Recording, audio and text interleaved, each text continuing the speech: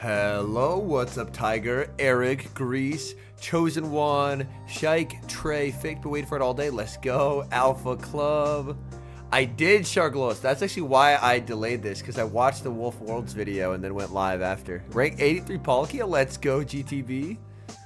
What's up, Graphics, Letho, Nathan? Hello, hello, hello. But yeah, that is the genuine reason why this stream is later than normal, because I was watching the Wolf Worlds video. Yo, what's up, Brian?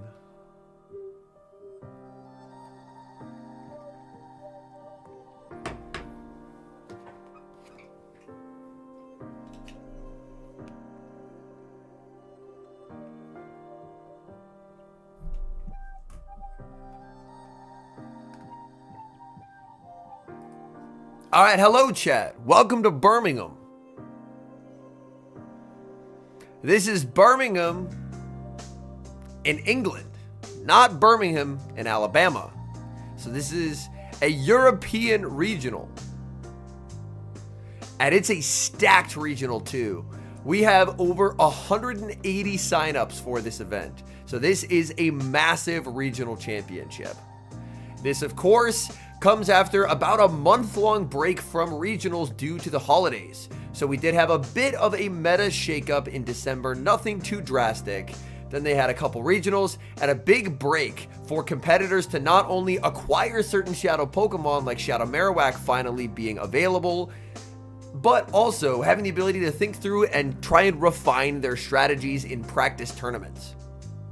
So, today, it's going to be an interesting watch. The first match of the day is going to be 89 Breed versus Pokegains, who's a fellow streamer. 89 Breed with Talonflame, Annihilate, Serperior, Shadow Feraligatr, Shadow Alolan Sandslash, and Clodsire. Let's take a look at the movesets here. An interesting moveset choice for sure. An interesting moveset choice. Hold on, let me adjust this. Bear with me one moment here while I get this sized correctly. Alright, there we go. We should be good now. Yo, good luck, Trey. I'm doing well, Kashav. I'm doing well. Flame Charge Brave Bird. I'm expecting once Corviknight arrives as the meta threat that it's going to be, that we'll see more Flame Charge. But Flame Charge in this meta seems a bit interesting. Annihilate, Rage Fist, Close Combat Standard, a Leaf Tornado Superior, so opting for the debuff chance, but to do so sacrificing coverage, a Crunch Shadow Feraligatr, Alolan Sandslash, Shadow with Shadow Claw, and a Clodsire. So a lot of familiar Pokemon, but a lot of anti-meta movesets. As you don't normally see Crunch, you don't normally see Shadow Claw, you don't normally see Leaf Tornado. And Pokegains. Pokegains rocking a ferocious shaved head beard look.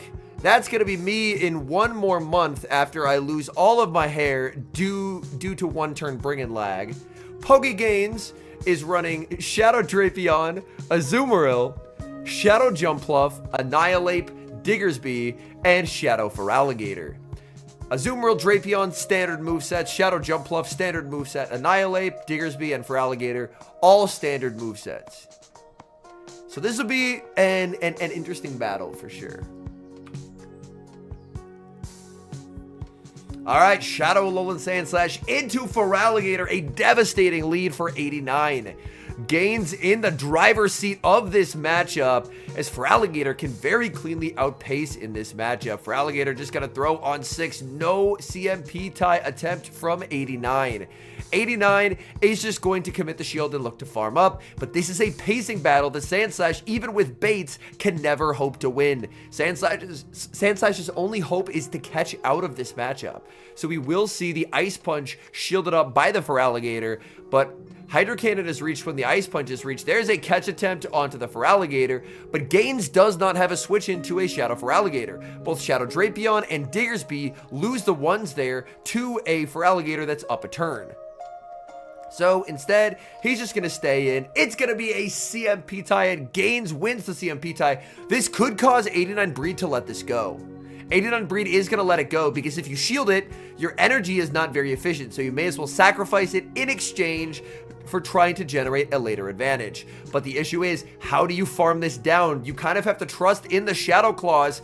The Shadow Claws, will they be enough? This will be close, and they are enough. So the Sand Slash does exit with a lot of energy, and that energy is actually scary. Sending in the Diggersby, and this is very interesting, because this could potentially set up 89 to potentially, actually, despite how poorly the game started, actually fight back here.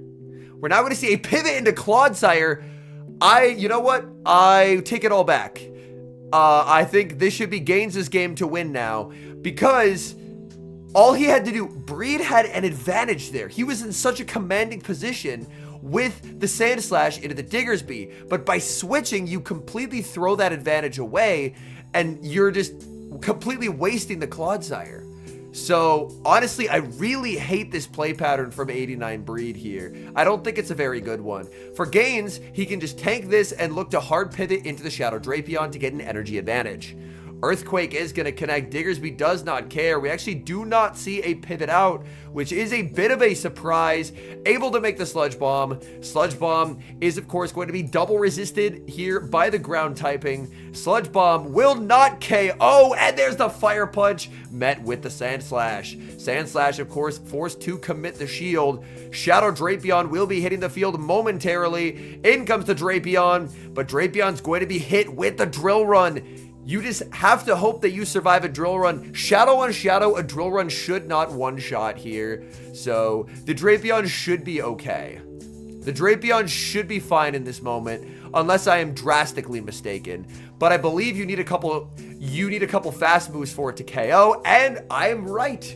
It does not knock out, and I mean, granted, Shadow Claws helped in the Feraligatr matchup, but against Diggersby and against Drapion, we see why Powder Snow is the preferred moveset. Powder Snow just gives you way better fast move pressure in this meta overall. So game 1 going to Pokey Gaines. Yo, Casa with the 5 months. Appreciate that. And Eric with the 33 as well. I don't know why it didn't pop up on my feed till now, but thank you, Eric and Casa Lee. Appreciate y'all. I have never competed competitively, Justin. So, I just have never started. I cast regionals. They periodically fly me out to cast regionals. But I want to go back here and revisit the point in which a winning position became a losing position. Here, if you're Breed, you have all this energy. You can continue to apply pressure onto this Diggersby and put them in an uncomfortable spot. But instead, Breed tries to get fancy and catch a Fire Punch. And in doing so, it completely threw the game back to Gaines. Because even if, like, as you take a look across the team sheet here, we had already gotten rid of the Gator, and we had already seen the Diggersby. So what is Clodsire losing to in the back? The answer is nothing. So 89 should be up 1-0 here, but a costly error not to prioritize the Clodsire ends up throwing the game back to Gaines. How does one become a member? I believe normally on the stream next to the subscribe button, there's a join button. And that's how you can become a channel member. So I'll be interested to see if 89 can bounce back here, because that was a completely one game for him. The casting videos after regionals. As of late, I've just been doing them as actual regional streams. Yo, clapping with the 37. Yo, appreciate that. Ooh, Talonflame into Shadow Drapion. This is an uncomfortable matchup. Drapion has such a pacing advantage here. This is the one situation where Flame Charge will actually be nice for 89 Breed. But look at this. Talonflame, if it tries to throw on good timing, is going to be met with 2 Aqua Tails before it can even get a move off. So Talonflame is just going to under tap here, go for the Flame Charge. This is an open team sheet format, which means Gaines knows it's a Flame Charge. But he does want to try and preserve HP, because these boosted Incinerates are going to start getting scary. And we got Mahesh becoming a member as well. Yo, much appreciated, Mahesh. Thank you so much, trainer. Talonflame letting it go. In comes the Sand Slash, and I think Gaines is going to stay. But staying means he's going to get swept by the Superior in the back. I did not, Ate, no. What was the quote? We actually see a Diggersby switch in here. Interesting. So he's reading that it's superior in the back. He is reading that it's superior in the back. Ice Punch is going to land, and there's the switch to superior. And this is the Leaf Tornado superior, which means there can be some debuff shenanigans that occur throughout the course of this game. Fire Punch is going to connect. Does not do a ton of damage to superior. Frenzy Plant reached on the CMP tied to the Fire Punch. Gaines is going to let it go. This will be the end of Diggersby in this match. But now he can instantly send in the Drapion. Will not want to wait timer here. Sending in the Drapion. Drapion will make the crunch on the CMP tie to the Leaf Tornado. And that is looking pretty nice for Gaines. Gaines, very comfortable to just let this move go and now can just sweep with Feraligatr. So you're always just letting this go. If there is an undercharge, you just switch. Oh, that's awesome, Ate. But yeah, this game is over. There's just no way to win it. You just click Hydro instantly. We see a catch, which is a nice play, but this is just a 2-0 win for Gaines. Because Gaines should be able to just get this. Oh, no! Oh, no, he had to undercharge it! He had to undercharge it! Oh, no, the loose cod for Gaines! The loose cod for Gaines! What he had to do there was, if you even go for a slight undercharge, you just have to leave with the move. Because Superior left with the Leaf Tornado. So what you have to do is you just have to undercharge slightly to leave with a move. But he full charges it because the Sand Slash getting a draw run isn't a problem as long as you exit with the move to cap tie. But it was the perfect middle ground where he leaves with 4 Shadow Claws instead of 5. He can't get the cap tie here. And unfortunately, he will end up losing it as a result. So that's very unfortunate. So far, we have seen a little bit of WinCon hot potatoes so far in this first matchup. Annihilate versus Feraligatr. The worry, Tiger, is that Leaf Tornado wouldn't quite KO. But if you get a debuff, then it's a 50-50 chance that then your Hydro won't KO, and then you get farmed down. So Leaf Tornado wouldn't quite KO, but it would do a ton. And then your tournament life isn't in your hands. It's up to a coin flip. They are not giving any rewards away, Rhino, no. Here, Annihilate wins the 2 shield, but typically you will have to exit at a shield disadvantage. You'll have to exit at a shield disadvantage here. We're now going to see a pivot into the Shadow Drapion. Close combat fired by the Annihilate. And this will be a one-hit knockout if Gaines does not shield. He does shield at the last second. Thank goodness. And there's a pivot out into Shadow Feraligatr. But this is pretty fine for Gaines. He can throw 4 and the crunch. This will not knock out, but it deals devastating damage to the Feraligatr and could potentially set up a nice quick attack farm down for the Diggersby. The crunch is going to land. There's the debuff, and that's going to guarantee the ability to get a quick attack farm down for the Diggersby. And energy on the Diggersby will be quite helpful here. So the Hydro Cannon is going to pick up the KO. You can send in the Digger. Well, actually, with this debuff, I think it should be possible, but if they live on 1, you can always catch on the Feraligatr. But in comes the Diggersby here. Is the move gonna be reached? The answer is yes, barely. So Gaines is able to make the correct play, which is catching that move onto his Feraligatr.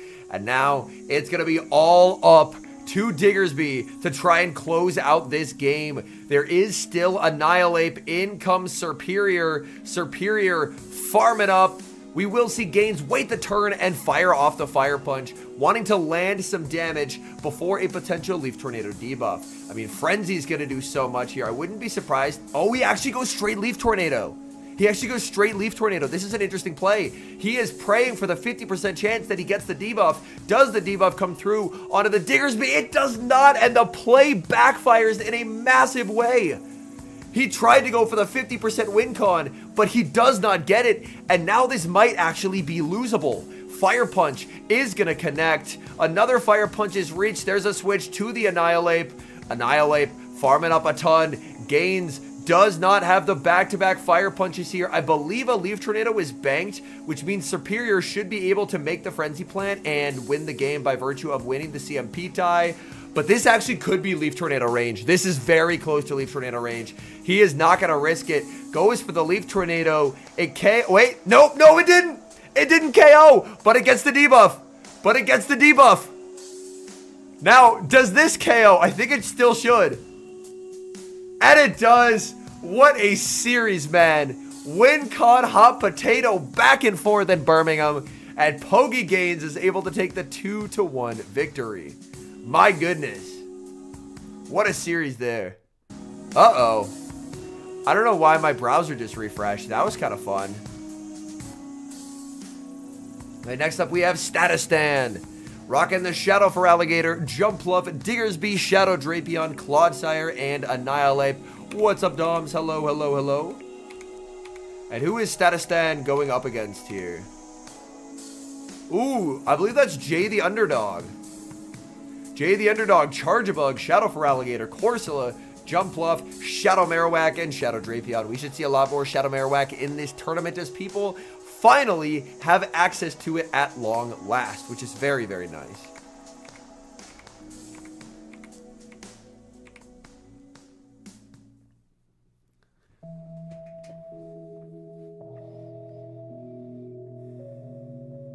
I'm going to attempt to get the XLs for it, MES. Yo, what's up, Matt?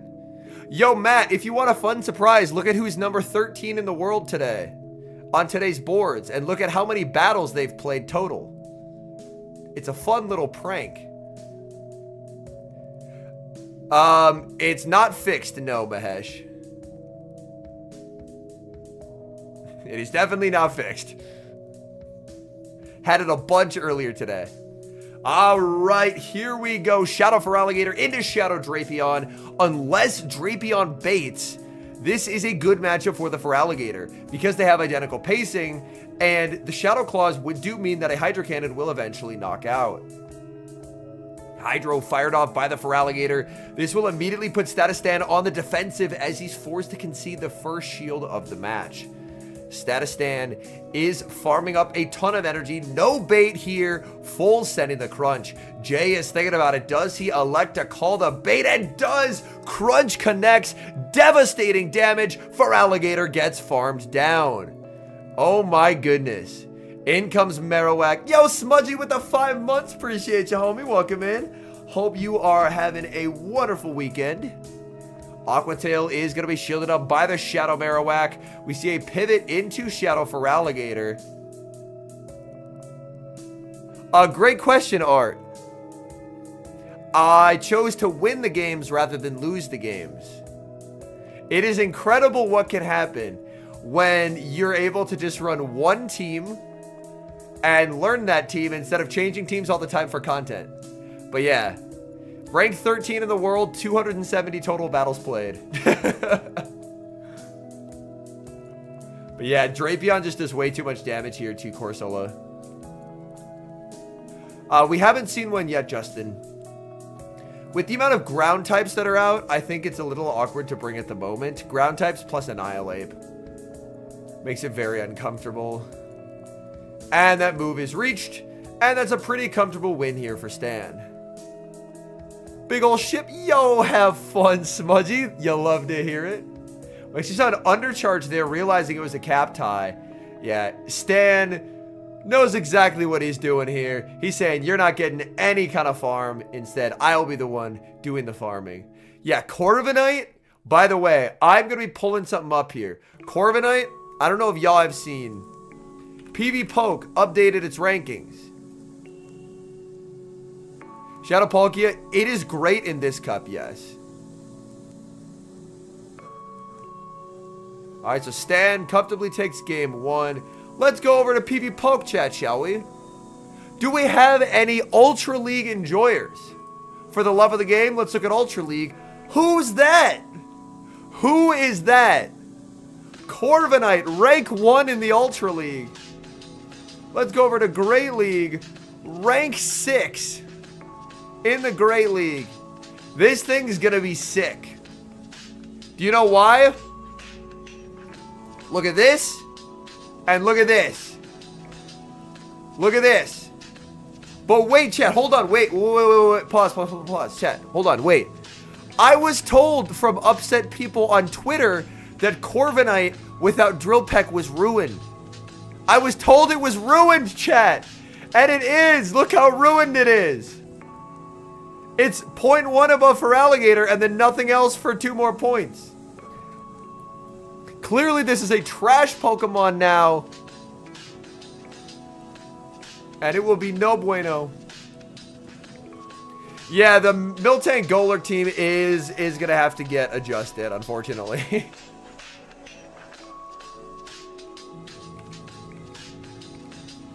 How is its pacing? Well, let's pull that up. Sand Attack is its fast move. It's 13-12, 13-12 to Iron Head. And then 14, 14, 14, 13 to Sky Attack. Yes, use your magnetic lures. You want this Pokemon. Payback, in my view, is just expensive and non-stab. I think Sky Attack, Iron Head is going to be where people go. Also, Iron Head is Legacy.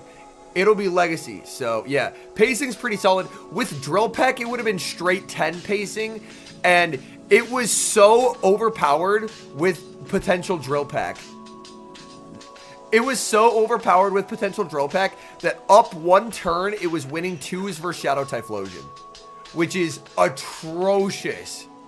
You do not want that shit in your life at all. You do not want it just winning, like, evens versus Shadow Typhlosion up 1 turn of energy. That is horrifying behavior. I'm going to see if I can pull up. I believe it was Open Great League.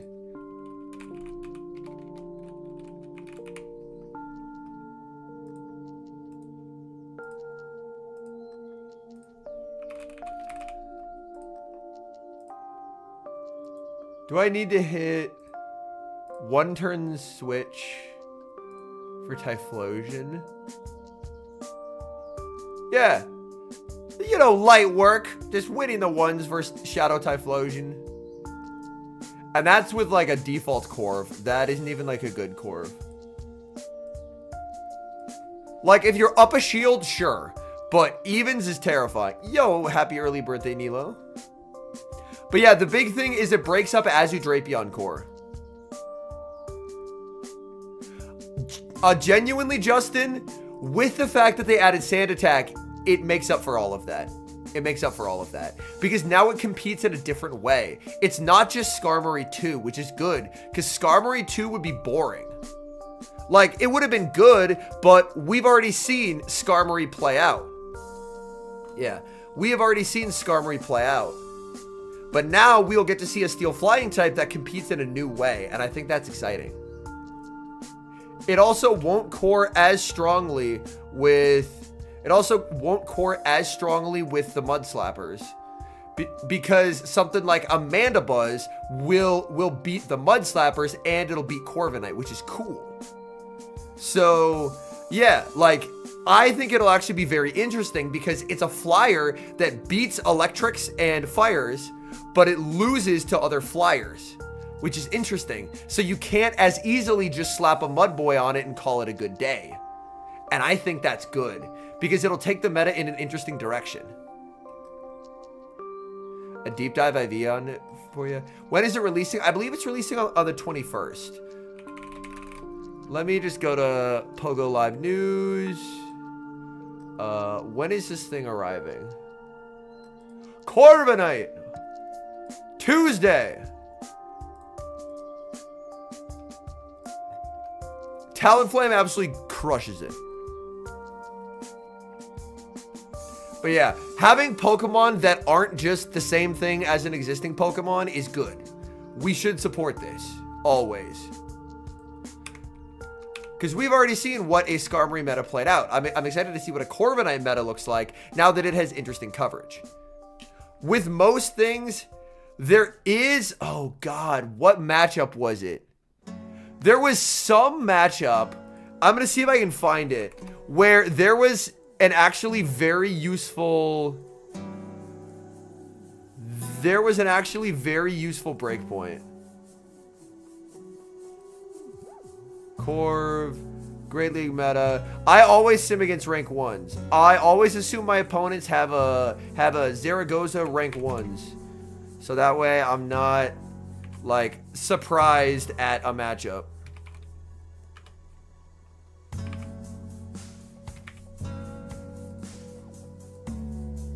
Okay. Breakpoints. Against rank 1s, there are no breakpoints. What about against default IVs? Ooh. Against default IVs, it looks like at some point there's a Toxapex. There's a Toxapex sand attack breakpoint that makes you do 2 damage instead of 1. It starts at 10 local, so I won't be the first creator to have a video out. But I still think my analysis has a tremendous amount of merit. Oh! Oh! Okay. Now I want to see the win rate with this shit. Interesting. I'm going to go back to rank 1s. I'm going to go back to rank 1s. Does that breakpoint stay? It does. If you go very high attack, there's a breakpoint that allows you to flip Diggersby. Interesting. Interesting. What is that exact attack stat? Show me what it is. 109.89 attack on Corviknight. So it needs to be like a pretty high attack Corviknight. I don't think you defo want hatch IVs. I think you're going to want to build multiple Corviknight. This is rank 1 Diggersby. We are breakpointing here. Rank 1 Diggersby. So I would build multiple Corviknights. I would build a high rank 1 and I'd build one that can breakpoint Diggersby. And Corviknight is not an expensive build. Look at this. Level 22. It's not an expensive build. Just build multiple of them. You're never going to regret having a second Great League Corviknight. Ever. You're never going to be like, wow, my 80,000 Stardust. I'm in shambles. But yeah. It looks like there's breakpoints you can get. Versus Diggersby. Shadow Drapion doing 3 sand attack damage instead of 2 is actually evil. Holy shit. Alolan Sand Slash and Toxapex. Those are actually really useful breakpoints. Those are actually really useful breakpoints. So this was 109.89. Because there will be, and granted, I know we're 100% just like diverting from this, but I think literally everyone in chat is going to be fine if I take the time to go through now and just look at Corv breakpoints. Because what you do is you say 109.89 guarantees it for Diggersby. How do I do it to Drapion? Drapion, you can't guarantee it. Minimum attack is 111.4, which is a lot higher, but you can't guarantee it, it looks like. Why can you not guarantee it? Is it just because you can run like an insane defense Drapion and undo it?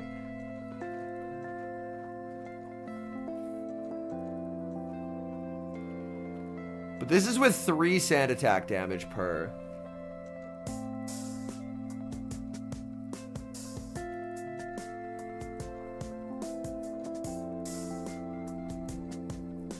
A breakpoint basically means that your fast move does 1 extra damage, which if you have a 1-turn fast move, goes insane. For Sand Slash, 108 is the minimum, 110.12 to guarantee.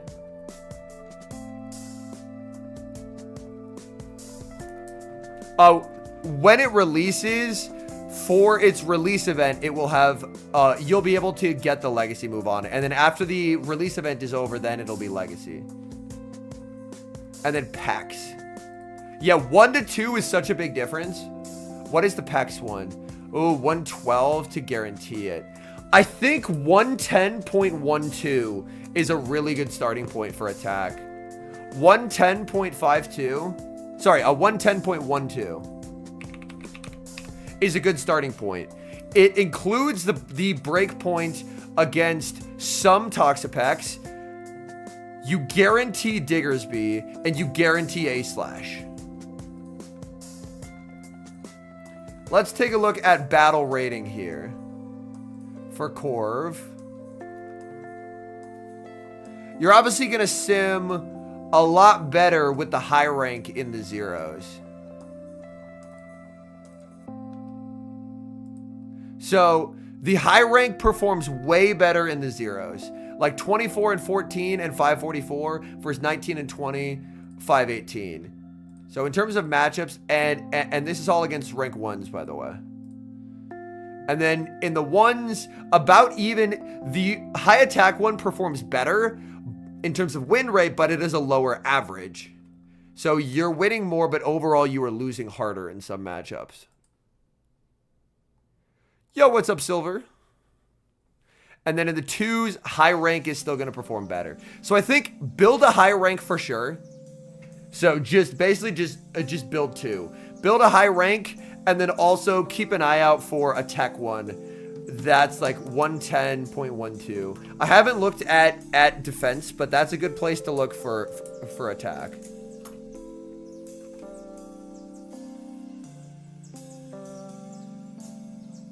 Rank 89 Shadow Drapion? Probably, yeah.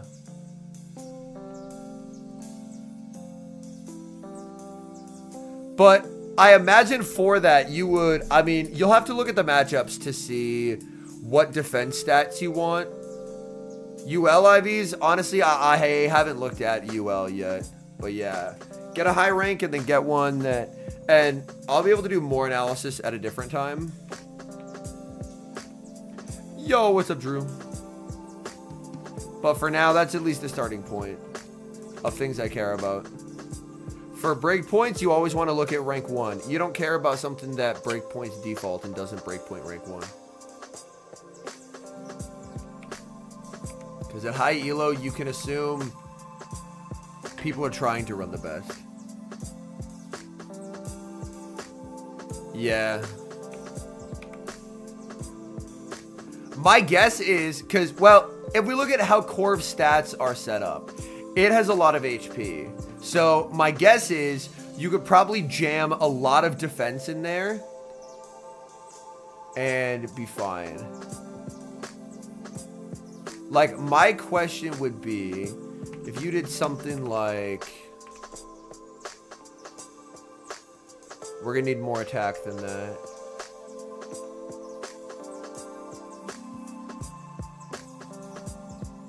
Okay, hold on. You do like 14 and 2.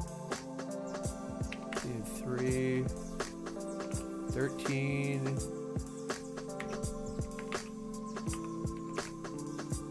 Okay. What about that? Yo, Chibi with the 5. Appreciate that, homie. Thank you so much. I want to see how this sims compared to the rank 1. So this is now in slot 2, a 13, 14, 8. We are trying to get a lot of bulk. We're trying to get a lot of bulk on this thing. I'm very curious. It should, I believe, outperform our 15, 10, 7 at a bare minimum. Okay, so still bad in zeros. Is there like an Azu bulk point we're missing or something? Okay. Carbink Charja. Ooh, there's a course one. Oh, there's a Gastro one. So I think we'll want higher defense. What do we need to get this Gastro one? 131. And what are we at? Oh, God. What if we do like no HP? Do like 8, no, 9.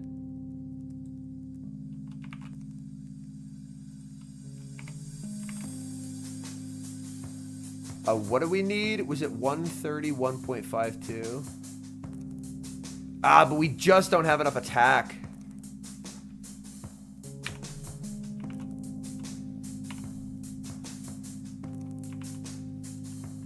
Okay, 130.6. Ah, we need 131. Fuck. So, well, What is that? Is it pvpiv.com? What is that website where you can look up IV stuff? Yo, Pirate King with the 5. Appreciate that. pvpivs.com. Okay. Okay. How do I search? Okay, advanced, I think, is what I want. Because I basically just want to search by, I want to have that 131.52 defense.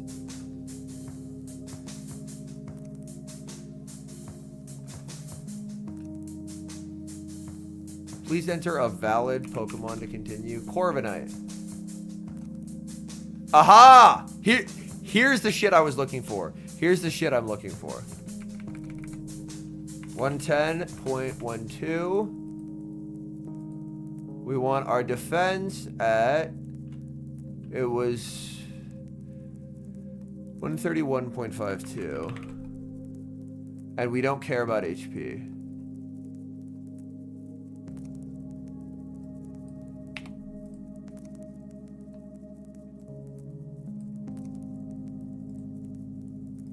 A 13, 15, 12. Is it literally just 2 spreads? Oh God.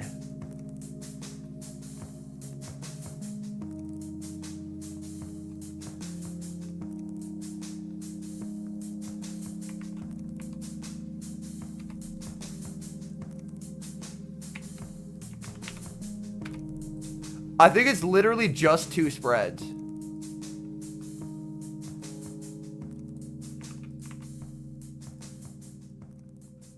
That's just wrong.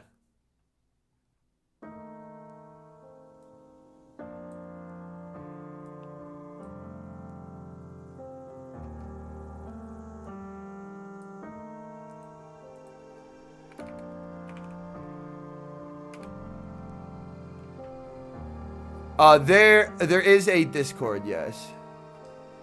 Why is this just being shitty right now? Nothing fits it? Oh, Jesus. Yeah, maybe just nothing fits those parameters. Well, that's unfortunate. Then I guess we'd have to sacrifice a little bit of attack. What about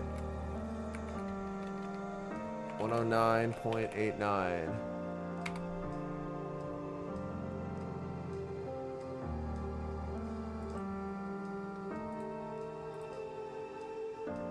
$11, 15, 1.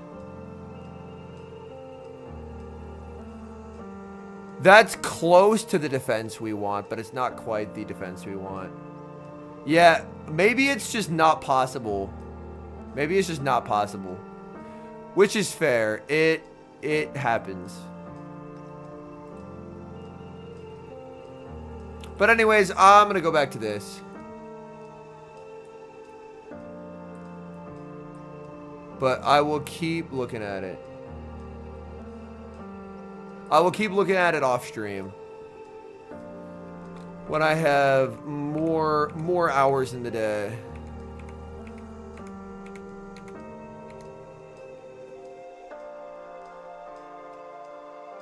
Pirate King says, I wonder if you conditioned yourself to the point of spraying yourself in public. No, I do not spray myself in public. Well, I have it set to theater mode, Emmy. I have it set to theater mode.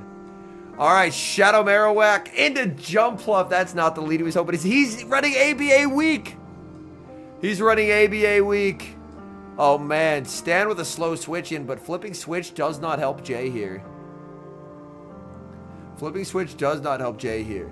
Jay genuinely, if he can get like some kind of advantage gator can win this game. But this is such a bad mid-game matchup that you can't ever really get it, because Stan's just always going to let the first 2 go. If you want 110 point, we wanted 110.12 attack exhibit. If Jay calls this, it puts him in a really good position. Ah, he shields the fire punch. No.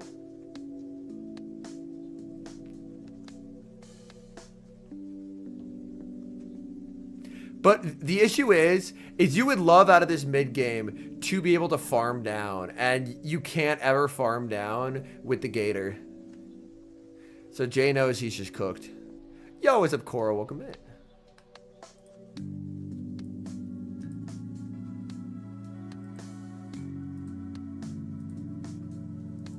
But yeah, I do think that the Diggersby breakpoint is one that's worth chasing. Obviously, we'll have to figure out what level of defense we end up wanting, but I think that is one that's genuinely worth chasing. Yes, the PvPoke ranks Corv as number 6 in Great League and number 1 in Ultra. And like, granted, it's a computer's best estimation of what could happen, but it still shows that like something doesn't get to be number 6 accidentally. It should be pretty solid. But yeah, this is just over. Ran ABA to the Pluff. Get punished by the Pluff. Yo, speaking of Diggersby, chat. Speaking of Diggersby. All I'm going to say is watch this space. Some Diggersby Diggersby related content may be approaching.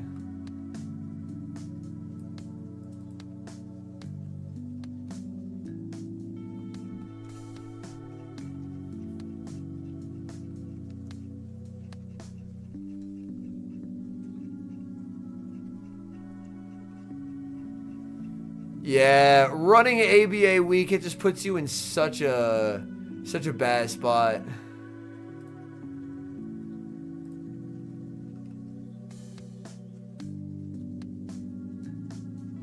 I'll just pull this up real quick for y'all.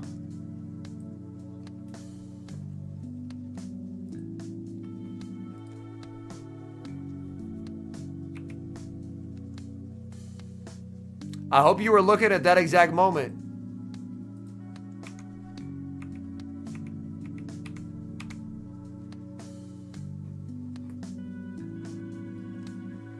And with Best Buddy, that rank is even better. Yo, we got our good friend Galax Bolton versus Thomas Young. Galax Bolton with his signature Leaf Tornado Superior, Shadow Marowak, Azumarill, Dugong, Galarian Corsola, and Shadow Drapion. And for Thomas Young, Shadow Drapion, Azumarill, Corsola, Superior, Alolan Sandslash, and Diggersby. Yo, what's up, Mark? Thank you, man. I appreciate that. We're out here putting up a Juka Buka-esque win rate, except without the cheating. Just with the skill diff. Yo, Azu into Superior. Thomas is not ABA weak to this. He can switch out, but he's just choosing not to.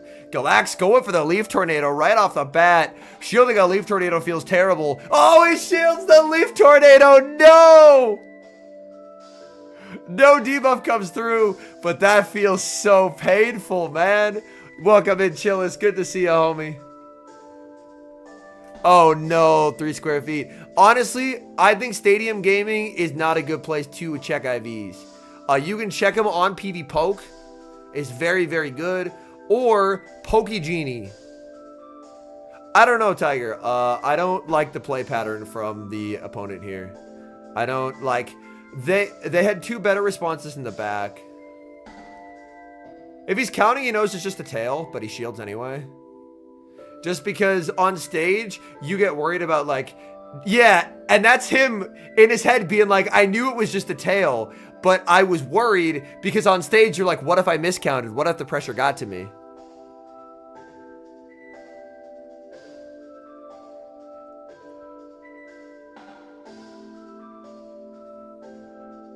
Yo, what up, Tyler? Welcome in, homie. Galax ends up letting it go. Brings in his own Drapion. Galax not trusting the cap tie here. Just going to let this go. Can safely do 3 in a move. I would love to see from Thomas Young 3 Poison Stings and a catch onto Azu. That would actually be sick. That would feed families. Oh, he did 2 and a catch on Azu. He did 2 and a catch on Azu. It's a side grade situation, 3 square feet. Like, there's some matchups you gain from it, and there's some matchups you lose from it.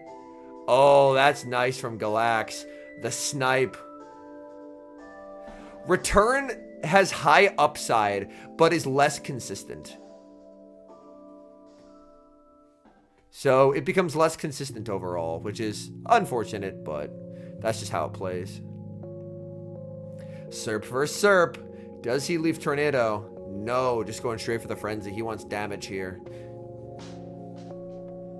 I don't think there's anyone... Like, basically no one uses Leaf Tornado Superior competitively. And then there's just Galaxica Bolton who brings it every time and has used it to win a regional before. He's very good at what he does.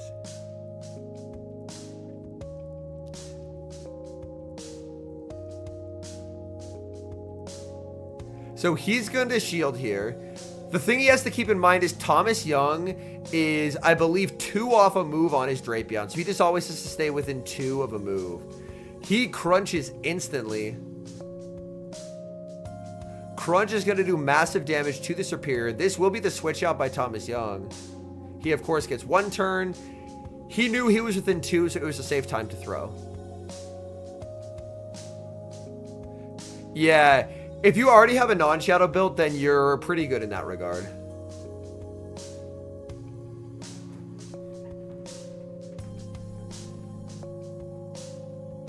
But yeah, Galaxica Bolton, Leaf Tornado Man Extraordinaire. I think Leaf Tornado on the Shadow especially is very cool. Yo, it's a Driploman. Galaxica Bolton also my GOAT. He taught me everything I know. He taught me everything I know. Out of pocket flew over Emmy. I played Shadow Bibarel. Oh, what a catch! The Ice Beam on the Dugong. Oh, he's in his bag right now, chat. That's a filthy catch. Oh my goodness. I just broke out in hives from how disgusting that catch was. Oh my lord. Don't do it to him, man. Good heavens. That was disgusting. Also, do you want to know how to win basically every pip game? It's this fun little secret. Bank 2 moves on Drapion or 2 moves on Gator. And it's just like a free win button. More people are figuring it out and it's very fun to watch. Anacore did it to me in scrims and I was just in fucking awe. Like, it was unbelievable. Just... If you're able to bank 2 moves on a Gator or a Drapion and catch, your opponent is just cooked. There's nothing they can do. That's a good catch by Thomas, but... Sep says, wow, never realized.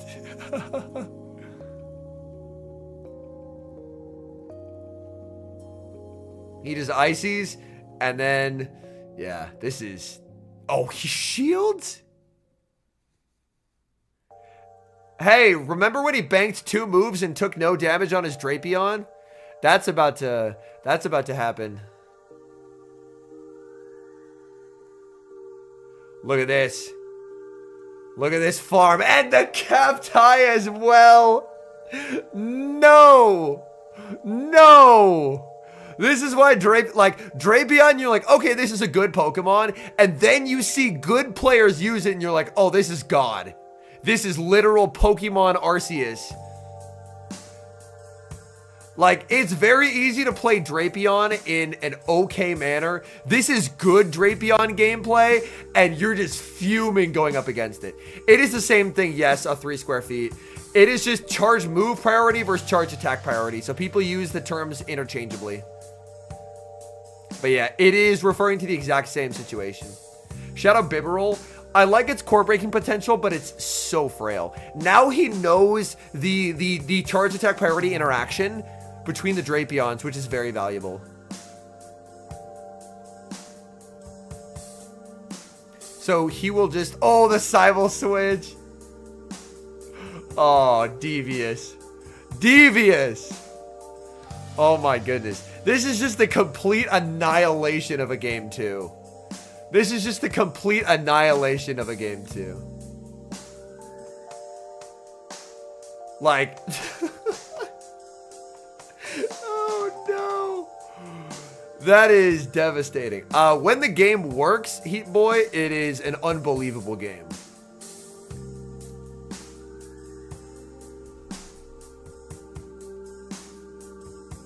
Also, that is the most normal bubbles that Galax has ever swiped. He used to do completely psycho bubbles, and it was very fun. It was very enjoyable.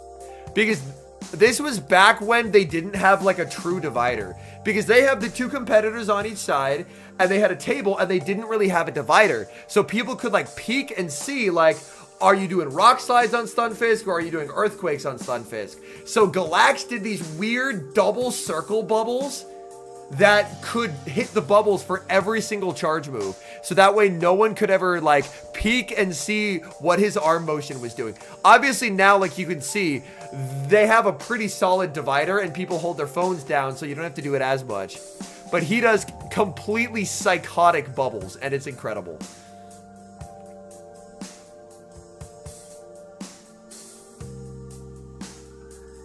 All right, Mini Salt versus Anacore. Anacore rocking the Unova Stunfisk. Mini Salt with the superior Annihilate, Dugong, Mandibuzz, Gastrodon, and Dunsparce. And Anacore, oh boy. Anacore is very weak to Dunsparce. Like, teams like this are why I think Dunsparce does still have play. Like, I know Annihilate murders it, but against the non-Annihilate teams, it's pretty sick. Yo, what's up, Icelandic Lapras? Welcome in, homie. Hope you're doing well. If you've been on stream yet, we haven't seen you. We're in winners round 3, so fingers crossed. No spoilers, but I'm hoping you do well, man. All right. Dugong into Gastrodon. This is actually generally a losing matchup for the Gastrodon. Having been the Gastrodon, Dugong will typically prevail, just purely based off of debuffs. Any noob-friendly Great League teams? Poison Double Water. Now, that question will be on the test, so keep that in the back of your mind for later. Poison Double Water. I'm not mentioning it for any particular reason, but keep that in mind. It will be on the test. Going for the Earth Power here. Let's take a look at the back. Has Serp and has Gator. Interesting Gator switch in here. He knows it's just a debuffed Body Slam, but Gator health is also a priority. We could see Mini Salt go do here just to try and soak energy, and we will. Yep. I think more people, this is my hot take, and I'm excited for all the competitors to tell me that I'm an idiot. My take is that people need to go for more catches. Like, people, especially in these regionals, will always throw on such optimized timing that doing the 1-turn wait and a catch, like Mini Salt here, I think is actually just a thing that could catch competitors off guard. Because you never see the 1-turn wait catches in regionals, because people are always so hyper-focused on not wanting to lose any energy. But I think people are, like, I think it's something that can catch people off guard. Because everyone's so used to, like, hyper-optimized timing. And granted, maybe I'm just yapping. I could very well just be yapping, but I think it's interesting that people don't tend to go for those. And if they don't, I'd be curious to hear why. This gets the Hydro, but it's debuffed, so Mini Salt is fine. And the issue here is it's a classic Gastro Dugong and then something that murders the shit out of Grassline. That's fine, Piplup. It won't be too loud. But Mandy just absolutely, like, there is still some Dugong left, which is good. Why would we be mad at you? I'm not recording anything. If you're Dugong, I was gonna say, do you just farm down? Shield once, farm down. I think that, hold on, I think that would have been a better play by Anacore, actually. Because he could definitely farm down here and just leave with 2. Like, look at this right here. Health-wise, Dugong can definitely just farm down Gastro. You have a shield. Mandy doesn't have a move. Like, Mandy, yeah. That's absolutely the play he should have gone for here. Is just farm this down, leave with 2. I don't, like, throwing a move doesn't do much for you here. Because you absolutely have to, under all circumstances, double debuff the Mandibuzz. So I think that's just an error by Anacore, which I don't feel like Anacore normally makes a lot of errors. Yeah, I don't believe Anacore makes a lot of errors, but that's an error. That's not seeing the, like... It's not seeing the bigger picture.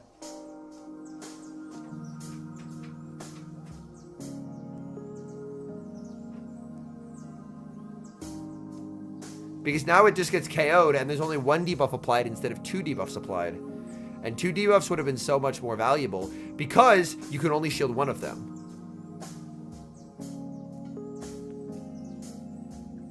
Going for frenzies, like, even if he somehow manages to pull off a win here, I still think it could have been better played. And there's still a chance he pulls it off. He needs 2 more frenzies. I think double ace is reached, but genuinely, I don't know if double ace at -1 still KOs. I think it might not. Frenzy is the better move here, yes. Aerial ace non-stab is a pretty shitty move. Shadow Hoa raids tomorrow. I will probably try and do a couple, yeah. Vullaby and Mandibuzz have been available in the wild before, yes. Oh, it will actually live too. So Anacore will be winning the game. I still think Anacore could have played it cleaner, but I'm happy that the person who should have won. Like, there was just an easier path to where he wanted to go. Yo, what's up, King of Prussia? We've seen some Shadow Marowaks, but for this tournament specifically, any new Shadows that just released are not eligible. They should KH, yes.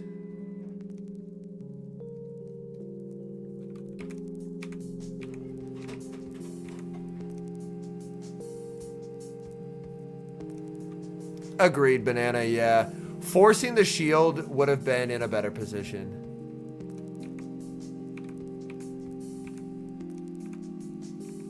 And Anacore with the Stunfisk.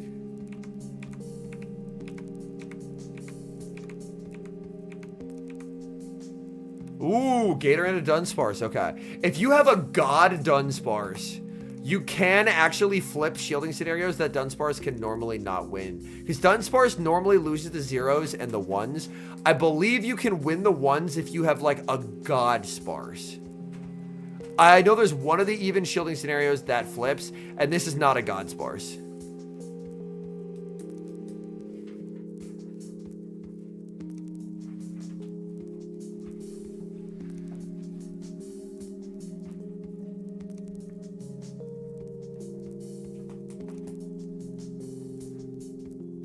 We will see the shield here. I think it might be 0s that I'm thinking of. Has the Hydro, so can just click it here and be able to win 1s. Yeah, maybe it's 0s. I know there's... Oh, wait!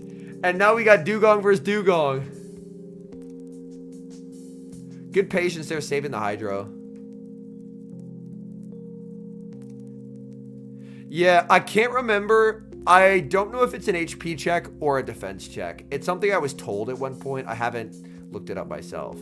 But I know there is a very high rank Sparse that does better into Gator.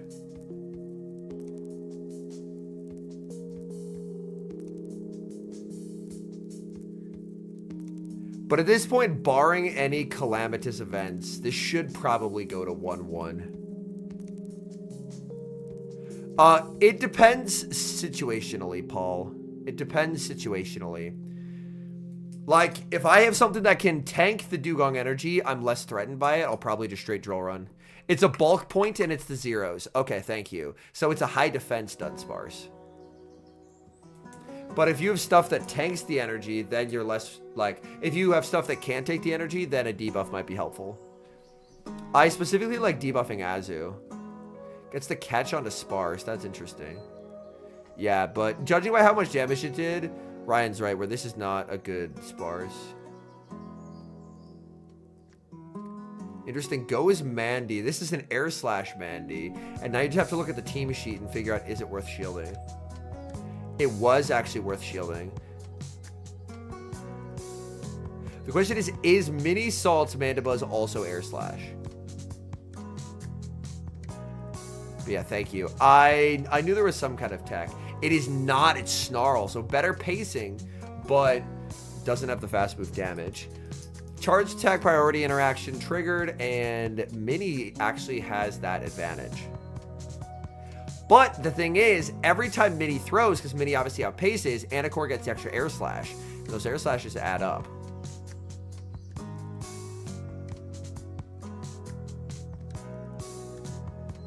There is still the Hydro banked.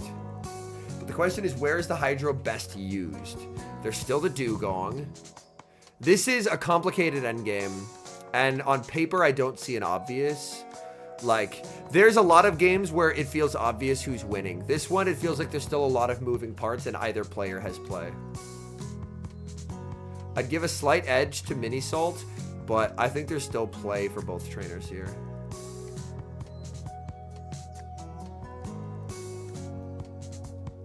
Yeah, you are still not shielding.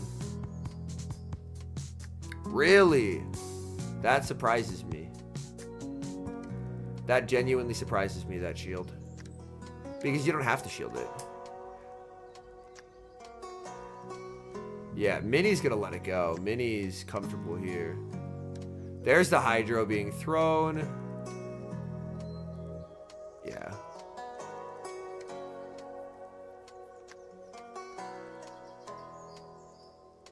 Doubled up here. I think a pretty safe win con is, I mean, obviously you can click the move, but you can just switch. But yeah, we're good. Yeah, Mini's able to take it. There's enough charge moves that and bulk that something could go wrong for Mini there to cause a loss, but it doesn't happen, so Mini takes it.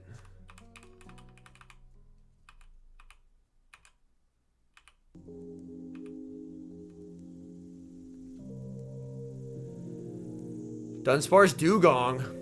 Nice. Up energy. Like, Dugong, the more shields that are in play, gets uncomfortable. Watch, Anacore is going to throw when he gets the move instantly here. And Mini take... Ooh! I like seeing that interaction already. Hold on. I want to rewind this shit. So, Anacore gets one turn switch out of this, which means he's one turn behind. Normally, as for Alligator, you are going to want to throw on your 1-4-7s. But if you're down by a turn, you add 1, so you throw on 2-5-8. Hydro, of course, is straight 5, which means Anacore can throw instantly and throw on good timing. Mini knows this interaction, and therefore is actually able to punish the fact that Anacore's best time is to throw on 5 by switching into the Dugong, getting the catch and sneak. Interesting. Already off to a nice start here in this game 3. I like to see the like high level interactions in play.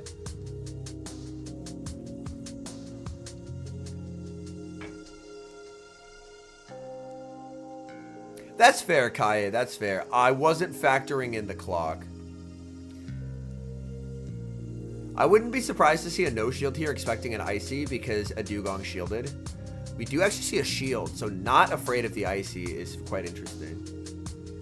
There is Tucker, yes. And there's a different guy for NA and EU.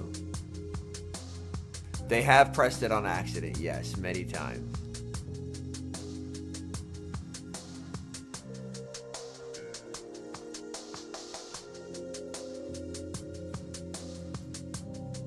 Ooh, and swap is so vitally important here. Oh, that was versus Paulasha. That would be in one of her VODs.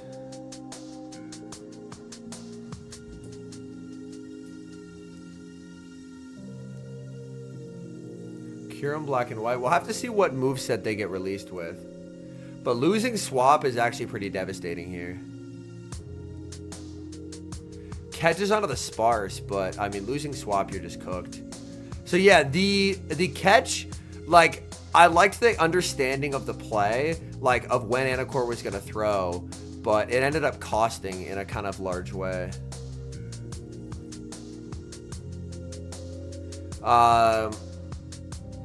Yeah. Because now, yeah. Serp Rampage.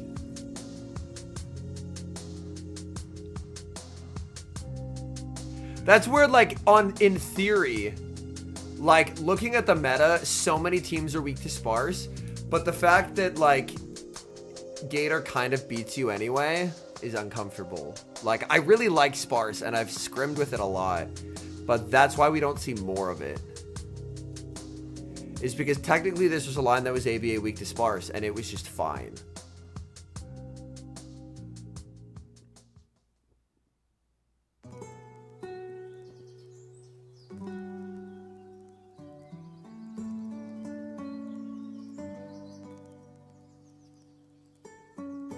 Because there are absolutely some teams that get flattened by sparse, but good teams can just play around it.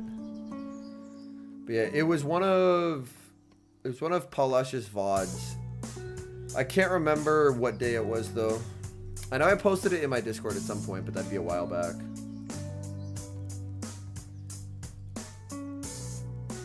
But it was genuinely a very good game. Will the Dunsparce become a reality? Ooh, that's a fair point. Ooh, Kazim with Shadow Zapdos for C. Leonardo. Oh, no. There has never been a team weaker to Wigglytuff than this one. Oh, no. Yo, what's up, Neon? Look at this. Gator, Guzz, Zapdos, Serp, and Annihilate. Oh, yikes. That's a really unfortunate opponent to run into there. Because I like Zapdos. I think Zapdos is interesting. Oofda. Yeah, C. Leonardo is gonna be bringing this like non-stop. Yeah, you kind of have to run, like, you feel like you're stuck running Clawed Serp a lot.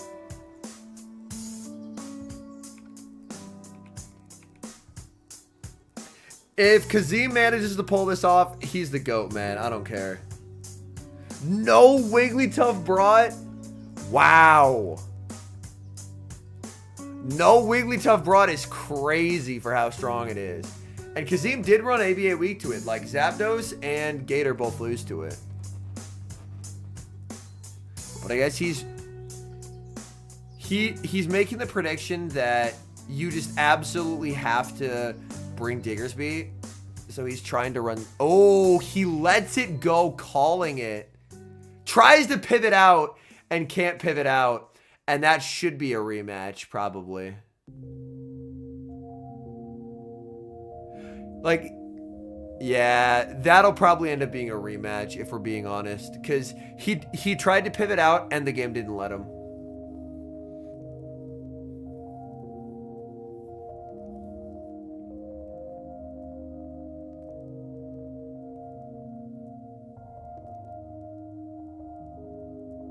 Oh, that's a crunch trainer. Yeah, he didn't factor in the fact that C. Leonardo got one extra when he farmed down. Kazim decided against switching last second. I would have to rewind it because it looked like he tried to tap the switch button here. It looked like he tried to tap it. And he very, like, animated, like he tried to switch out here. He did hit it, but you have to... Yeah, he hit it early, but the question is, did he tap again? Because it is a one-turn swap scenario, so you have to tap it later. And then, yeah, just... He's malding, and I can't blame him for malding. Because I didn't visually see a tap. Like, he tapped the switch button, but the switch button isn't, like, you can't switch during the opponent's charge move if you're in a situation where you're going to be getting one turn. And he's getting one turn there because he snuck the fast move. Yeah, and if you're C. Leonardo, you want to hide as much of the team as you possibly can. He will have to show second because a Shadow Crunch doesn't KO, but... You don't want to give any information to Kazim here.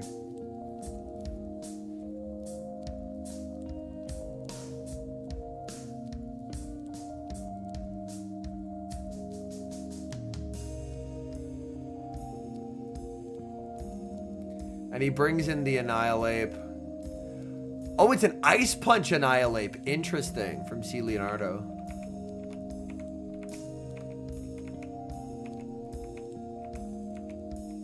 He's not contesting it. Interesting. Yeah, he definitely pressed the switch button, but I don't think he pressed it again when he had to. Which is unfortunate. There's the Claude. There's the Wigglytuff! Caught in 4K! Caught in 4K! Oh no, he's gonna lose switch! He made the read. He made the read that Gator would, but Gator just gets countered down here. Oh, the blind switch out actually costs him. Yeah, he's shaking his head. He knows he's in trouble now. He knows he's in a lot of trouble. Yikes. I mean, I guess reading Drape safe swap, but you can still, like, chip it.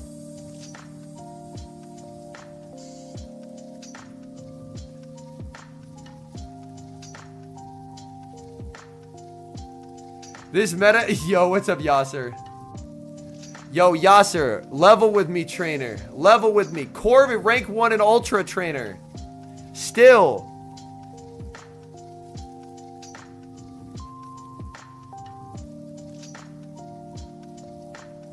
As someone who does play Ultra, that thing with Drill Peck would have ended the format.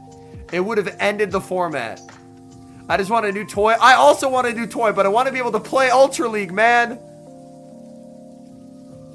I wanted to be able to play Ultra League. Oh, he's Ice Punch as well. Interesting.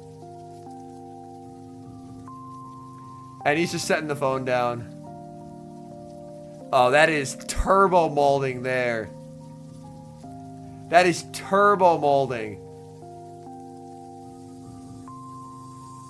That...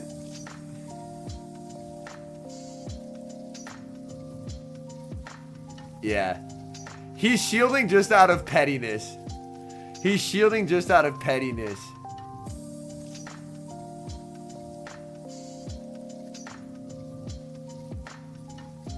Zero bubbling it. Trying to cast this would be rough. Trying to cast this would be rough. How do you cast? Alright, so the player on the left is mad as fuck and wants to repeatedly break his fist by punching a brick wall right now. Like, that is brutal. That is brutal.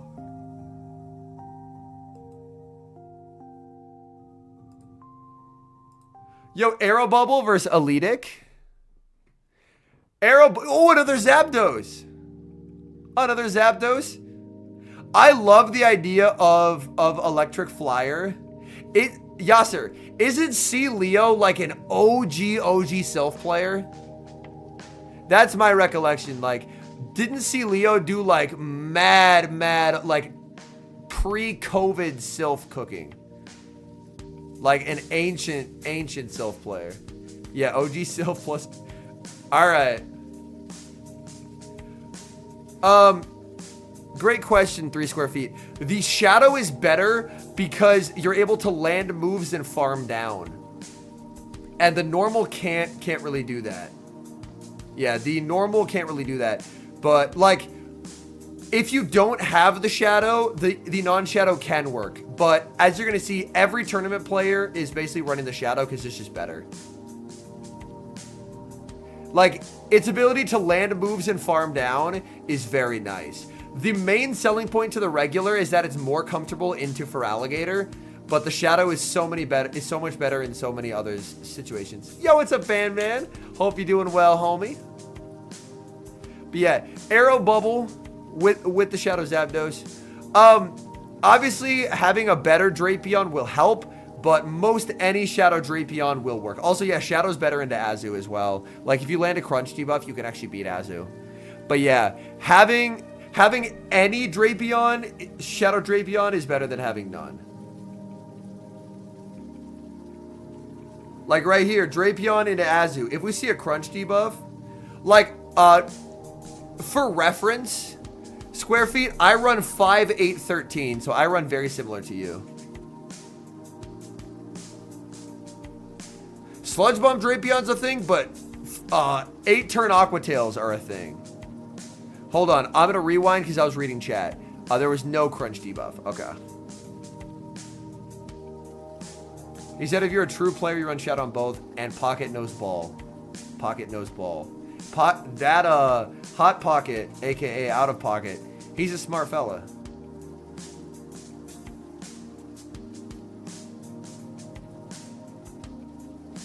Okay, another crunch is gonna land. No debuff to be seen here. There's a save swap Corsola. Corsola, if the opponent's team doesn't have a Diggersby, it's kind of a take what you can get because they're Shadow situation. If your opponent, this is a lesson, if your opponent doesn't have a Diggersby, you can freely save switch Corsola every single game. Drapion is a fake Corsola counter. Corsola can flip switch by astonishing down if it lands a gem. And if you have a good Corsola, here this is a throw on alignment. I don't like this throw on alignment. Shadow Ape is terrifying. Icelandic Lapras, yes. But yeah, since this is open team sheets, you know there's not a Diggersby. Also, this is never going to be shielded ever. You know there's not a Diggersby, so you can actually just catch out of it. And because you're a ghost type, ooh, this is a Corsola IV moment. Oh, it gets farmed down. Oh, that's devastating. That's absolutely devastating. Mandibuzz is going to take, like, on paper, you're like, oh, it's not going to take a lot of damage. Look at Mandibuzz's health by the time Drapion's done with it. Honestly, if I'm Arrow, I'm doing 4 in the move next. I don't like 1 in the move here. You never want your Drapion to be dry. I don't like that play. I really don't like that play. I really don't like that play. Because if your Drapion always has energy, it's never comfortable to bring in the Drapion. If you're dry, that potentially allows Elic an ability to pivot.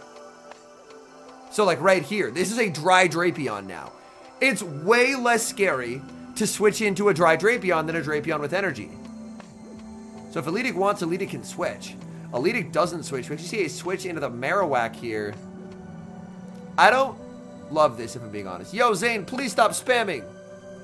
You're just going to be timed out, trainer. We'll see you in 10 minutes, bud. I was going to read your message, and then you posted it 4 times. And so now I'm probably not going to read the message. You can come back and post it once, and I'd be happy to listen to it. But posting something 8 times just harshes the vibe for everyone, man.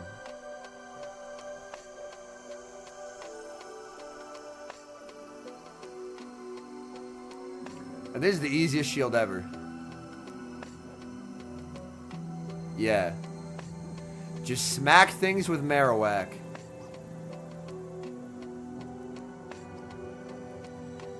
Yeah, more people having Shadow Whack is undoubtedly a win.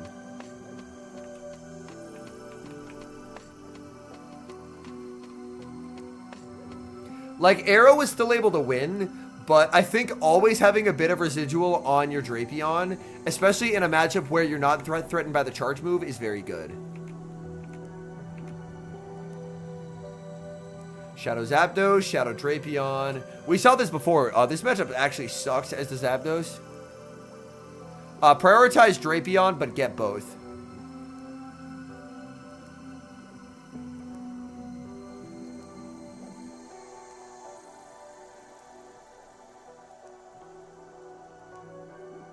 Ooh, that Gastro is going to be a problem.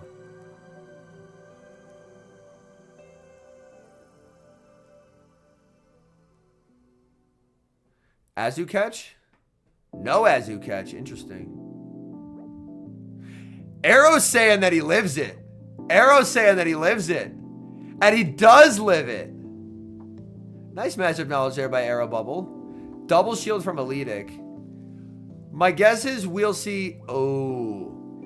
I think this is not going to go the direction Arrow wants it to. Because the play that makes sense is bringing Azu to soak the energy. But then once Azu exits with energy, she's just going to go Dugong. Really? But she's not in Aqua Tail range. I don't... She's not in tail range. And This will be a Drapion IV check as to whether she's in tail plus farm down range. Yeah, this specifically comes down to IVs. Yeah, Arrow made a mistake here.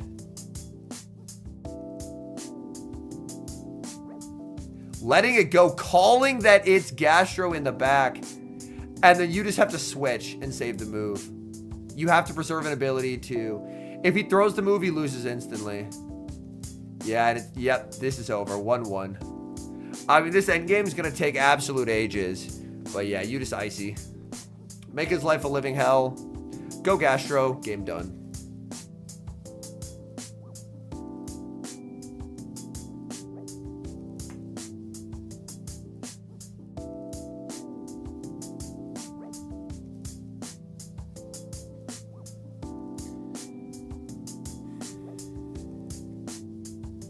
Oh yeah, I forgot that during Steeled Resolve, we'll be able to TM Frustration as well. That's kind of nice. But yeah, I was able to get a lot of good shadows. I had someone ask about it earlier in the stream. Let me pull up a list of the new shadows that I got. I got the rank 14 Best Buddy Shadow Diggersby. I got good Oshawotts for both the Hisui form, if they ever let us evolve it, and the regular. I got a rank 95 Shadow Kingdra. I got another Shadow Marowak. That's better than the one I currently have.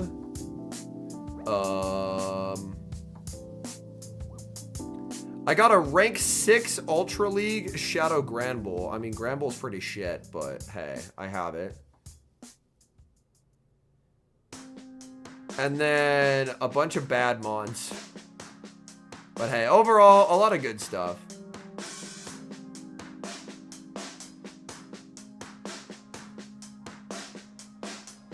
I also have a rank 3 Shadow Gigalith, so if Shadow Gigalith ever gets good, then we are gaming. Shadow Palkia, it's from beating Giovanni.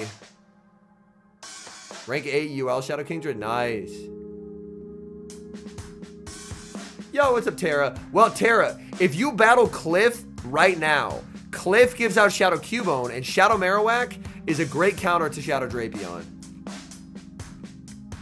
But yeah, so if you just do 6 rockets, you'll be able to get one of the rocket radars and then just find Cliff. It's a side grade Smurfy. I will have a full review on it tomorrow. Shadow Palkia, I mean, it's very good in this cup. Yo, J-Dog with the 9 months. Appreciate that. It's very good in this cup. It's not going to be very good outside of this cup, but it's worth having because they bring this cup back. But yeah, it's definitely worth checking the Cubones you have. And then if you have a good PvP IV one, I would TM away Frustration. There's the lead Arrow was looking for. The save switch into Gas is awkward, though, because you're forced to stay in as the Marowak. I've seen a lot of all 3, Draxion. I swear I found 80,000 Arlo, though. I mean, they're going to be worse with Corv around, but they'll still have play. The full send here. He might call this because Gastros love to bait, and does, and gets KO'd. Oh no. And this is the 3 cycle for Slam now. Yeah, I don't hate a shield and then do like 5 and a move. Because she'll be back on a 4 cycle here. Like, you can do 4 in the move. I like the idea of 5 in the move a bit better. But yeah, landing that should just guarantee it for Elic.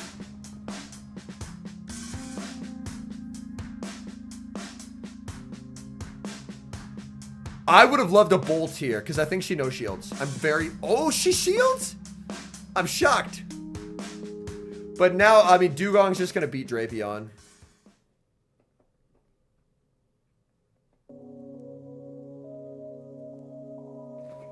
Only play out of this is like catch a tail. Arrow has to save the energy. Ooh, imagine if he bolted. If he bolted, he just wins. But he drill pecked. Oh, that's painful. Yeah, unfortunately, all the electric flying types are extremely bad. And now you just have to hope that 4 stings plus a tail KOs. Oh, wait, she only got... Oh, she didn't get one in when she caught. Interesting.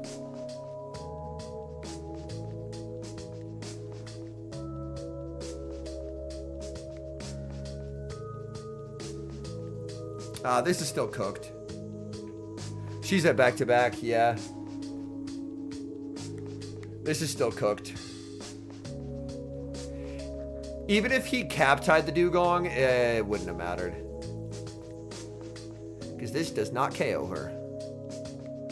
Is this clock up for a catch? No, it's not. GG.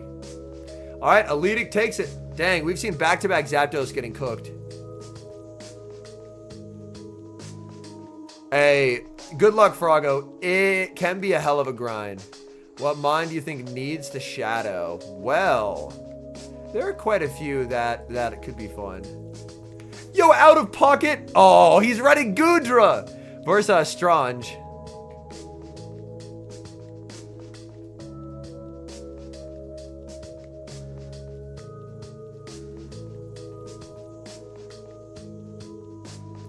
Yeah, Dugong would definitely work as a third for that team.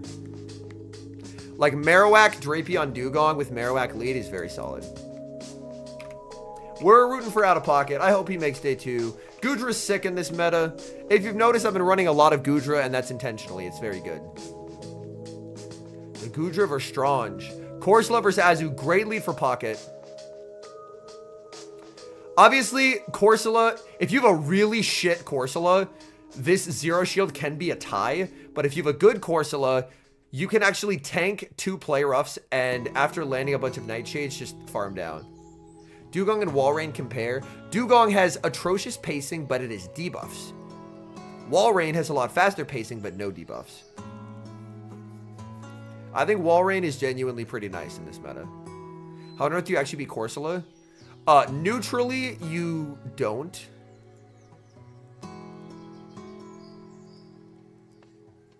But if you're talking about beating Corsola, you can wall it off with like normal types. The Drapion Corsola interaction is a lot closer than one might think. This is where we learn if Pocket has a good Corsola. If he confidently no shields here and farms down, then he has a good Corsola. His Corsola lets see the damage. He does not have a good Corsola. He has a bad Corsola. All right, so now we know Pocket has a Fraudzilla, if you will. A Fraudzilla.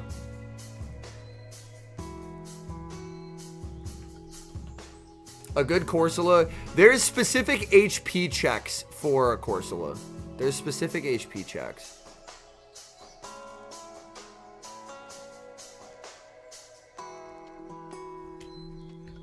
Like, I have a trash Corsola. Let me pull up my Corsola.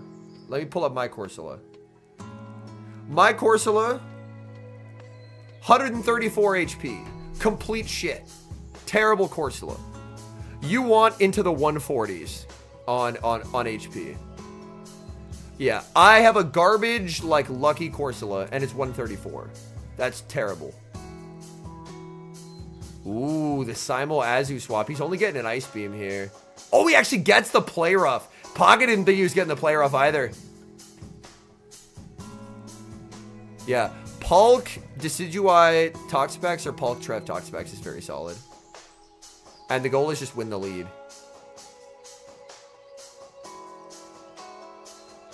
Corsola really... There are 26 IV spreads that beat Azu and come with a move of the zeros. Yo! We got Galax Volton in the house. Welcome in, trainer. The Leaf Tornado Master himself. Chat, if y'all can give a very warm welcome to Mr. Galax Volton. I mentioned it earlier, and I mentioned it all the time. The whole reason I'm here yapping to you is because that man's YouTube content taught me that there was skill to this game. I owe him a tremendous amount of gratitude.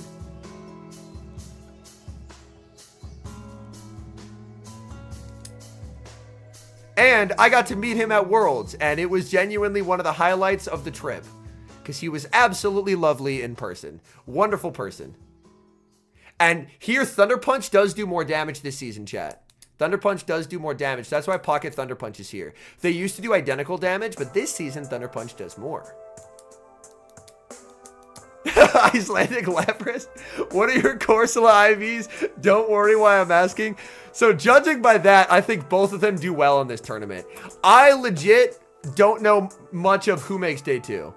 But judging by that question, I imagine I would actually be sad to see both of them match into each other round 1 of day 2.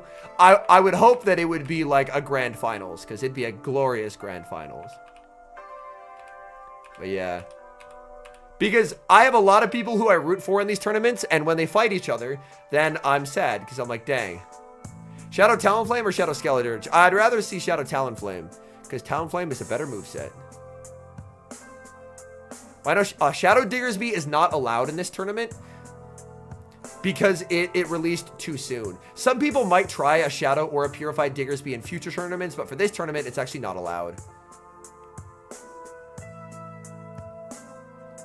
That's fair, Coco. Honestly, Coco, even if they don't care about PvP, some of the best trades I've had for PvP stuff have been stuff that people who don't play PvP have wanted. Like, I've traded away Rotoms. I have traded away Rotoms for Galarian Corsola because people, oh, that's a nice catch and sneak, because people wanted Rotoms that I had from going to New York Go Fest, and they didn't care about Corsola. Yeah.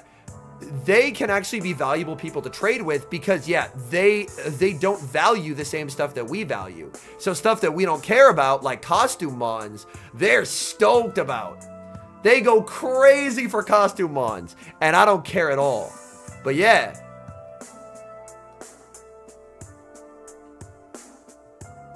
But yeah, very much so, they can sometimes be useful people to trade with.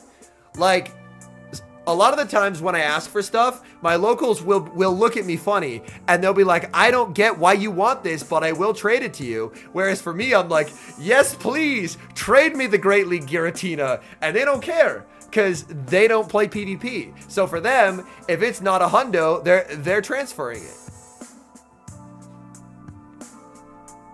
Yes, Matthias, yes. Having, like, for Go Battle League purposes, having any Corsola is nice. But for competing purposes, and for, like, climbing the leaderboard, you want a fat, bulky Corsola.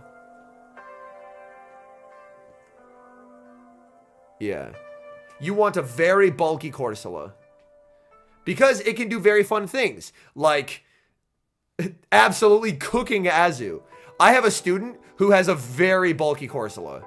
And the things I've watched her do with that Corsola to just absolutely destroy other teams is unbelievable. There's a pretty famous Twitch clip from LNDS Areo that a little bit betrayed the fact that he had good Corsola IVs.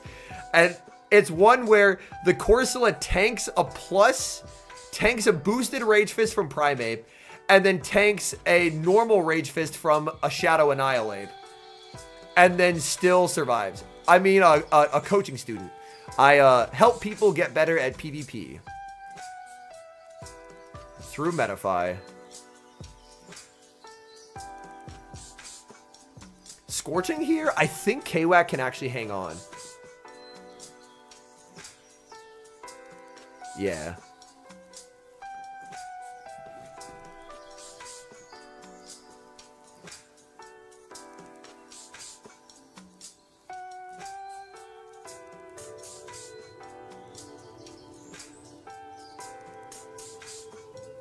Shadow Marowak Masterclass for Pocket. And he's going to advance. Hi, what's up, Zane? Jump Pluff, Seed Bomb, or Pekko Saves with Talk Specs in the back. Seed Bomb does sound fun. I know that people have more adapted to Seed Bomb. Yo, we have Fareed. Let's go, Fareed. I will say, I have consulted with Fareed in the past on what he's running. I've been busy with the holidays. I have no clue what he's running. But yeah, I do offer paid coaching for those who are curious. If you want to know, for those who don't know, if you want to know the best thing that I could ever provide to my resume is So, I have a wife. I'm married. She has a Pokemon Go account. Her name is Piplup Detective. If you go to today's leaderboards, that account is 13th globally with only 270 battles played. So it's not even smurfing. It's just I climbed to the top of the world in 270 battles. Well, 13th in the world. That is the best endorsement I could ever provide for my coaching. Normally, I hit it on my main in a lot more battles because I am changing teams and whatnot. But this, I just ran one team. The Toxapex wasn't even powered up. My run to here is actually covered in today's video, if you're curious as to what was run. What team was that? It is today's video. It's Decidueye, Toxapex, Talonflame. And I go through specifics of how I like to play it. And like most every specific lead matchup is played out.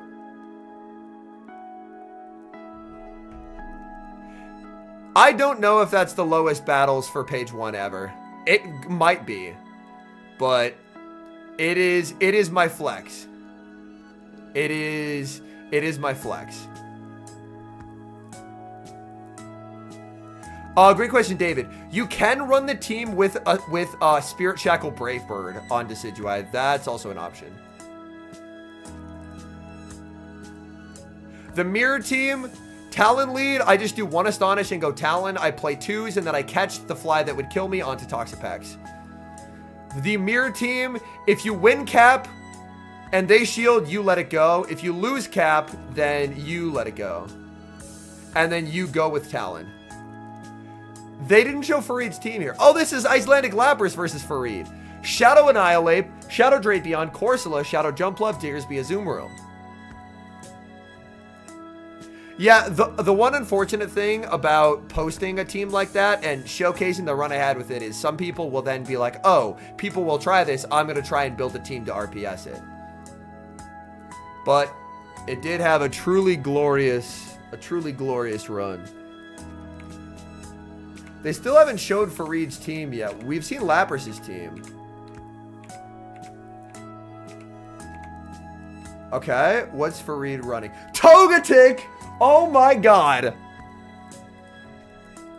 And yo, I think Walrein is sick. Yo, look at that shit. Shadow Drapion, Diggersby, Corsola, Shadow Annihilate, Walrein, Togetic. Holy shit. Alright, Corsola into Togetic. Oh, this is a truly awful lead. ABA weak to Corsola.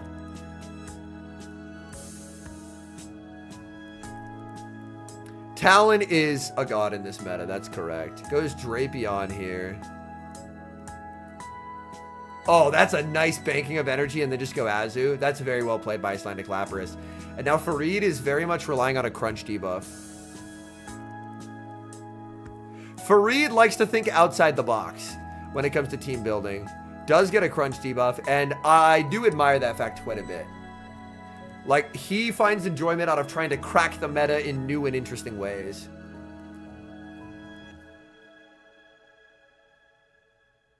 Because of that initial crunch debuff, this matchup is now more comfortable for Drapion. Like, even if you decide to let it go, you were able to get the Azu pretty low. He is going to shield and play it out, though. Can do 4 in a move here, which is nice. Ooh, does 5 in the move. Anticipating the no shield, so he gets the free poison sting. He's doubled up, so Icelandic Lapras, if he shields, is he going to shield and catch out of this? That's nice. That's nice. I was like, the only way you can shield is if you catch out of it. And then he does exactly that. Okay. We've got a game on our hands. We've got a game on our hands right now. Let's go. Let's go. I like this shit a lot. He's baiting. But he has to switch into something that's weak to Gem, which is tricky. In comes the Togetic. Gets a Gleam. Corsola's too fat. I know Dazzling Gleam is a decent move. This shit is not killing. Oh, no, that hurts. It would have been sick if it KO'd, but I had no faith in it KOing. Yeah, Togetic is very bulky. But this is where Drapion hits the field. Does get an ace. Brave Bird Spirit Shackle is playable, yeah. That is what the original team creator was running.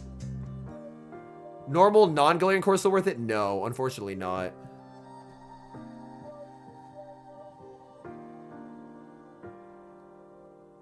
In comes the Wall Rain. Looks like got all fast moves through, which is always a plus. Lapras could potentially make a diabolical catch here. Oh, clock's not up. No ability to make a catch. The spear will be reached. I do have a regular Corsola build, and it is ass. Go Championship does not have age divisions, no, because we are the newest one, so we just don't have the player base to support that quite yet. Yeah, I've honestly been enjoying playing Color Cup because of that one team, which is weird. Normally, I'd be all over the Master League content. And Fareed plays his way out of it. Wow. That looked pretty cursed. But Fareed was able to play his way out of it.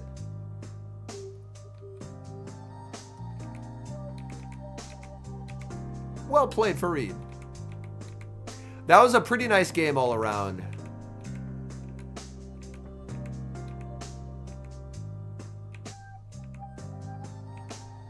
It is my full-time job. So I do spend quite a bit of time when it comes to like figuring out what to run, actually running it, and recording it as well as streaming.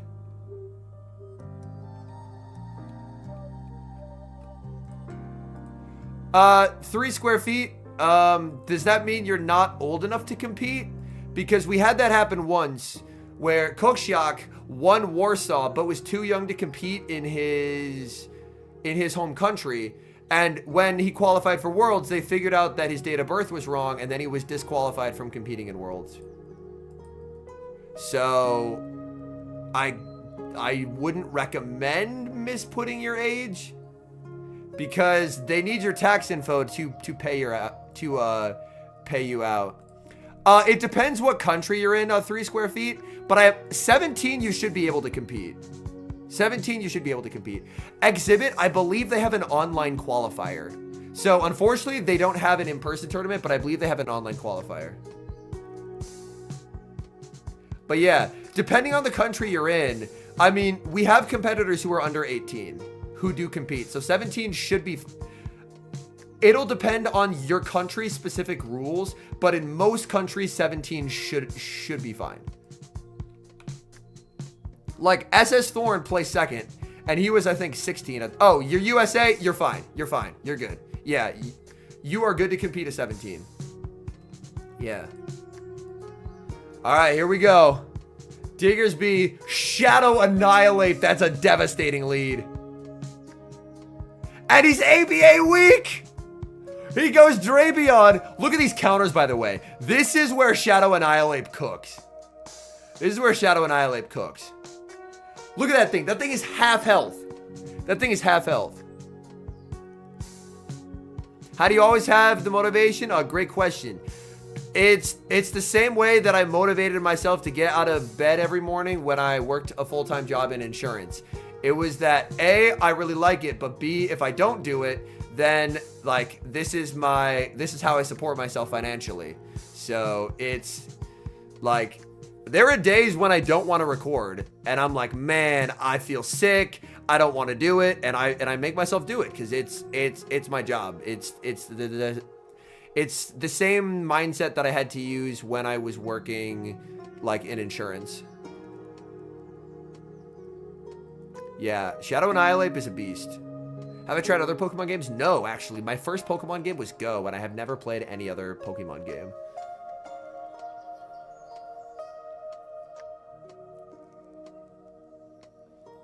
I like the repositioning here, because he's going to trust in Diggersby just to get Azud. Just saying no to Diggersby is a pretty solid team idea. I like it. And Azu also covers for the Togetic. It's like, for Fareed, he's going to be kicking himself because Icelandic Lapras ran pretty hard ABA to Course, but Course just couldn't find that target.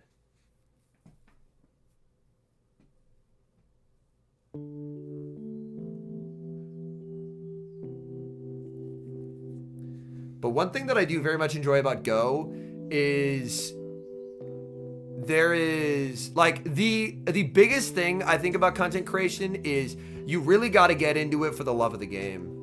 Because there's going to be a lot of days in which you're like, man, I feel like shit. I don't want to do it. And if you don't love what you do, you're not going to be out there doing it. And that consistency, I think, is very important. Yo, we got it. How do you get a new field research? Hello? How did it get a new field research? Hold on. Let me go back. Did you guys see that? Look at the pop-up down here.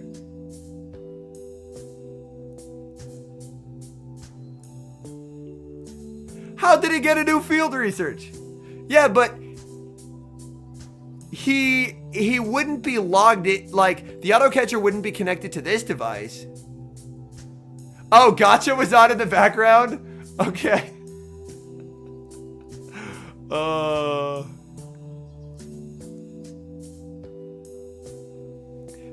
so your gotcha was connected to your phone, not the tournament phone.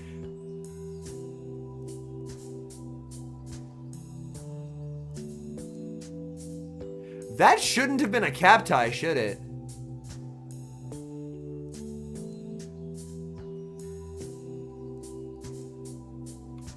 Yeah, I don't think this was meant to be a cap tie, right? Well, let's look at this. Unless Lapras delayed by a turn. Oh, he delayed by a turn! Nah, you're actually a god for that. You're actually a god for that. Holy shit. Nah. Nah. Nah. That's so sick. And he just confirmed it in chat. That's so sick. Oh my god. I didn't. Dude. Dude. Oh my god. That's a nasty play. That's a nasty play. I love that. I love that shit. That is evil. That is evil right there. Hell yes, brother.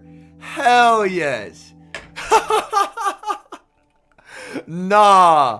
That's diabolical. That's diabolical. Tara said she missed it. All right, I will go back. So what happened here is Fareed is 9 turns away. Yeah, Fareed is 9 turns away from the power gem. Lapras is 8 turns away from an Aqua Tail and 10 turns away from a Crunch, which means if he tries for the Crunch, he gets outpaced. However, if he throws an Aqua Tail, Fareed still gets to hold onto his energy and overfarms and potentially farms down. So look at this. He throws 2, 3, 4, and he doesn't click the move yet. He waits the turn to click it later. I will play it back so you can watch it in real time here. He waits the turn to cap tie.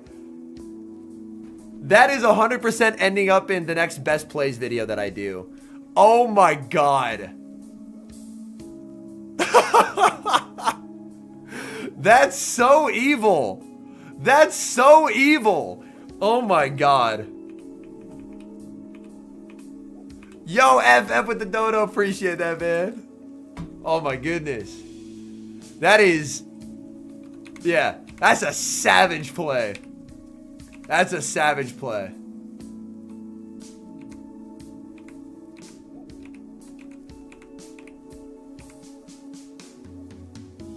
Drapion into a Zoomeril.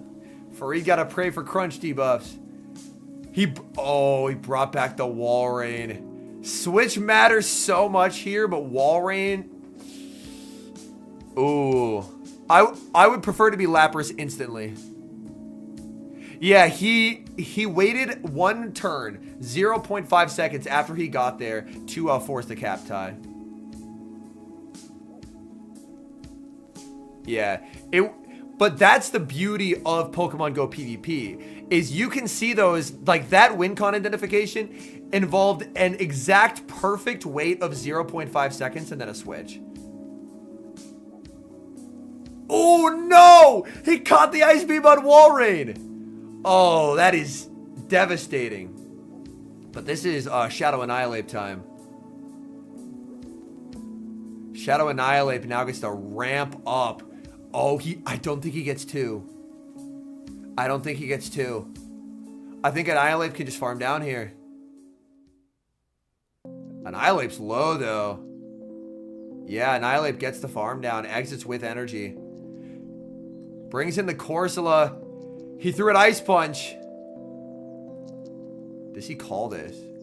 He calls it. Ice Punch not going to do a ton. This is still going to be a tough game, but Farid has 2 moves on the Shadow Drapion. Like, it's still, like, favorable for Lapras, but he's done what he could. In comes the Drapion.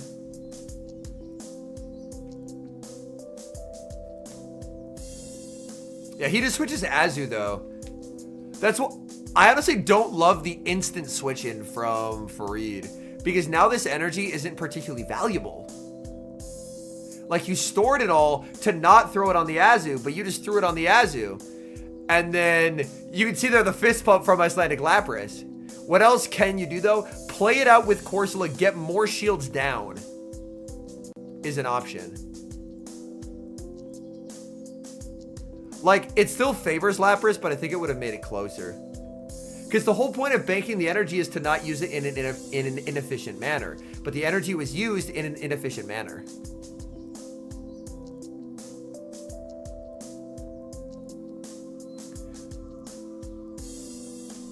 And a crunch debuff too. Insult to injury. That way, even if it's a good course, it's giga dead. Like, it should KO from here anyway, but that just... Yeah. Lapras just on an absolute heater right now. Yo, the autocorrect cooked you there, Ryan. Another debuff? Oh, good heavens. Just wait. How many debuffs can one man get? The back-to-back unnecessary debuffs is crazy. Those poisons things were critting at the end there. All right, GG. Yo, look who it is. It's Lundberger. Shadow for Alligator, Wigglytuff, Unova, Stunfish, Shadow Drapion, Dugong, and Ariados. And I don't recognize this trainer. Maybe I'll have to see the name. A rare Moltres sighting.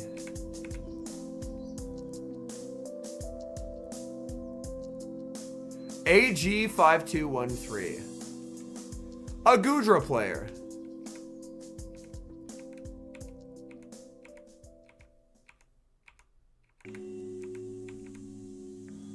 Shadow for Alligator.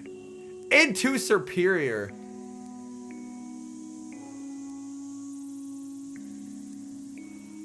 Oh, ran very ABA to the SERP. What happened to Molt? Drapion Azucore happened to Molt.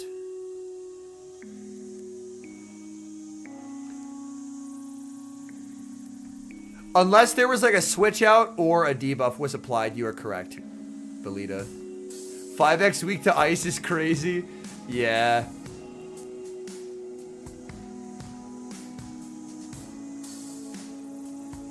I didn't even clock that in that team. I'm a little tired today. Yeah.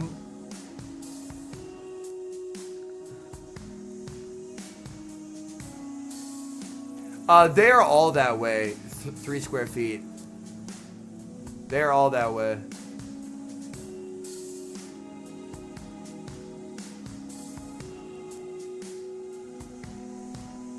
Like, we don't have the age divisions because we don't have the player base to support it yet, but in terms of co-ed, yeah, everyone plays against everyone.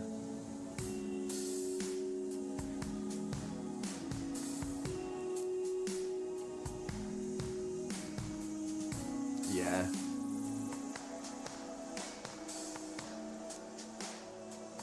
Was that just a straight denial? I'm sorry.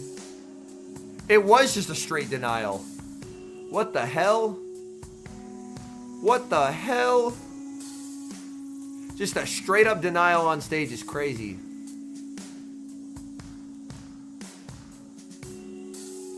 You know you want to let this go and then get Gator Farm. No! Gator Farm, please!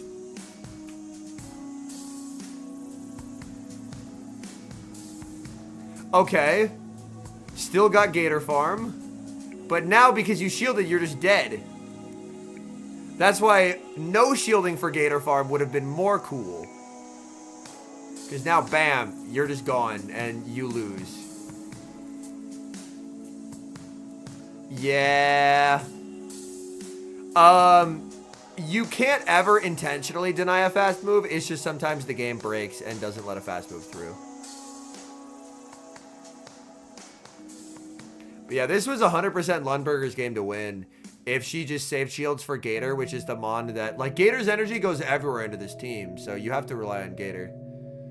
Yo, what's up, Zepter? Yeah, this week I've genuinely enjoyed Color Cup more, which feels weird, but... Like, they're working to have the bugs fixed by Worlds 2025, but it's annoying in the interim. Yo, another denial? Is brother just not tapping his phone, or is he just getting cooked? I mean, either way, he's still going to win, but I've seen so many fast moves not go through for him.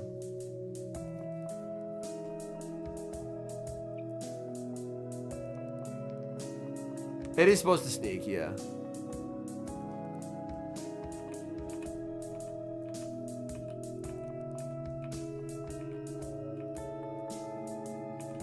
Well, it is for 2025 Worlds, Pirate Kings, yeah. For 2025 Worlds.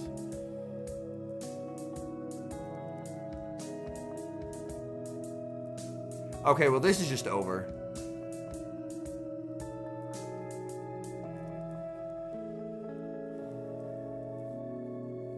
There probably won't be any more Color Cup videos, just because the thing that was giving me enjoyment in Color Cup was the Decidueye team, and now that's posted. So tomorrow will be Shadow Diggersby Gaming. Yeah, and you're super okay letting this go. One thing that you can note when it comes to players who are more experienced versus, like, Lundberger does a lot of casting but doesn't do as much battling, is they will think about the shield decision as it happens rather than have their decision already made. Whereas, like, here, we see 2 seconds go off before the shield is removed. Whereas in a more experienced competitor, that would just be tapped instantly.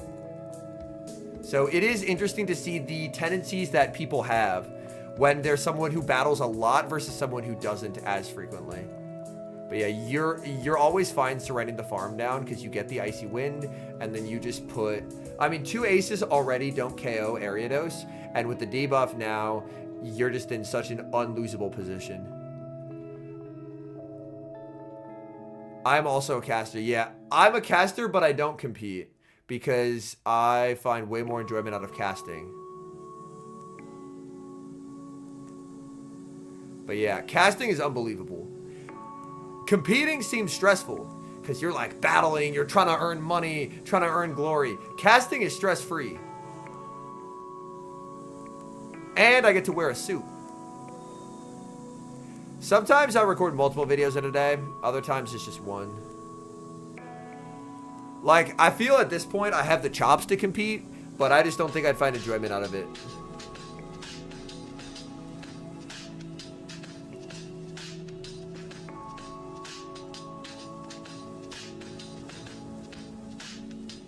Yeah, like, if you cast, yeah, we get paid for it, and they pay for our travel and accommodations and food and whatnot. So it is, it basically functions like your standard work trip.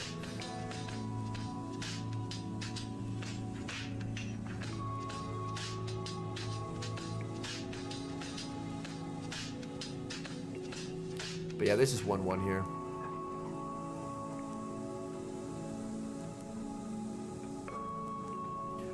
You are so tired after a day from casting that you don't want to party after an event.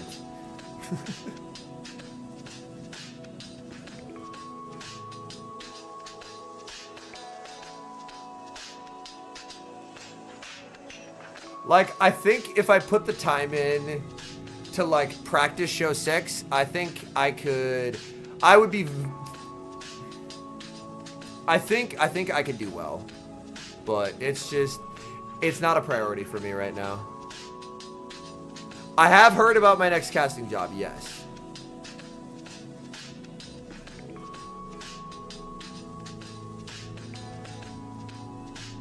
If they ever brought back last chance qualifiers at Worlds, I would compete there. Because I went to Worlds last year and it was a ton of fun. And I want to go to Worlds this year. If they ever did last chance qualifiers, I would do that. Because also as well, competing, you have to like pay money to fly out there and stuff.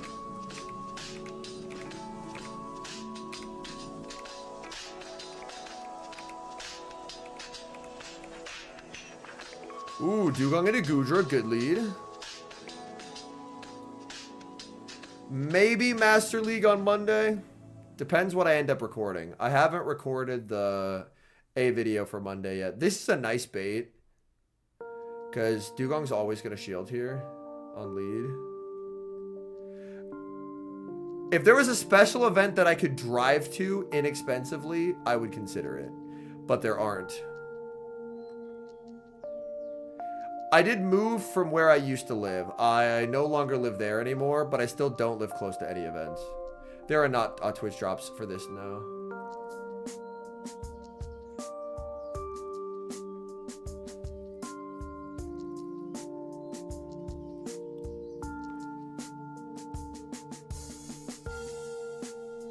And a fucking steel type's gonna ever Pepe laugh. I mean, it's debuffed, so you just let it go and just go for Ariados. The registration fee depends on the tournament. I want to say it's in the range of like 40 bucks, but I could be mistaken in that regard.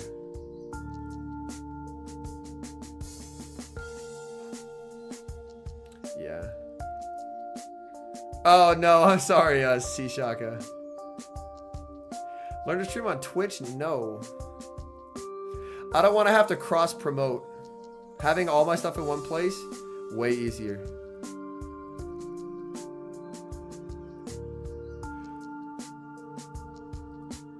Oh, no! That's a brutal CMP tie. That's a brutal CMP tie. I don't like that at all. Yeah, that was a rough CMP tie. Yeah, you're just still not winning this. If you had shielded and farmed down with Diggersby, you were in a real nice spot. And now it's just Jover. Yeah, this was... Like, for being as weak to ice as he was able to make it close. But he just couldn't quite figure out how to win it in the end game. Which is tough, because the amount of pressure people are under on stage is crazy.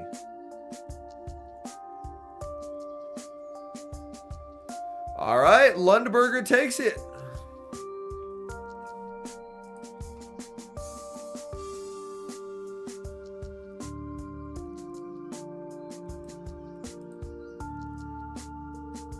All right, ooh, we got Kingo versus Donna. Yo, a Dunsparce sighting. Yo, Sparse kind of cooks here again. I mean, Ape and Marowak. It obviously sucks, but... Alright. For Kingo, paired with the Dunsparce, a rare Talon sighting. Azu, Shadow Marowak, Shadow Drapion, and Ariados. I like seeing more Ariadoses. I think Ariados is sick.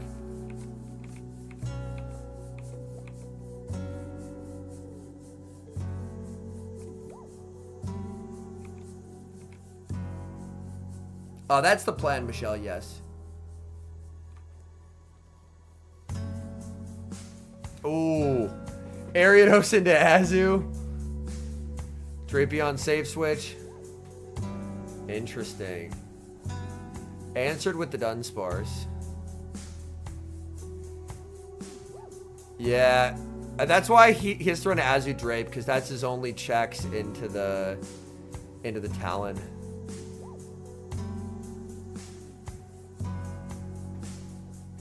Yeah, Drape can live this and actually typically win zeros. There we go. Drapion moment and Dunsparce being slightly fraudulent moment. Dunsparce exiting with energy is annoying because even if he brings an Ape here, 2 moves would be reach. He's forced to go Azu. If Azu can get a lot of energy, then this feels playable. The bird will not be eligible for the next regional. The regional after it'll be eligible. But yeah, so I know if y'all do showcases or if y'all complete the research, y'all probably have a stack of magnetic lures. So that's gonna be the sauce. Just do a bunch of magnetic lures. Bank all this energy, switch Annihilate, counter down. Throwing this Azu energy would be a grave error. Just switch. I guess he's just gonna bubble down. I think I would have preferred the energy lead on Annihilate though. Because you get energy at the expense of basically no damage taken. And that energy would be kind of nice because you're not the fastest pacing mon ever. It is Rookie D that spawns from it. Yes. But yeah, the sauce is going to be at some point during that event, chat. Granted, I know people live all different places. Try and find, like, if you have like a city center near you, try and find like a coffee shop or something where you can hang out for a couple hours and just have a drink and chill that has a couple stops by it. Usually going to like a city center is the best place. Obviously, only go there if you have like a safe city center by you. But that's usually going to be the sauce here.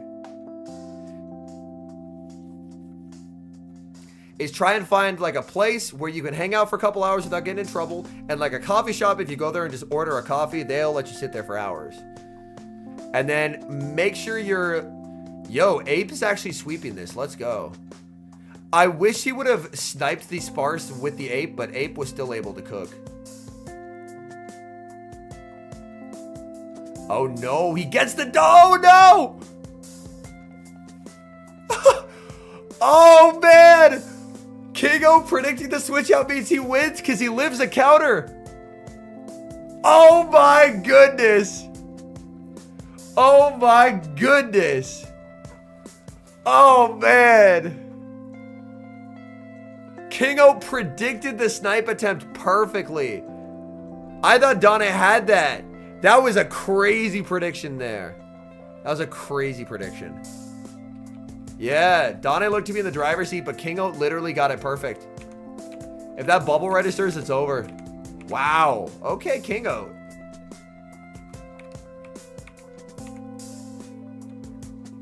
Azumarill versus Azumarill.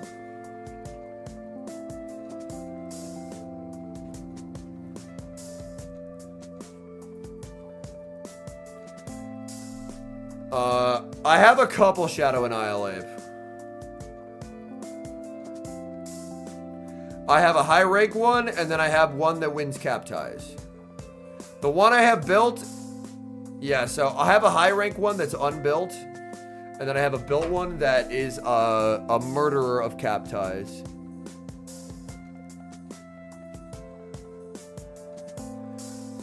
I think his worry is that maybe it would have. I don't know. Because he was pretty boosted on the Annihilate, right? Yeah, maybe if he stays, I think he just wins. Yeah. It's tough because I don't know whether being double boosted allows you to do extra damage in that double resist scenario. I imagine it must. I will look up the exact specifics here.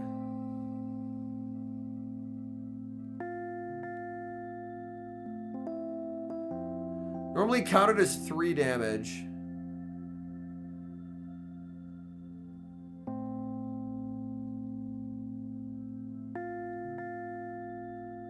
You do 5 damage, yeah.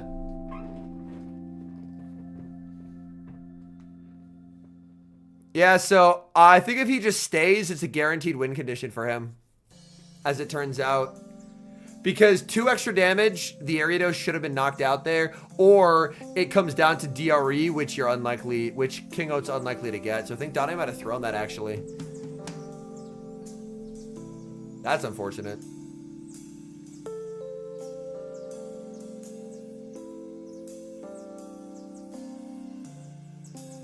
This thing being boosted is scary. Also, this does not knock out. Although there can be advantages to shielding it, but it does not KO. Yeah, lunge. Boosted lunge, very threatening. Shields it.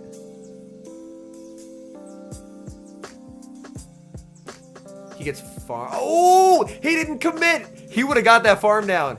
He would have got that farm down. Donna with the misplay. He for sure gets that farm down.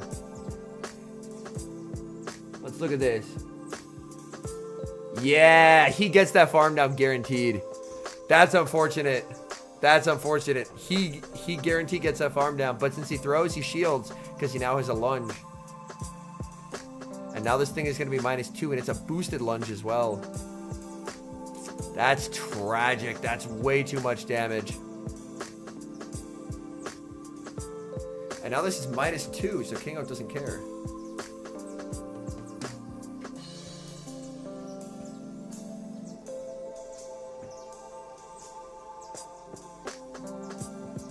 And Annihilate pacing is not on its side here. That's unfortunate for Donna. I know Donna's a very good battler, but just it can be hard to, like, especially when you battled a lot that day, to keep your head in the game.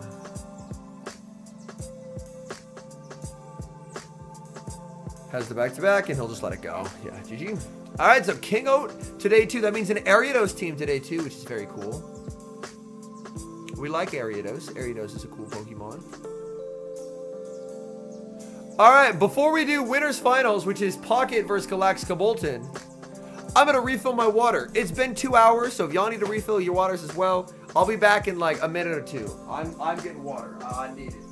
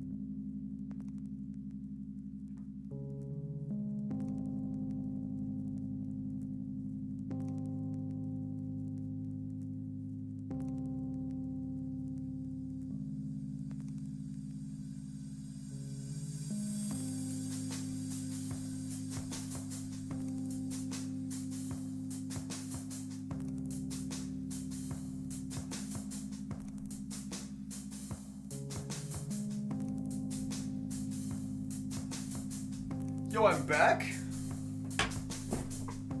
All right. Chair would hit #1 on unlike a certain streamer. All right, Septile. Let's see you get 13th in the world in 270 battles, bud. Let's see it. All right, Out of Pocket versus Galax Kabolton. Both have Corsola, both have Dugong, both have Shadow Drapion, and both have Azumarill. And both actually have Shadow Marowak. So the only difference is Gudra and Superior.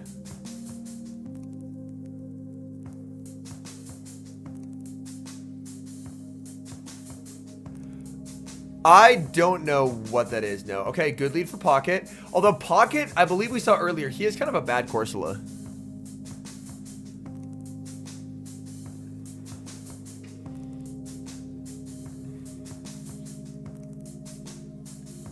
We haven't seen Morpeko. There's a very large ground presence right now, and Drapion, and both of those things do a very good job at scaring off Morpeko, because Morpeko is secretly awful into Drapion. Because you just get outpaced, and Aqua Tail does like all of your health.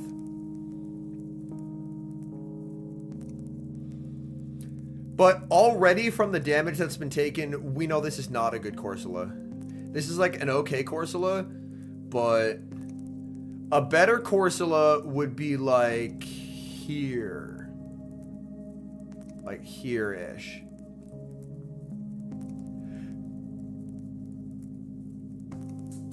Yeah, he might have a course. He has one of the Corsolas that it looks like they might simul in the zeros, which is like a hatch Corsola. Oh yeah, this is a zeros simul. Yeah, unless he throws. So that's not a good Corsola.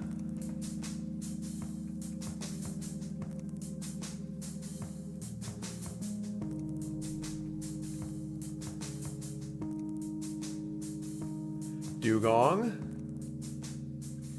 And Pocket has to look at the team sheet and figure out what's in back.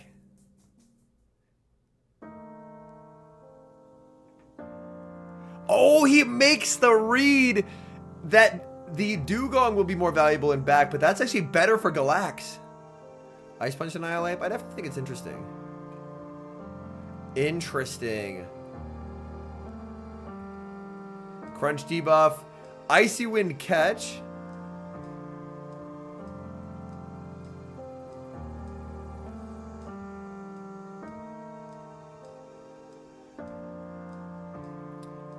Now, do we see a Leaf Tornado? No Leaf Tornado, but the mind games are afoot. Pocket's like, I don't want to shield the Leaf Tornado. He shields and he gets it right. They do get moveset as well, Michelle. That is correct. So they know the movesets for each other. This does not knock out, so Galax is going to save the shield for the Dugong, which makes quite a bit of sense. The timers are misaligned, though. Pocket would love nothing more than to be able to stall the clock and escape. We actually see a cap tie here, and that does not allow him to escape. That might force him to let this go. Because if he shields, then his Drapion has a drill run with its name written on it. Yeah, Galax is just going to let this go. Because now your Drapion has no way of winning the game. Unless he stays in with the Dugong and throws a bunch of Icy Winds. But even that, I don't think he's in a great spot. He is going Icy Wind because he's realizing that he's played himself into a very difficult position. And that's his only attempt at a way out.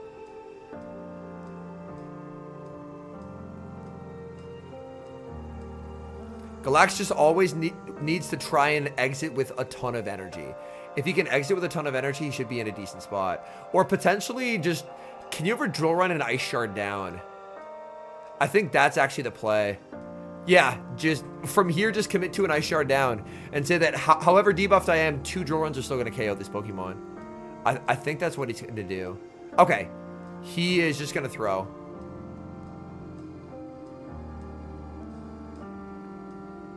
This is -2. I'll be honest, I don't know how much a -2 drill run does here.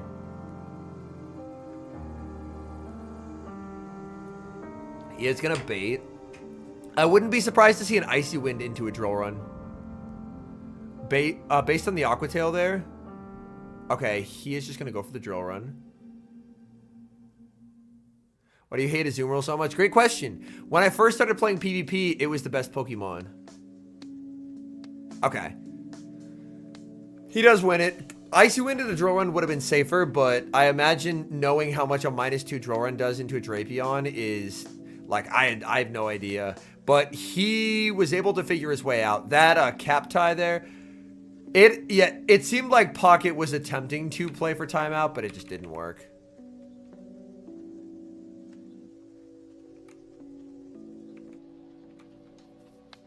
But yeah, Azumarill, it was like Azumarill and then Galarian Stunfisk was out, and they were the 2 best Pokemon. So I didn't fuck with either one. My hatred for Galarian Stunfisk doesn't come up anymore because Stunfisk is absolute dog water now. But if I put Azu with Stunfisk, then you know the exact time frame. Hey, that makes sense, Seb. That makes sense. Ooh, tough lead, tough lead. Dugong time. He can throw on 6 here and it'll be good timing, and he does. Pocket is very strong when it comes to mechanics. Like he's just not going to be making stupid timing errors. And I like that quite a bit. Oh, goes Corsola.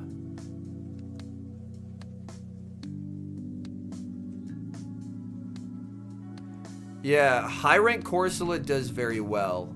Yeah. Like, you should be able to land 2 and then farm down. Well, here's the thing, a 3 square feet. I built one, and I use it in tournaments. I still hate it, but I recognize it's a necessary evil. I recognize that it is a necessary evil.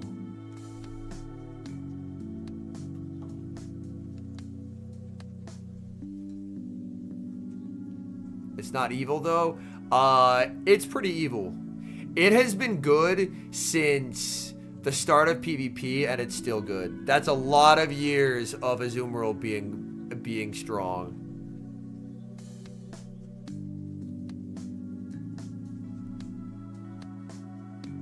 That is a tremendous amount of years. I think I almost would have preferred to have this move banked. That does do a lot, though. Catch out of it. Nice! I mean, if you could throw it and then catch, I prefer this play pattern. Nicely done. Does get a debuff, which is annoying. Rebanks. Goes Doog. The Nidoqueen air. Yo, it's a blackout. Yo, that was a throwback and a half. 1, 2, 3, 4, 5. Fang was crazy.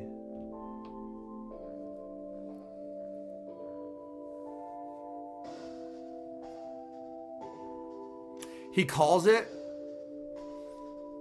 but Pocket actually goes for a smart drill run, and now Pocket can just spam Icy Winds like a degen.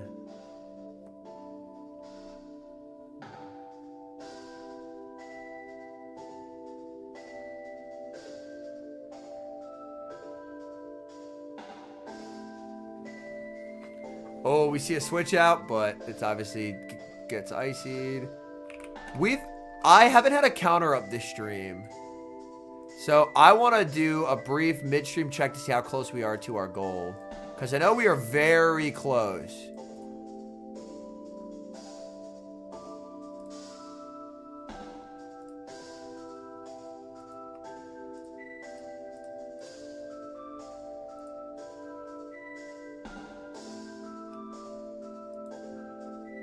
Gets the Leaf Tornado. Do we see the debuff? 50% of the time works 100% of the time. I mean, it still should knock out, but the debuff is always fun. Debuff through shields. I don't mind it just because I'm very used to it. All right, we're going to game 3. Yeah, as an avid Galax Bolton fan, anytime Leaf Tornado debuffs is a happy day. Even in not a winning battle.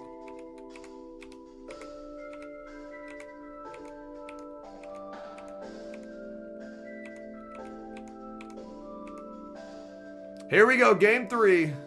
Shadow Drapion into the Corsola. Nice matchup for Galax Bolton. That's the plan, FFES. It might be later Sunday, because I do want to play the Ho-Oh day.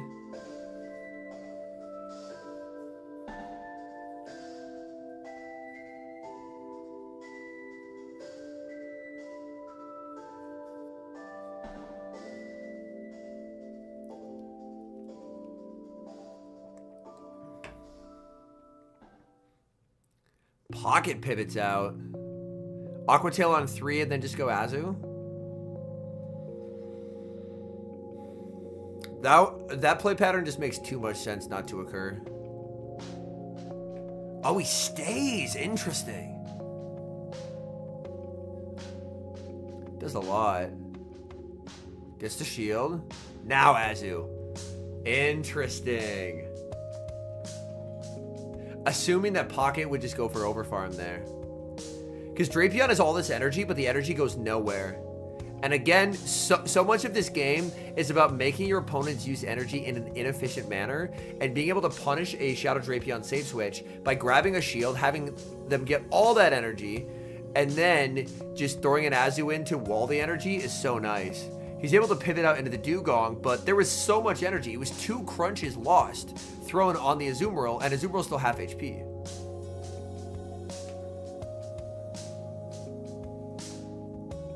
Tomorrow, I believe there's free raid passes, so I'll be doing the free raid passes. And as well, I think that I was gifted a ticket.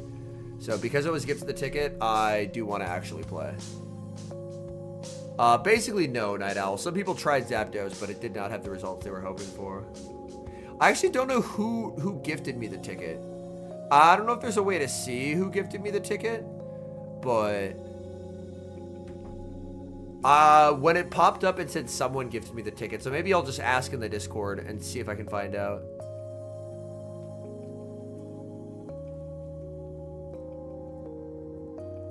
Serp gonna be debuffed. There comes the Drapion. Going for the Leaf Tornado. 50% of the time, it works 100% of the time, chat. He calls the Leaf Tornado. It doesn't KO. It doesn't get a debuff either.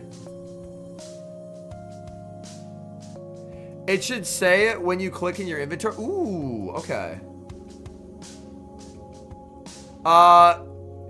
It doesn't say it, unfortunately. It just says ticket to access special bonuses. Yeah, when I click it, it doesn't show it. Damn.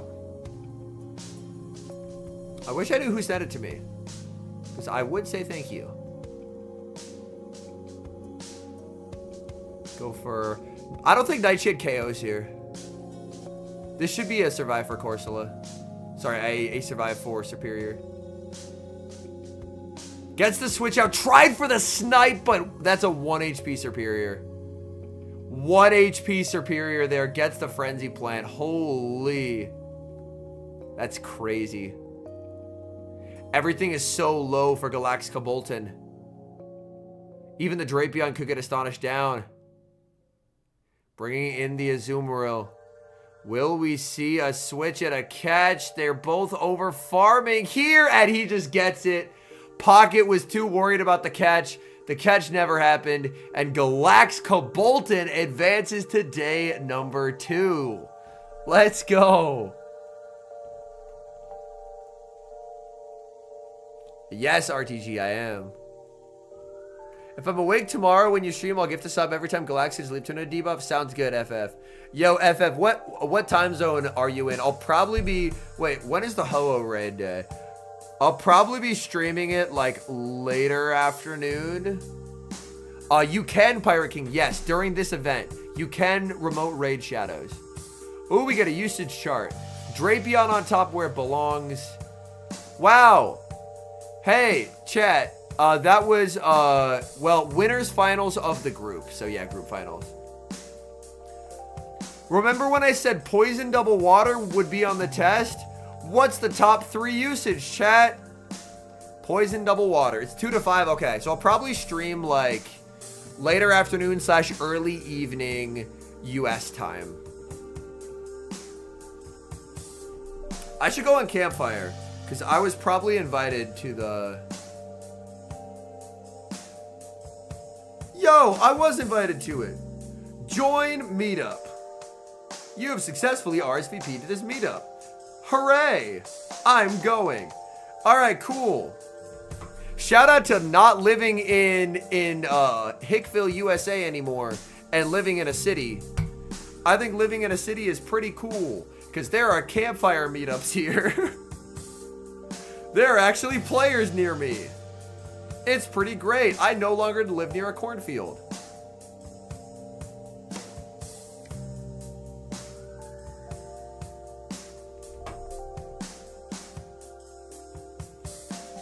Alright, ooh, Icelandic Lapras versus Hikami, Shadow Typhlosion, and Skarmory. Yeah, it is unbelievably strong, a 3 square feet. Icelandic Lapras, he's in chat, he's on our screen. And seems like he's about to game. Because holy, is Corsola strong here. 6 hours before. Oh, you're in Europe, FF? Gotcha. So I will try and... Yeah. Oh, Annihilate Shadow into Shadow Drapion. It's Skarm Azu in the back.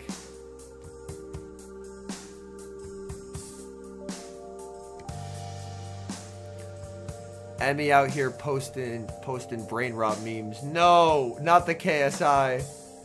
Not the KSI. I mean, this is... If Shadow Ape gets this farm down after landing the Rage Fist, I'm about to pour honey on it. Okay, I'm not going to be pouring honey onto Shadow Annihilate. I was going to say, if it gets the farm down after the Rage Fist, this is the greatest mod I've ever seen. I see your message, QWERTY. In comes Azumarill. Banks the energy. Goes Drapion. I believe you'll have to TM at King of Prussia. But you will... Actually, I don't know. I know that if it doesn't have it, you will be able to TM it.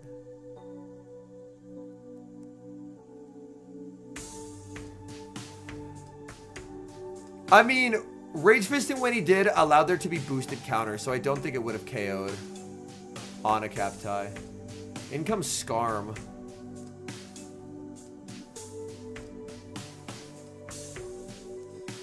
My thoughts on TikTok leaving. I have never used the platform, so I don't have a personal reaction to it. Yeah, crunch debuff there. In comes Abe. Yeah, you better take your Drapion out for a nice meal after all these debuffs. For the regionals, I play copyright-free music, so that way the VOD could actually be up after. It's so expensive that Skarm is probably just spray birding, but this is a Corsola. Corsola lives it. Nice Captai there.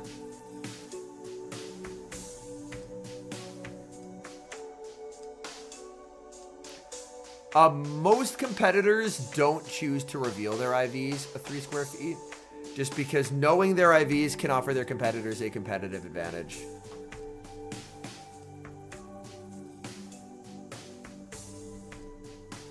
Hey, you're good, man. You're good.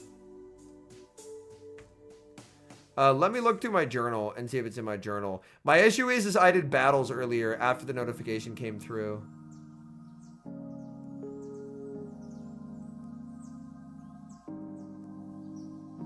Ah, no, I don't have it.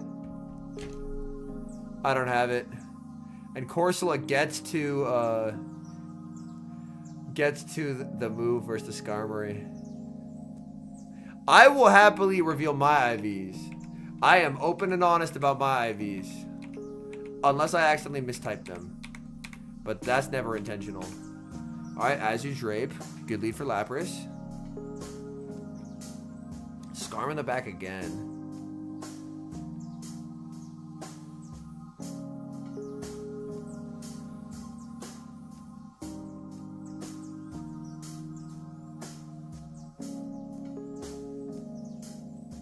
No debuff.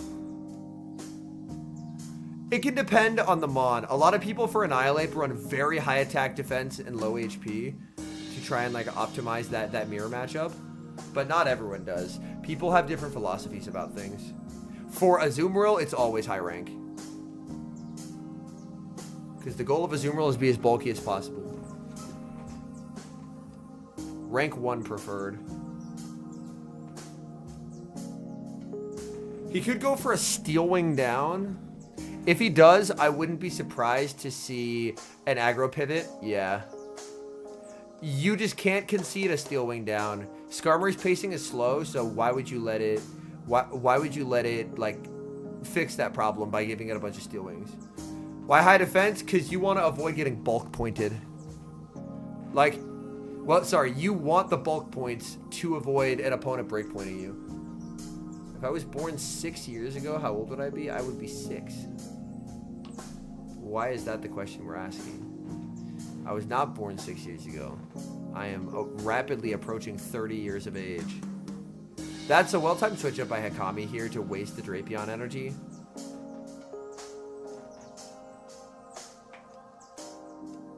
Another debuff? Nah, this is crazy behavior. This is crazy behavior. Don't tell me it's another one. Okay. It's not another one. How many crunch debuffs can one man get? This is wild. This is wild. He did say watch out for debuffs. He was not lying. Drapion teaching Superior had a debuff. Oh my goodness. This is brutal work. Yo, what's up, Sylvia? Welcome in.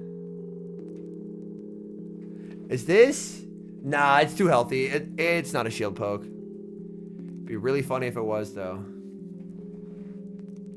But yeah, welcome in, Sylvia. I appreciate the kind words. We are watching a tense regional championship in Birmingham. So, HP is the amount of hit points you have on your Pokemon. Defense, if you have a high enough defense in some matchups, your opponent's moves will do less damage. Oh, he tries for the wait and catch. He just gets Scarm farmed. And now his clock isn't up, so he can't catch. Yeah, this is just 1-1. Oh, but he had a move on Drapion. Never mind, it's not 1-1. It's not 1-1. Because he had a move on Drape, and it forces the energy. No, it's still 1-1. He gets the Brave Bird. Dang. Discord's public. You can just type !point Discord and it'll pull up. He just says whoops. Yeah. Oh no. Yeah, if the Aqua Tail was clicked, we were gaming. Hey, again. Depends on the Mon, Qwerty. Depends on the Mon.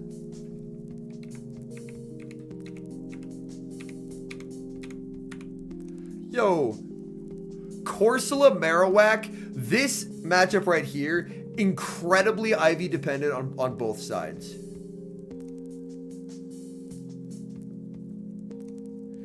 Like, Corsola's matchup into the Mud Slappers is very IV dependent. Tries for the catch, doesn't get it. That's a shiny Diggersby, chat. Look at the flex here. Shiny Diggersby at 1500 CP is wild. The bait. Yeah, my Corsola is super shit.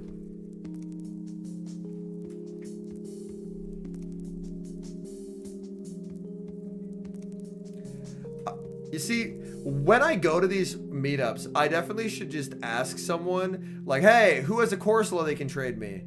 But that involves talking to people, and I don't like talking to people. If I can avoid that, that sounds like a good day to me. So I'm torn. I want a good Corsola, but I also... Ooh, nice catch on Skarmory. You've been yapping for 2 hours. I've been yapping at a camera. There's no one actually here.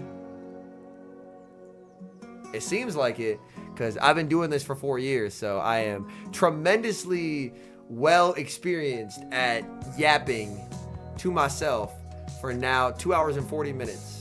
The length of the Wolf Worlds video. Was that another? Oh my, wait. I'm going back. There was a Sans debuff too? Oh my god. He just says sorry. Oh no. Oh my goodness. This is crazy.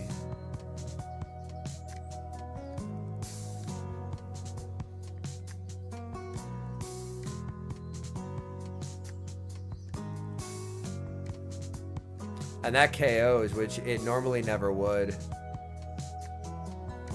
Henry acting like his account isn't on easy mode too. That's why I had to climb on my wife's account. That's why I had to climb on my wife's account. It don't matter what account I'm on. It's skill. And that's a tough pill to swallow, but that's what it is. That's awesome, Pokedad. I don't stream on Twitch, no. I just stream on YouTube, so that way all my content's in one place. But in comes the Azu, and it's Jover. All right, Icelandic Lapras, today number 2.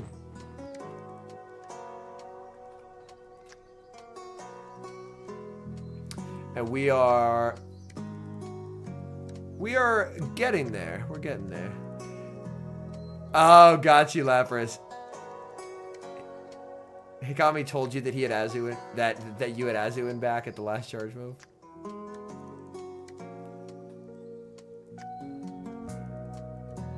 But yeah, definitely worth grabbing a solid Drapion and a solid Marowak. It depends, Acevex. For certain mons like a Azumarill, yes. For other mons, it's not quite as clear. Anacore versus the Riev. I have a second channel, but that's because I'm intentionally posting different content there. Like, the second channel is where I can post more creative style content, more educational style content, so I don't mess with the algorithmic performance of the main channel. Which, by the way... Yeah, Sylvia, so we are watching back battles that happened earlier today. Shadow for Alligator versus Shadow for Alligator. Having a second channel, what's that like? It's every Saturday me realizing that I don't have a second channel video recorded yet and going, ah, shit.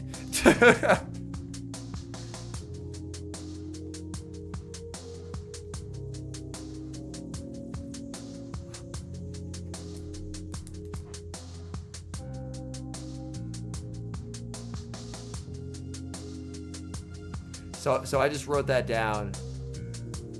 Ooh, nice avoidance of the catch, but the issue is he has nothing for Dugong, so he has to throw this energy anyway.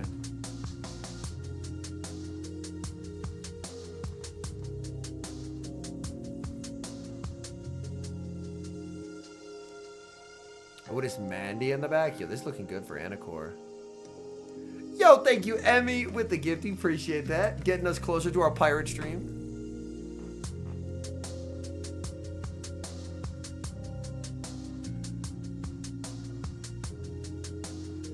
Use sandbox mode. Ooh, that's fair.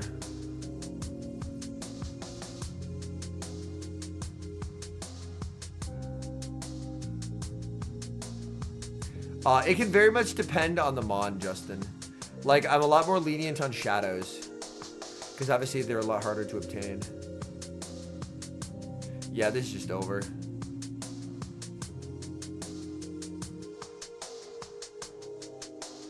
Is bro cold or what? I'm a bit cold. It is pretty cold outside.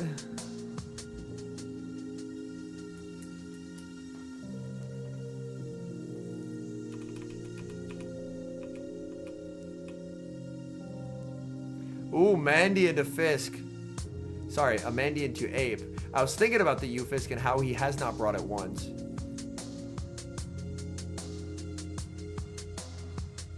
Oh, he's talking about Riev in the jacket. Gotcha. Correct, Emmy. Yeah. The subs are for Ultra Member. That is correct.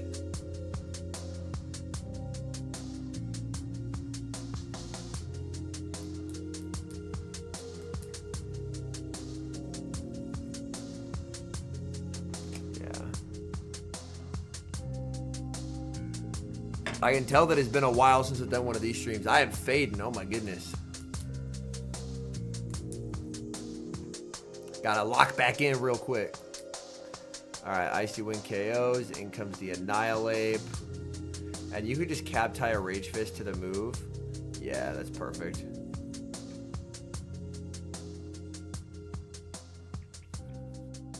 But yeah, the gifted members are genuinely a very nice way of supporting the channel. Because that way, people in the community also get a benefit from it.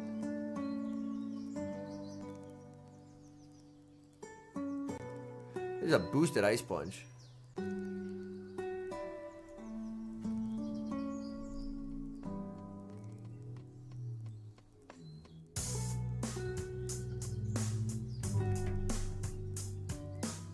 Got Gator.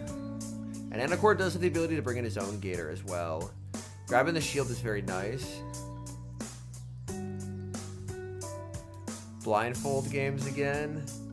I do want to put it as like a punishment on the wheel for the series. I do have a Scarlet and Violet Twilight Masquerade pack that I just found. So I could do another one of those pack and play videos.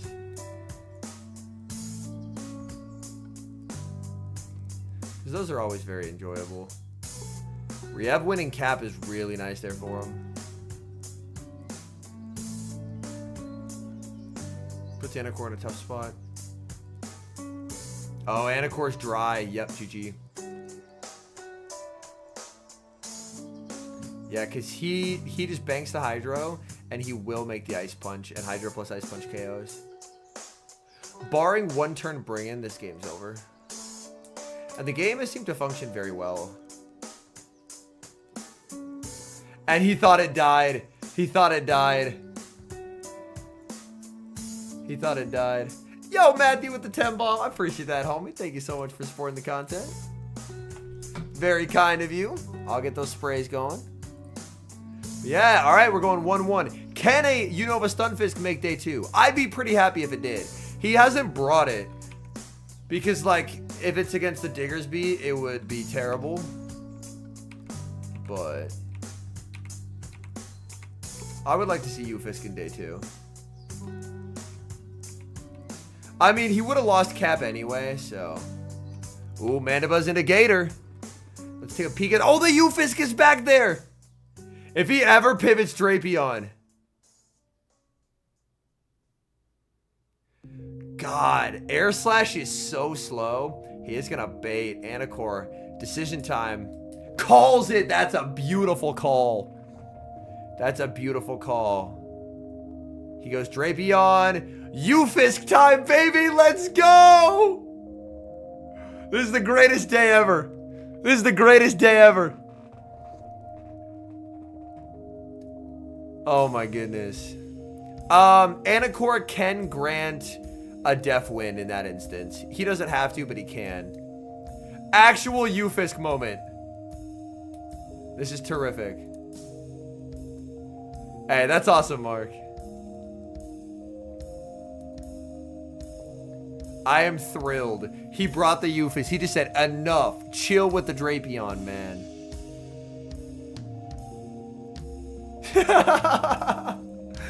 God, Drapion just gets cooked. Ufisk, Ufisk, Ufisk. He pivots here. Don't love this bait. Yeah.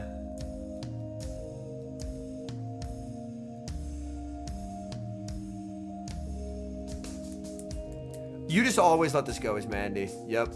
Because Hydro shouldn't knock you out. You make them make the right play, and in this instance, Riev doesn't make the right play. Riev could have... it would have been close if he could have farmed down, but yeah, you just let this go and go for energy on Gator. He shields! I don't love that, if we're being very transparent, because he just tails, and your energy's gone. Don't love that. Don't love that at all. Gator is still just winning here, though. Yeah. Let's go. Ufisk to day 2, baby. Correct. 3 square feet, yes. You oftentimes want to try and maximize the amount of extra energy you have to make it difficult for your opponent to switch out.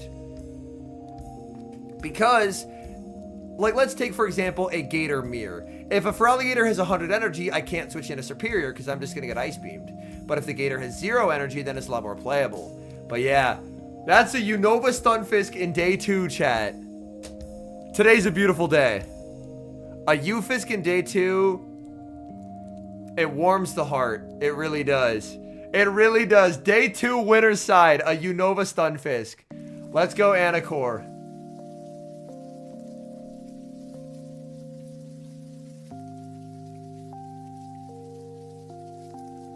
All right, losers finals. Sanju Digo versus Hikami. Another Shadow Annihilate gamer. I actually don't know. I did think, well, I'm actually proud of him. He is the first competitor without legs to ever make day 2, so.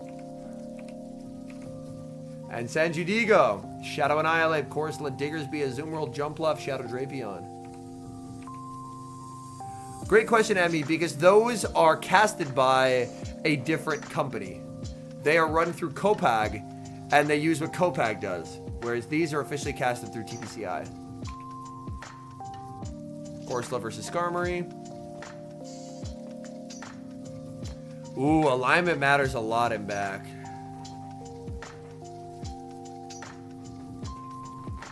Corsola probably forces alignment here.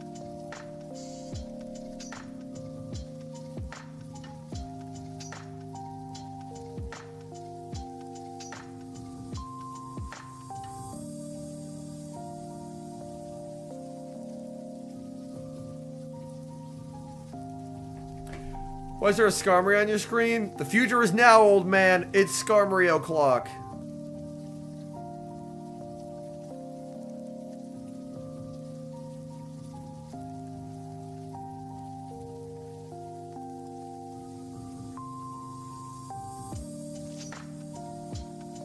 Brings in a Azumarill, and he's just always going to let himself get farmed and just mirror here. 230 turns to a move. Not for Skarm 2.0, Corviknight.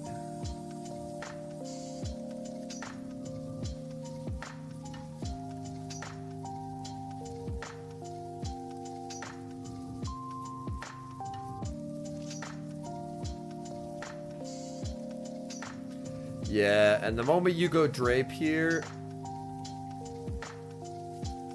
yeah, you just go Diggersby.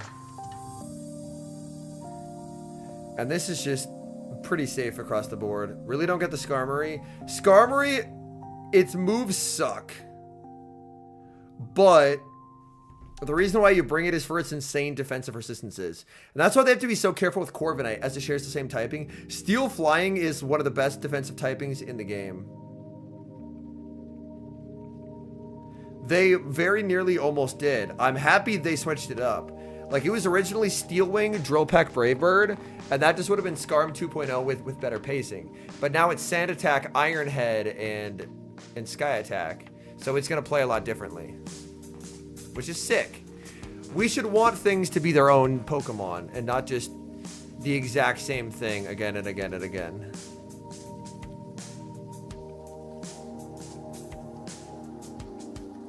Because I saw plenty of Skarm when it was in its heyday. Yeah, it would just be boring. So I'm happy they didn't. But yeah, Sanjudigo very much in the driver's seat. I like learning new mons though. It provides a challenge and you have to figure out what's good and what's not. And metas adapt over time.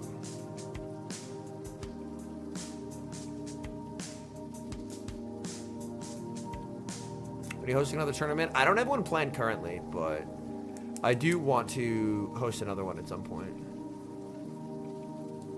Yeah, one downside is, like, I want to do a second. Ah, man, but the cups that are out right now are so bad. What do they change to next? What do they change to next? Yo, it's all 3 leagues. Let's go. Yeah, when it's all 3 leagues, I think I'll do the pack and play.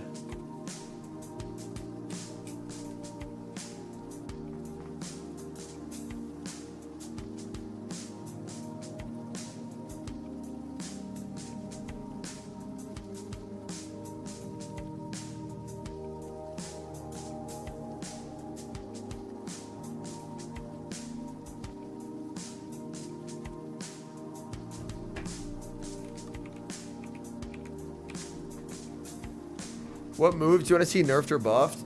Honestly, I don't think anything needs a nerf right now. That might be a hot take. Like, we are getting a big meta shift with Corviknight's arrival.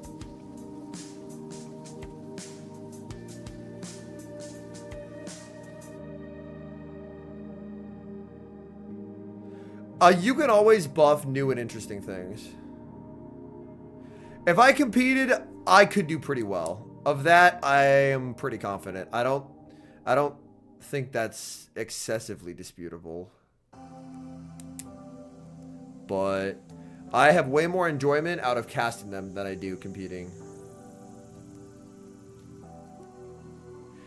Yeah, if I had to target anything, it would be a slight Rage Fist nerf.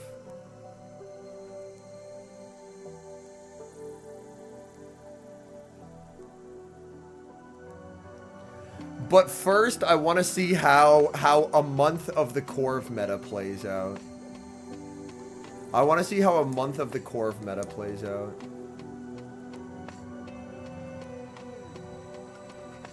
Like, that's my current desire in this meta.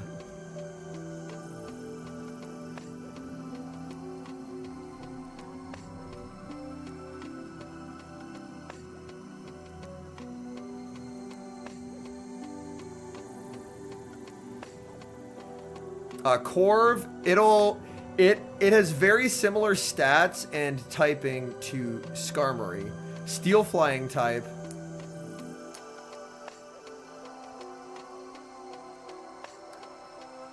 And its moveset is Sand Attack, Legacy Iron Head, and Sky Attack.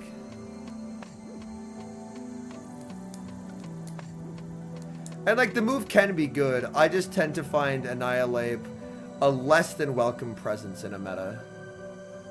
Like, I didn't mind when it got Rage Fist, but I think it's kind of run its course.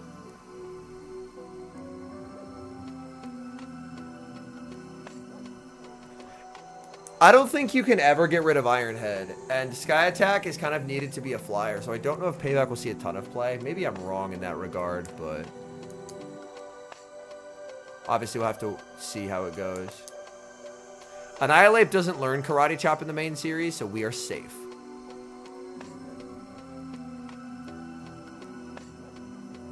Karate Chop was not a thing when Annihilate was released. That's a beautiful overfarm by Sanjudigo.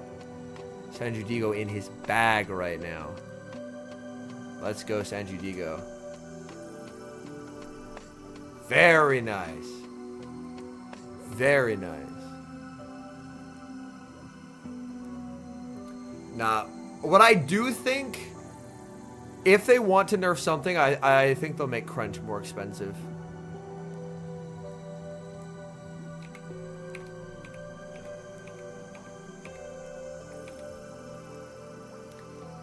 Yo, look at these. If you go to a regional in the 2025 season, all of these spawn at the event. Look at all these good mons. Obviously, some of them you need Shadow on, but all this stuff spawns.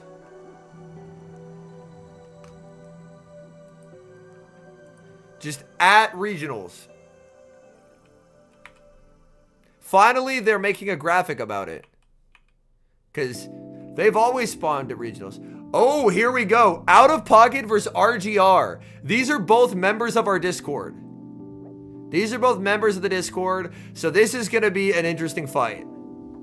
This is going to be an interesting fight. Because I have yapped to both of them before. Azu, Shadow for Alligator. Let's get it started. There's a Wigglytuff in the back. Wigglytuff would love to see the Corsola. We see the save switch into the Marowak. Marowak is going to be here with the Hydro Cannon, but Marowak cleanly wins twos here. Will we see a counter switch into the Annihilate? Because if Wigglytuff comes out, things could get difficult. And he makes the read. He sends in the Annihilate.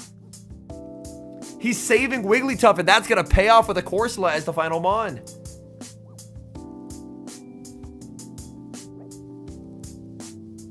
Do we see a throw in alignment here? No, that allows the Rage Fist to be reached. Rage Fist, I don't believe will knock out here. It will get them very low, but I think it's survivable. Pocket's gonna shield. Pocket wants the farm down. Trying to flip switch here. And will get just that. Exiting with so much energy, and that's gonna make RGR's life very difficult. Do you just bring in the Gator and throw it away? No, brings in Wigglytuff. But now the issue is there's a two-shielded Gator, and how do you beat the two-shielded Gator?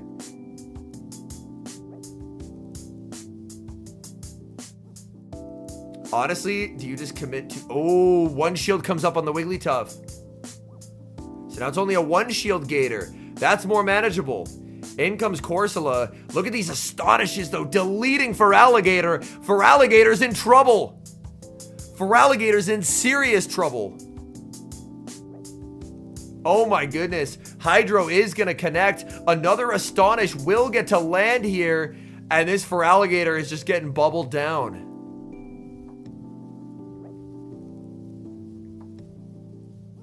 Man, Corsola's a beast. Not getting a move off stings. And now the Azumarill, it's up energy. And it's just winning in this endgame. Yo, what's up, Art Drop? That would be correct, trainer.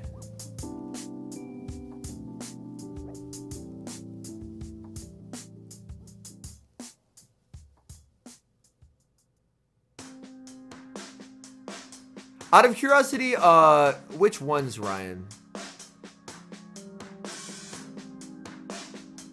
He just says, good God.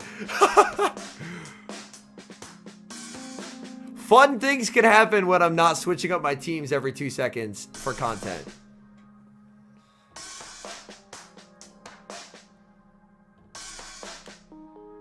Shadow Tenten Ultra. I like regular. I like the bulk of it.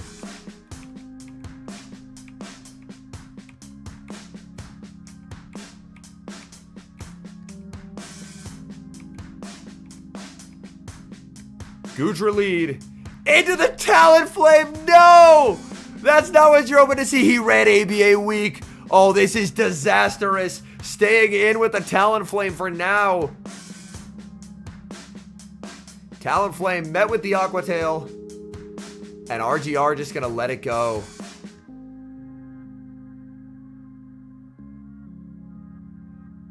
Brave Bird.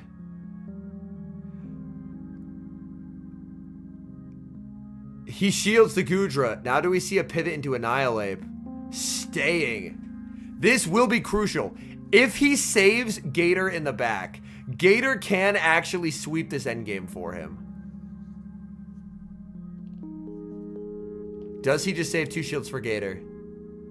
He does. Wow. But now does Pocket pivot out here? He does, and he catches. That's a beautiful play by Pocket. That's such a nice play by Pocket. Saving Goodra and the fast move pressure that it provides.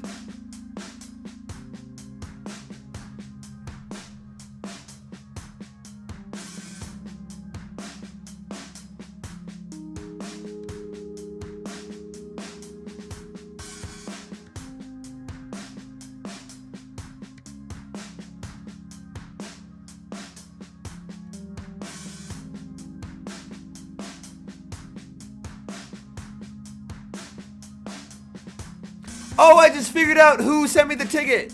It was Doms. It was Doms. And Pocket's just going to take this win. Yo, thank you to Chubalito for DMing me how to find that. That was very clutch. That was a nice run by RGR.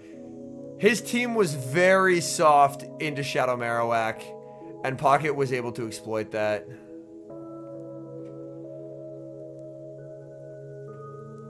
So Pocket will advance today too.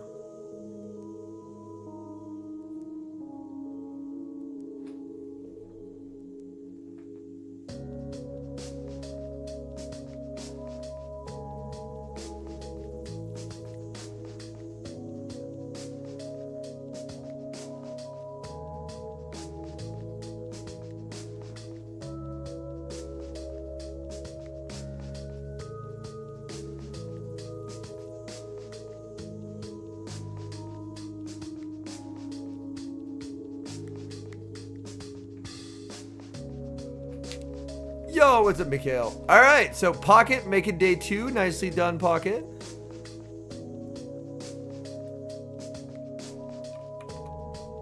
All right. Okay. Ooh, Donna versus Leonardo. Draco for Shadow Pulk. I mean, I did use it a couple times. Most of the time you're spamming Aqua Tail, but if you have a lot of energy, it's very helpful. This is a very good lead for Donna. This is why Shadow Marowak's good. You just one shield and you farm all the way down. Sorry, you can two shield and farm all the way down. I misspoke there. But yeah, you just tank. Like, you are super, super okay just putting the Gator into an uncomfortable position here. You can throw your Bone Club, and you can just farm down because they can never make 3 moves.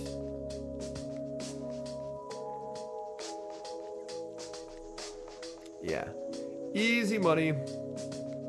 There's the pivot out. Ooh, if this is not answered with the Drapion, things get uncomfortable. For Alligator's moveset is perfect. Answers with the Drapion. Throws on alignment because otherwise would get outpaced.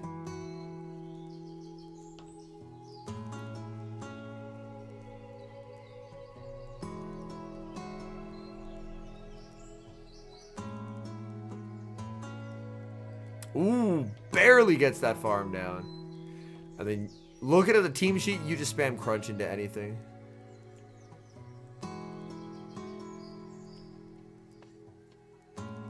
Quick attack goes through.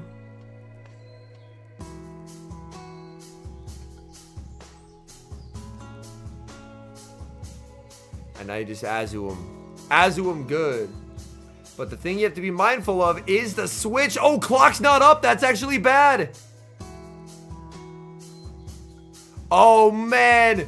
The desync in timers punished by C. Leonardo. And that flips this game on its head. Oh, my goodness. That was beautiful by C. Leonardo.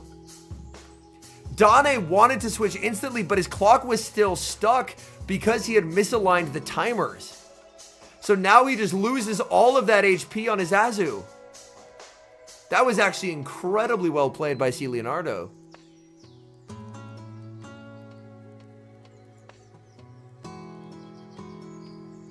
Very, very, very well done. My goodness. And if you're Donna, you're definitely just staying in here. Force them to throw. Ooh! Tried to, but couldn't get there. Couldn't get there. Because he was one off, so he's basically there just hoping that the opponent doesn't overfarm properly, but see overfarm properly, that forced him out. That was a really well played game by C. Leonardo there. Very nicely done. I would like to see him in day 2. He is, like, that gameplay was very good. Oh, went too far. Gator versus Annihilate. Again, Annihilate can always win 2s, but it has to go down shields to do so. There's Wigglytuff in the back. Anytime you have Wigglytuff in the back and you see Annihilate bleed, you're like, fuck, I'm not going to get any value out of this Wigglytuff.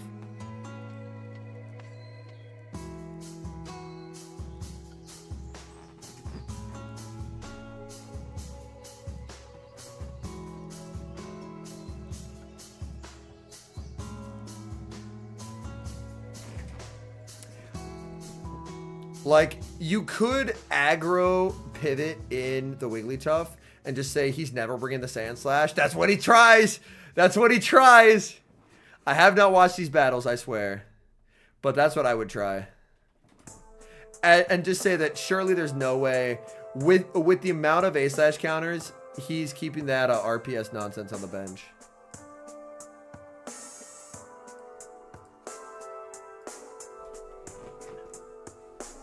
Other baller Icy on Obama.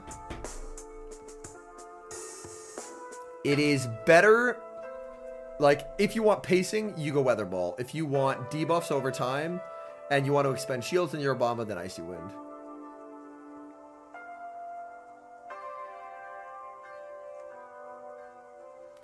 Interesting there. Donna not throwing his energy because he wants to get farm. But see, Leonardo's clock is up, so he can just leave. Yeah. Donna should throw instantly here to deny the full sneak, and does.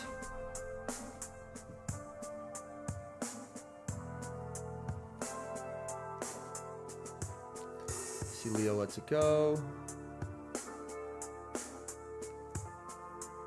Cap tie.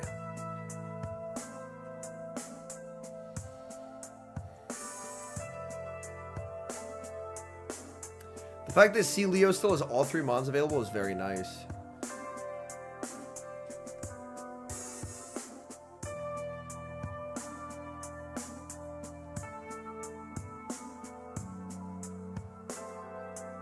Yep, and that knocks out, and it's game over. Yo, congrats, Neon. How close does it get to 1500? The cap tie here. Hoping that the resisted Rage Fist will knock out. It's close. I think Drape does live this, and it does. Shit, 1240s. I mean, honestly... Oh, 1440s? Oh, no. Oh, that's tragic.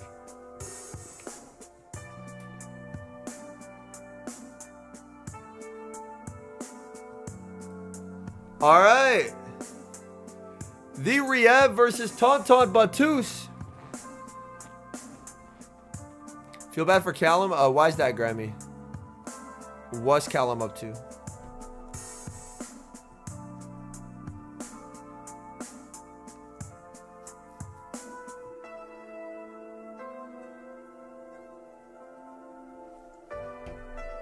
Pulx 1450. Dang, that's tough. All right, we got Jumpluff, Shadow Drapion, Diggersby, Annihilate, Azumarill, Shadow for Alligator versus Tauntaun, who, ooh, our first Primate sighting of the day with Dunsparce, Shadow Drapion, Azu Dugong, and Shadow Gliscor. That is a Pokemon that exists. Shadow Gliscor is crazy.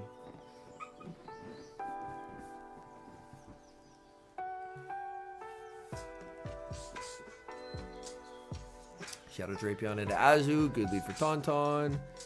Yo, hey chat. What is the Riev running right now? What is the Riev running right now? Remember, I told you earlier, several hours ago, that this will be on the test. This is the test. What is Riev running right now? Could it possibly be Poison Double Water? Keep an eye out. We're going to see a lot more of it. In comes the Dugong. It's the top 3 Mon, so when we see teams that have it, people are going to just run that as a line. 87% usage? That checks out.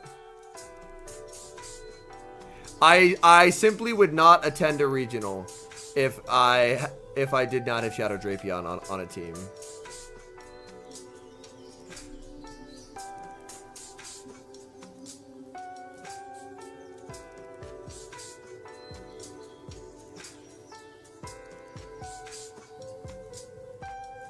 Shadow Palkia, I mean, it's awesome in this cup. It's not going to be as good outside of this cup, but... It's not the worst thing on Earth, but it's definitely worse. By quite a margin. What breaks this core? Corviknight GCX, which releases in 3 calendar days.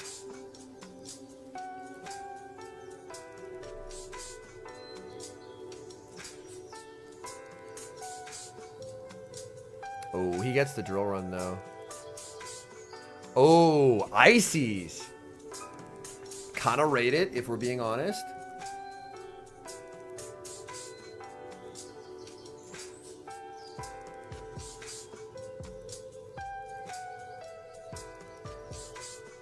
Jeremy, it's still rank 1 in Ultra League and rank 6 in Great League.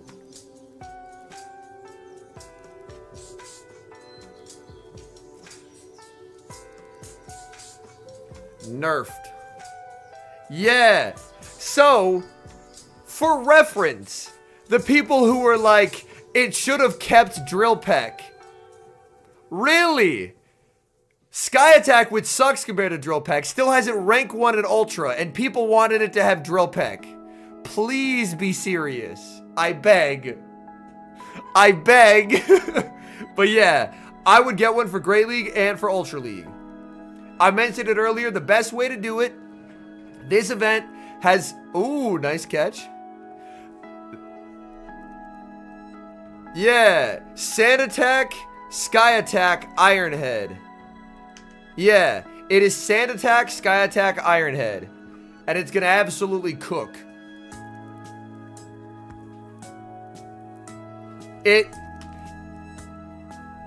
Harsh, what the fuck? I am taking a photo of that and I am sending it to my wife. I'm sending it to my wife right now.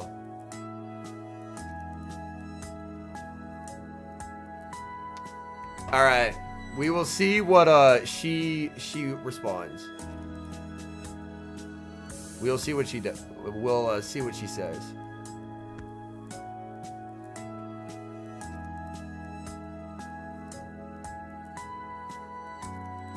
Yeah.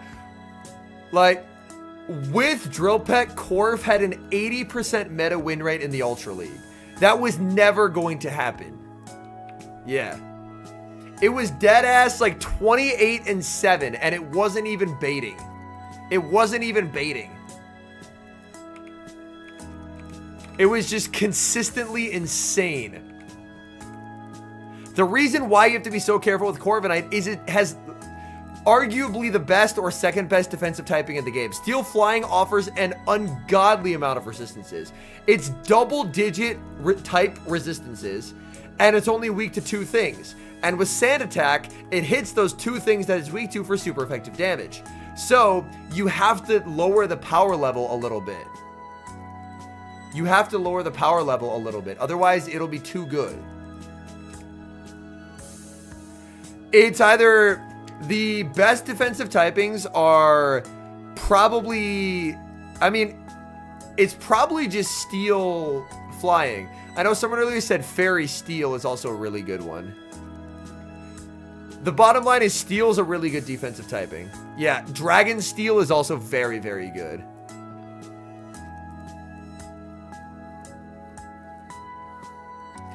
In a weird way, Red Snake, it'll make people get the Metamon.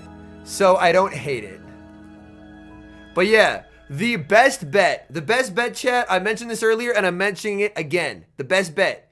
This event is the 21st. That's when it starts, but it runs through the weekend. So even if you're working, either Saturday or Sunday, find like a coffee shop in your nearest city that has like 3 Pokestops near it. Go in there, buy a drink, just chill for a couple hours, like, and then put up magnetic lures, because they spawn from magnetic lures. So find like a coffee shop or something that you can give your business to. If you buy a drink, they'll let you hang out there for a couple hours. Put up a bunch of magnetic lures. So find one that has some Pokestops and then just farm Rookie D. It'll be worth it. This thing is sick. It'll be worth it. I promise you that. That's literally what I'm going to do on Tuesday. And obviously you can do it on Tuesday if you have the day off, but you have no magnetic lures? Dang. I have a bunch because they kept giving them to us. Like, they gave us a ton of lures as a part of random research, and I just never use lures. So I think I have a stack of like 15. It's magnetic lures and 2-kilometer eggs, Pirate King. So you can hatch it as well. Oh, Annihilate and a Dugong. You used all your lures for 4x dust a week or 2 ago? Oh, no. Yeah, I imagine there'll probably be some kind of special research that gives a lure, but yeah. I just never use lures. And also, yeah, if you do well in showcases, that's another way to get free lures.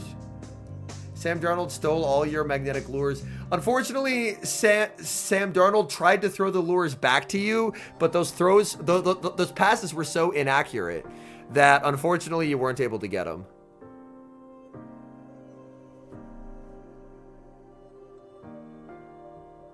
Damn, bro. The CJ Stroud regression this season is crazy. He's just an actual certified bum this season. It's insane. But you got sacked. We are going to start a dialogue, man. As someone who knows bad quarterback play, because I just had to watch Sam Darnold piss away the Vikings season, CJ Stroud has been shit all year. What happened, man? He was so good his rookie year. Lions or Commanders? Oh, Gliscor. Holy shit. It's only magnetic lures, gibberish. Magnetic lures and 2-kilometer eggs. The Lions are just the better team. I'm excited for when their coordinators leave and then people realize Dan Campbell's a bad coach, but they currently have their good coordinators, so they should win. Dude, Darnold had, I think, 5 or 6 sacks taken after 3.5 seconds. If you're staying in a pocket for 3.5 seconds, that is not on the O-line. That is you. Like, he had open receivers and just wasn't throwing to them. Yo, Gliscor is absolutely cooking this man right now. Holy shit. 44 magnetic lures, exactly.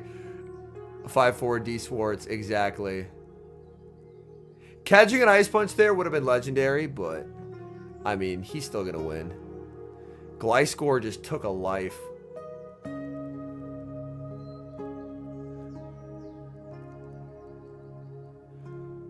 All right, per Pokeminers, the remote raid limit is now 20, and Ho-Oh can now learn Sacred Fire via a normal TM instead of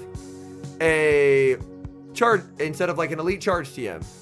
So if you have random Ho-Ohs that don't have Sacred Fire, you should be able to TM them now.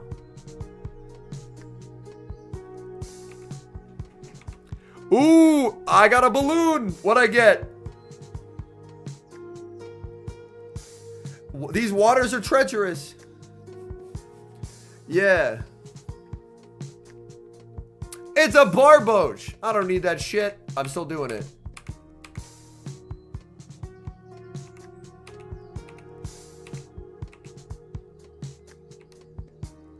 Azu versus Azu. That's what it said, Pirate King, yes. I would have someone who has a lot of TMs check. I believe they're saying that all of that is turned on globally, but for sure tomorrow between 2 to 5 you can.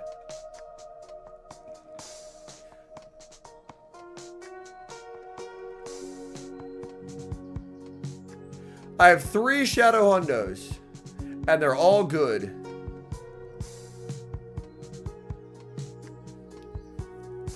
I don't have a Ho-Oh that doesn't have Sacred Fire, and I don't have a lot of TM, so I'm not gonna check. If you do it between 2 and 5 on Sunday, you'll guaranteed have it in the pool. But so it sounds like it's available now, but if you don't want to risk it, I would hold on until that time frame. My Shadow Hundos are as follows. Number 1, Tyranitar.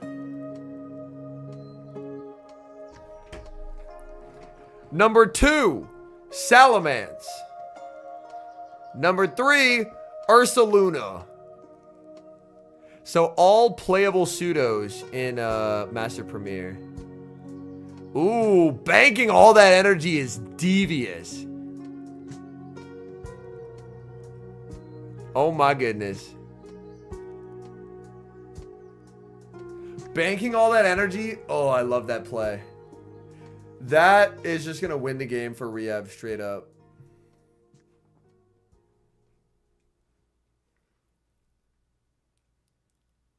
That's extremely devious. And the thing is, I don't even have like a tremendous amount of rockets done. Like, let me go look at my rocket medal. It'll be higher than I was because I've been doing rocket events this week. I've done 4144 lifetime.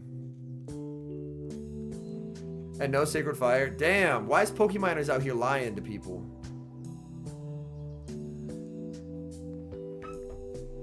One 1415. Is that a regular or a Shadow Stunky? Number 1 with best buddy. Sheesh. And there is lightning fast combos, and Gliscor's day is done. That's well played by Riev, and a well-deserved day too. Normal, but you never get good PvP IVs. Gotcha.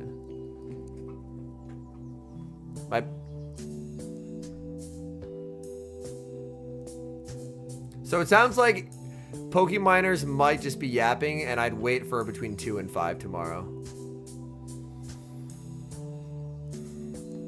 But yeah, among a lot of battlers, my shadow numbers are considered very casual.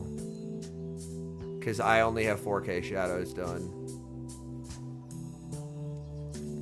Paulasha versus Mr. Tom, the Gengar Life.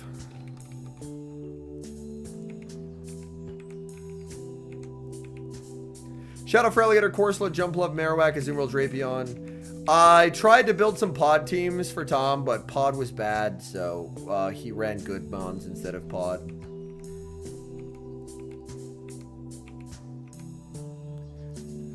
For Ho-Oh, for Masters, generally the regular Ho-Oh is better. But if you get like a 15, 14, 15 or a 15, 15, 14 Shadow, may as well keep it Shadow.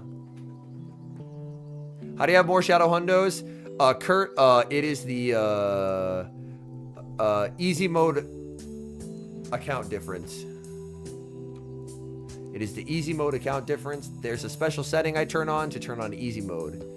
For legal purposes, that's a joke. I'm making fun of another creator.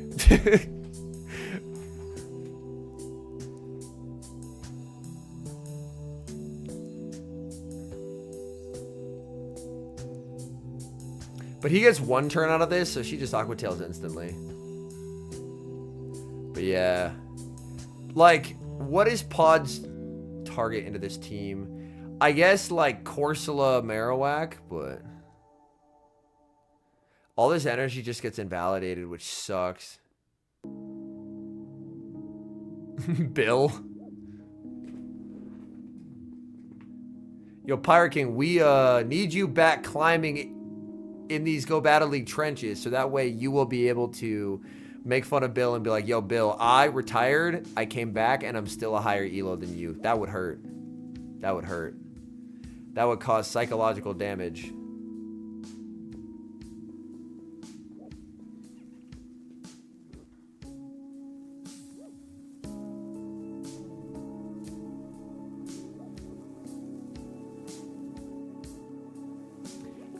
She has the pivot here. She can't give him this farm down.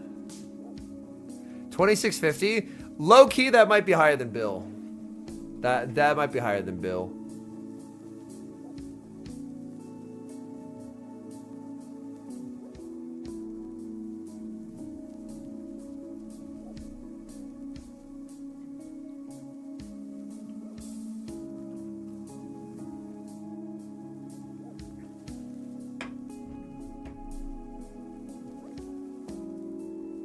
Switches. Oh, but her energy awareness is perfect. Her energy awareness is perfect. And then at this point, this is just a game that's over because she can just go Drapion and overfarm enough to win the game. So, barring a huge fuck up, like, this is just done.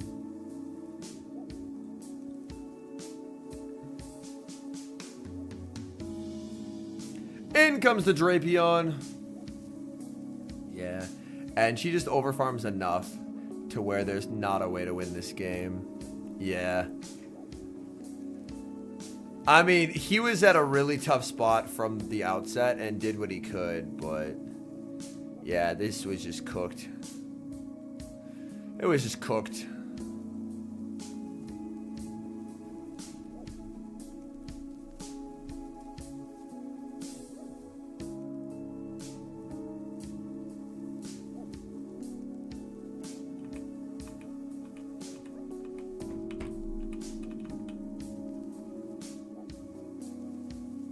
Uh-oh, went too far.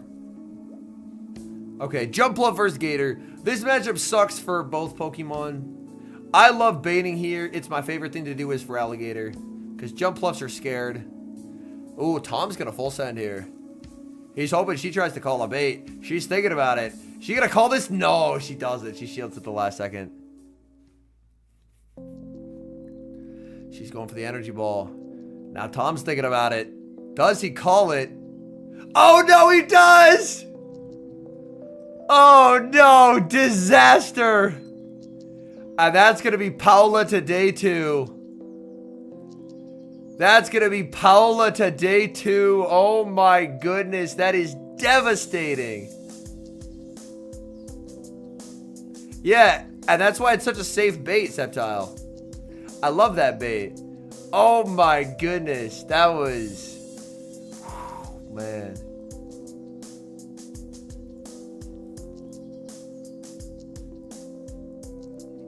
That's tragic. That's tragic.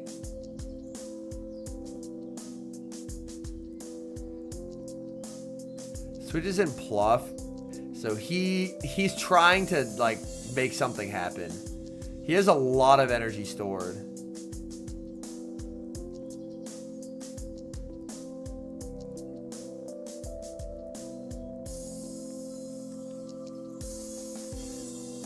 Like, I see the vision of what he's trying to do. I don't think it'll be successful because he just lost too much ground on the first shielding call of the match.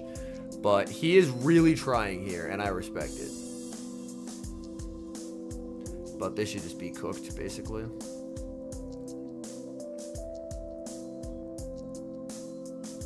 It's 1-0 to Paula. Paula's about to be 2-0'd. Or about to win by a score of 2-0. Like, he can snipe here.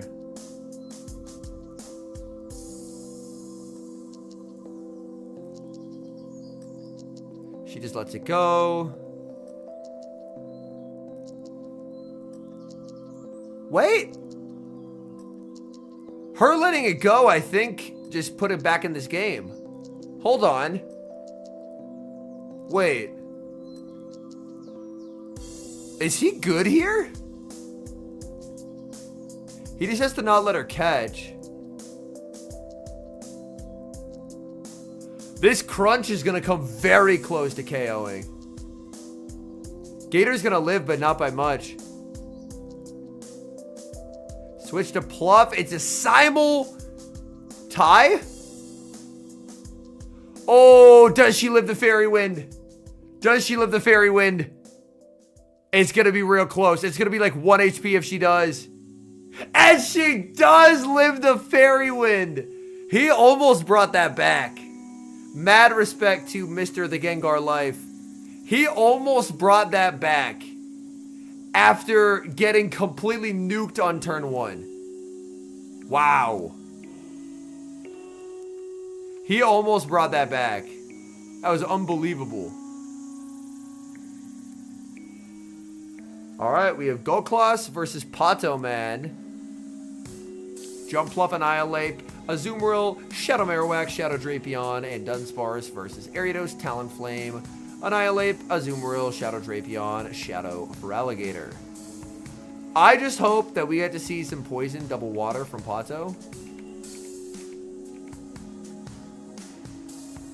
Oh my god, it's ABA Poison Double Water.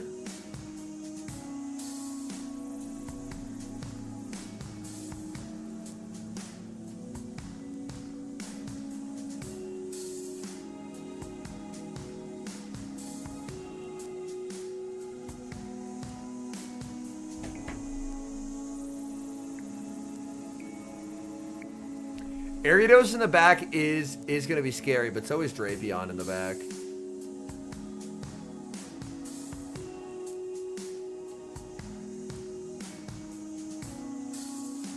Hey, you're good, Ryan. You're good. Welcome back to the present.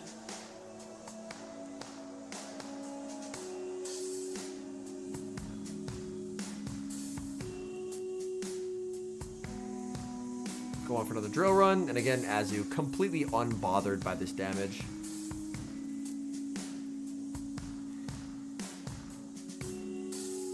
Go for the Ice Beam. Goklas actually shields. That's going to set this Ariados up to be such a nuisance.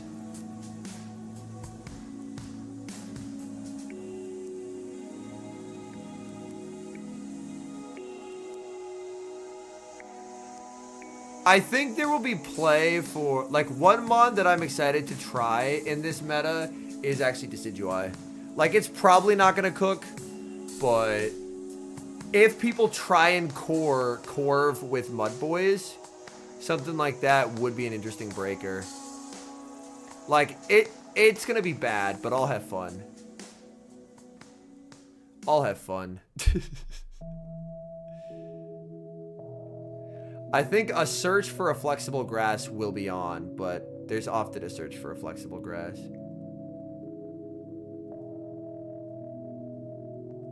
Yeah, and that's why throwing on good timing is nice. I will probably also try Shift Tree. I don't think it'll cook at all. Shadow Zapdos is the spice you're looking for. Ooh, okay. I do have a Shadow Zapdos. It's incredibly ass IVs. Mr. Icelandic Lapras, sir, allow me to read off my Shadow Zapdos IVs. We're rocking 11, 11, 10, max combat power, 1457. It's my only Shadow Zapdos. 25, what the fuck? Hold on. Do they have a link on a Dracoviz's Twitter? What the fuck?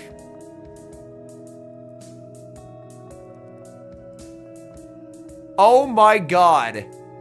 Actually, I think they're regular Zapdos, right? It looks like they're regular Zapdos. Holy shit. Is Rio being streamed, by the way? Is Rio being streamed?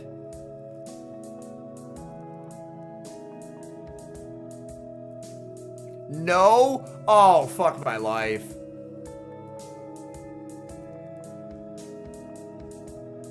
The fact that Rio isn't being streamed is a travesty. Zapdos is cooking and we don't get to see? Although they play on their own devices, right? I'll just have to slide into Harjeff's DMs and be like, yo, record your battles and send them to me after you win with Zapdos. All right, this is Brazil Top Cut. Harjeff has Corsola, Zapdos, Mandibuzz, Dugong, Annihilate, and Gastrodon. Desync has Shadow Registeel. Yeah, hold on. Let me move this. Desync has Shadow Registeel, Guzzlord, Corsola, Zapdos, Annihilate, and Superior. Paulinotad has Wiggles, Gastro, Dunsparce, Shadow Typhlosion, regular Gator, and regular Pluff. Corlash, there's so much Corsola. Zhao Victor in losers, Steinar in losers. Yeah, this is a genuine crime it's not being streamed. I'm so serious.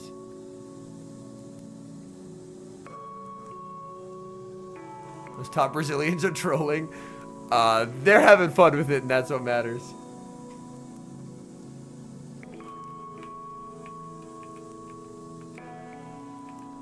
I firmly believe that Harjeff could win with anything. All right. Uncomfortable lead for Goldclaws. Safe switch into the Drapion. I'm not being paid. I can say Drapion. Now, the trick is you just bring Zapdos in like the decisive game 3 just to fuck with people. In comes Shiny Annihilate. There actually is like a pretty good basketball player for the Orlando Magic who plays Pokemon Go Battle League. I'm gonna get his name wrong. NBA fans, does the name Cole Anthony sound familiar? I think that's his name, right? Cole Anthony. He's a player for the Magic. Yeah, he plays a shitload of Go Battle League. Has hit expert before. And was actually flown out by... No. He was flown out to GoFest by Niantic to be someone at the battlefield because he plays a lot of Go. And he plays a lot of Go Battle League. Yeah, Niantic actually flew him out as like a signature guest. I am not capping. Cole Anthony. There's a video on Caleb's channel of him playing against the guy and losing to him. Yeah, Caleb got his ass beat by a professional basketball player.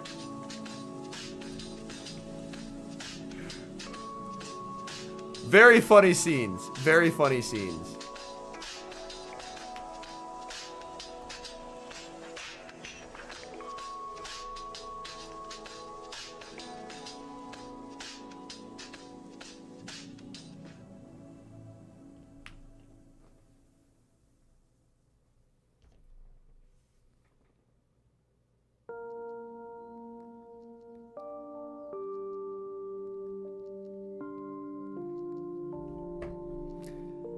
But yeah, this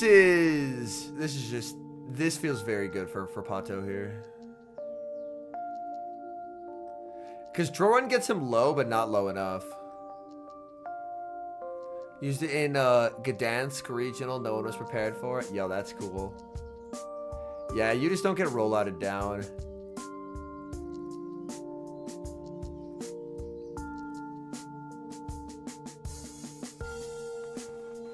Alright, so Pato winner's side.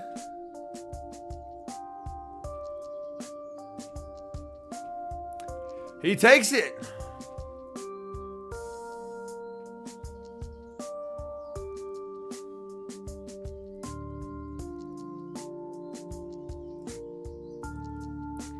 Yo, we got ZZ sighting, and he's running Bibarel Charjabug core with Diggersby, Corsola, Annihilate, and Talonflame. ZZ with the ferocious sweater game versus Christian ZZ. Christian, I believe, is Pato's good friend.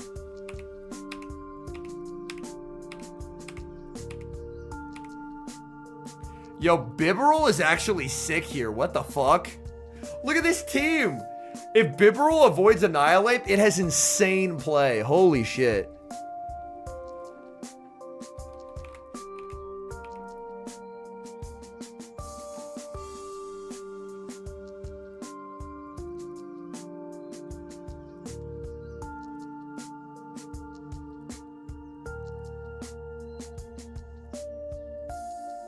Oh, Bibarel into Talonflame.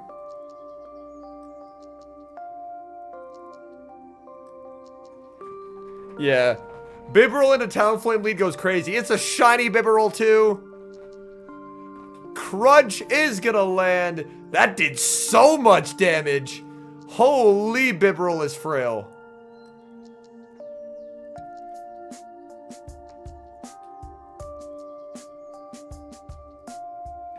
In comes Charjabug.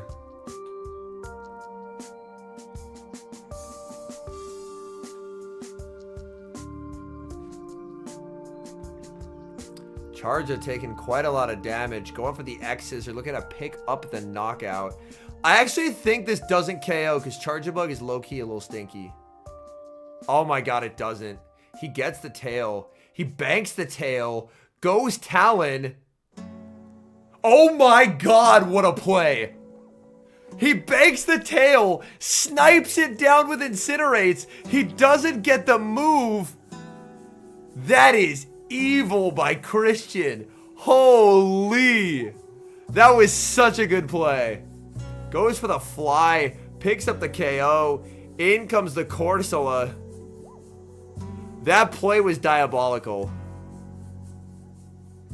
He birds here. ZZ, of course, forced the shield. That play is crazy. And now it's Azu Corsola, but you have a tail banked, which means this is just a winning endgame for Christian.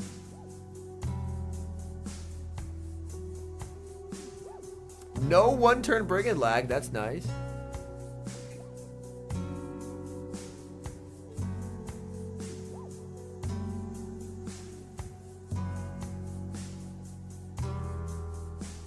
For the Ice Beam, he lets it go. Play Rough wouldn't put it in farm down range, so the double moves is the safer way to go about it. But Azu's just so healthy here.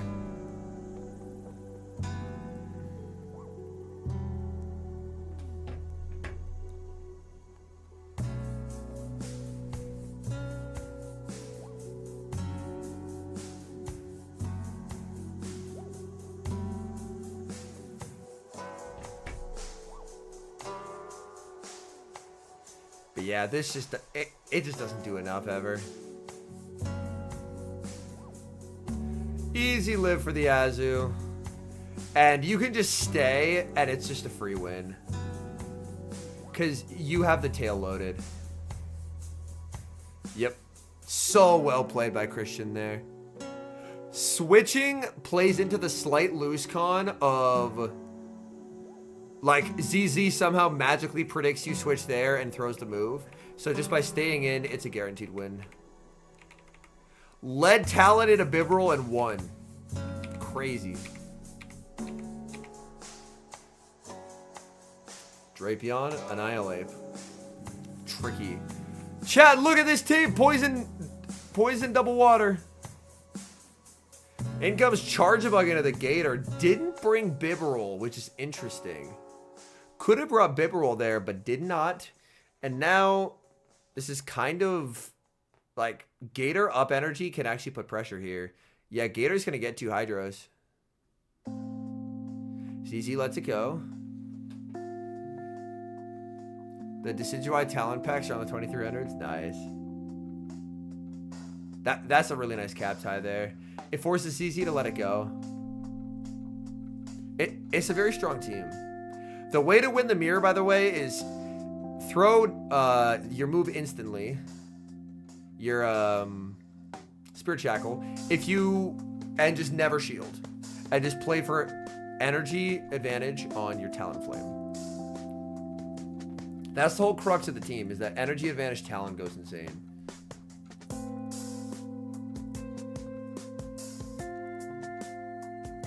Charja is on the bulkier side of things.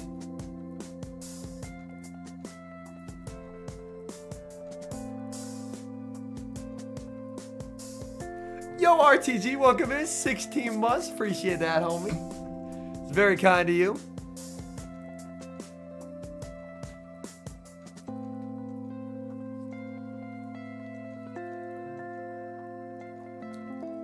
Oh, if you get one turn Brigand Lag and lost the game because of it, you can dispute it. Yes, you can. For the Rage Fist, that's serious damage here. And this is just an Annihilate Rampage. Annihilate completely taking over here. And yeah, ZZ gets the equalizer. We're going to a game 3, folks.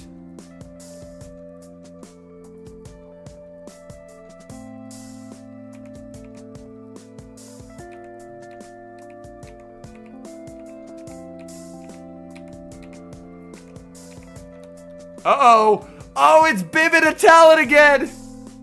Can Lightning strike twice? Banks a Hyper Fang. Oh, he ran so ABA weak. Oh my god. Talon Gator ABA? Oh no. Oh no. Oh no. Talon Gator ABA is... I don't have words. Christian, if you play your way out of this, you are the GOAT.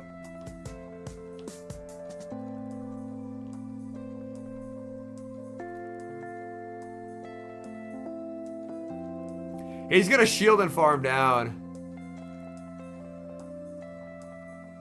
Sends in the Talon Flame. Fires out the discharge. He is going to let this go. This does potentially bait back out the Bib, though. Oh, no. Yeah, it's over. It's over. Bib Masterclass. He knows. He knows. He's like, there's nothing in the back that I lose to. Show him the Gator. Make his day. Oh, this is a slaughter now. Oh my goodness, that smirk from ZZ was hilarious. He knows he just has him cooked. Yeah, Shiny Bibarel is taking a life in Trinity. Shadow Bibarel, sorry, a Shiny Bibarel is taking a life.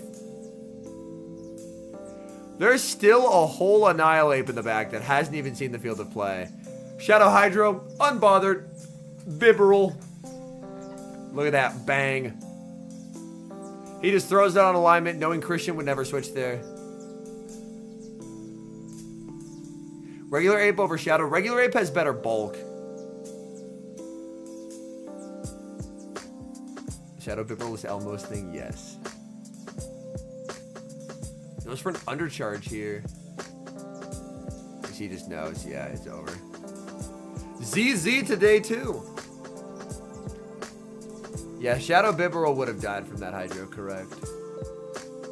Nessa Beaton versus Hammad Munir.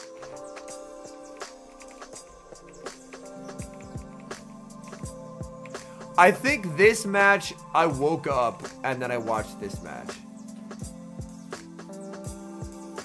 I watched this match. Ariados Drapion sucks to be the Ariados. Yo, look at this. It's Poison Double Water versus Poison Double Water. Wow. I love Poison Double Water. Do you love Poison Double Water? Hi, Billy Mays here to tell you about the health benefits of running Poison Double Water. And then you just catch the crunch on Azu here. Yeah.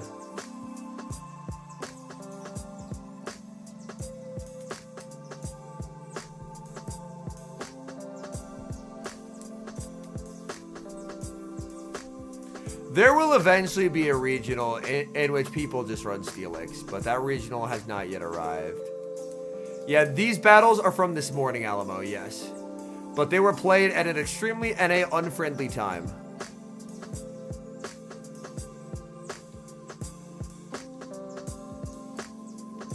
Also, low-key Fortress.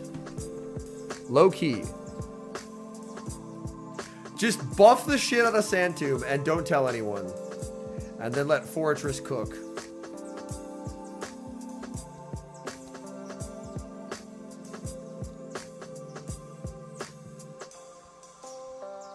Oh, that's a savage cap tie there. But yeah, Ariados is just going to completely shred through the remainder of this team.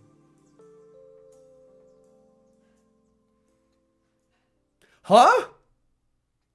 Clearly I was not awake enough when I watched this. Why would you not shield that?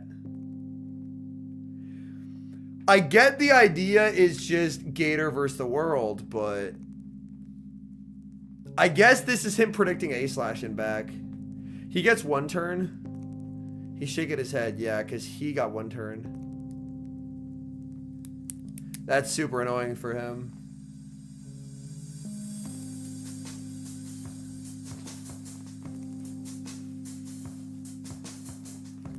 That's a nice catch by Hammad. Goes for an undercharge, but, I mean, it's still going to KO. Azu has energy, so this is still playable.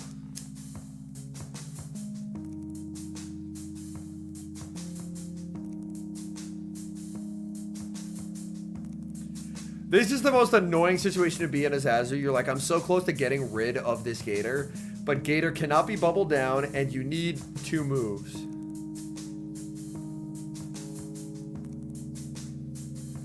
Yeah, Poison Double Water is just so strong.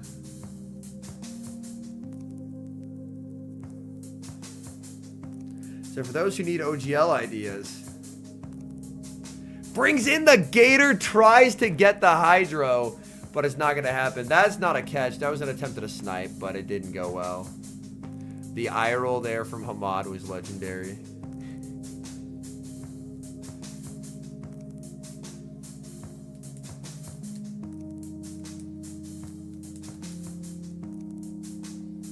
He waits, tries for the catch, doesn't get the catch, but gets a play rough, so.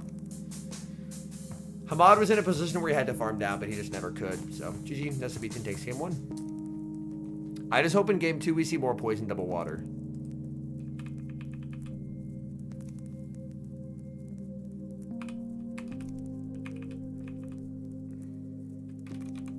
Oh my god, same teams. Poison Double Water! Yo, be honest. Raise your hand in chat if after seeing this, you're ready for Corviknight. Raise your hand right now in chat if you're ready to see Corviknight. after seeing all of this poison double water nonsense, because Corviknight just says no. Absolutely the fuck not.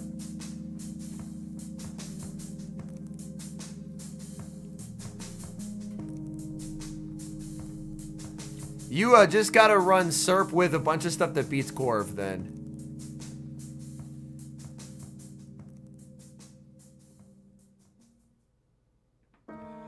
Your mom's dead?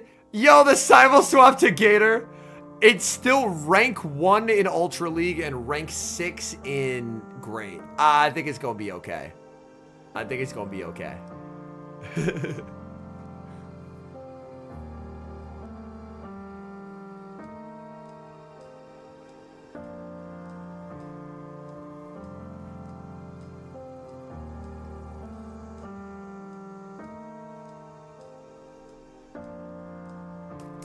Yeah.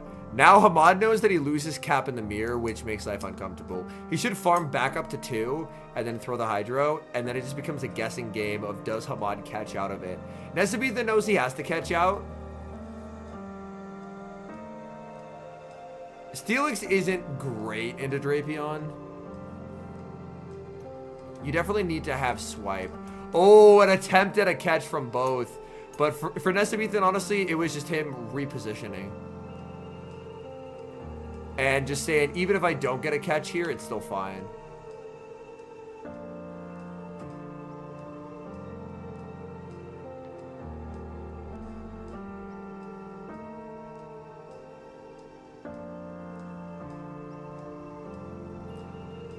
All right, my wife did not respond to someone in my chat saying I need oiled up Henry stream soon.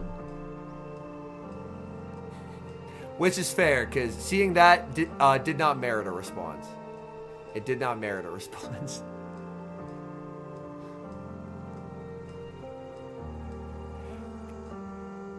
Oh, this still isn't Hydro range. It's close to Hydro range, but it's not quite. The Pyro goal, we are getting there. We're getting there. I think for tomorrow's stream, I'm going to just have a little thing at the bottom and then be like, let's see if we can get that done in one stream. Because I would love to have the Pirate stream happen in Open Great League to where I have a lot more flexibility as to what I want to play.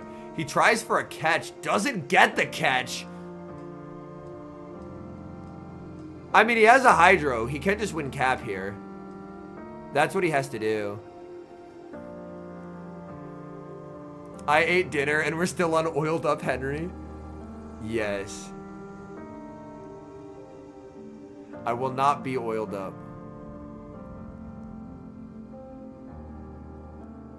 He's one off. Hold on. Where is the Azu at for Nessa Beathan? If Azu's not close to a play rough here, Hammad wins. Oh, he has the play rough. No, he's good.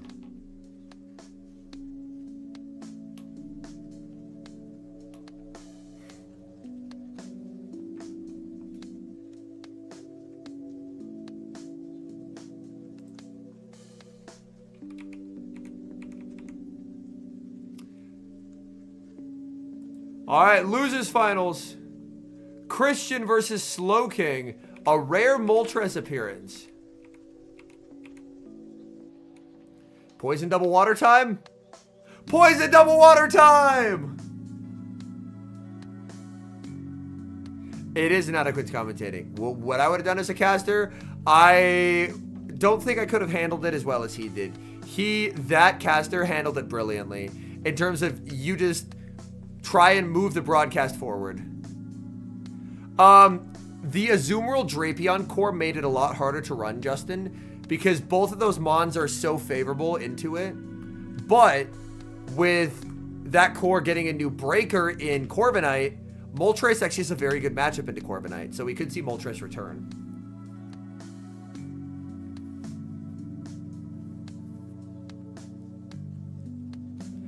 Pirate King, something happened on the VG broadcast. I will not comment as to the exact specifics. Ooh, undercharges to get 0-turn switch out. But Slow King gets 1-turn switch out. That's actually a beautiful play by Christian. That's a beautiful play by Christian there to guarantee that he would get 0. The undercharge there is sick. Yeah, because Corv's on Sand Attack. So its fast move is double resisted.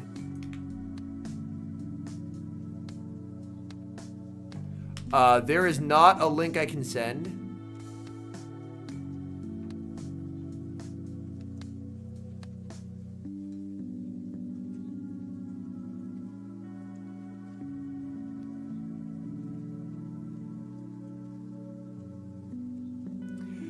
If you look up, like,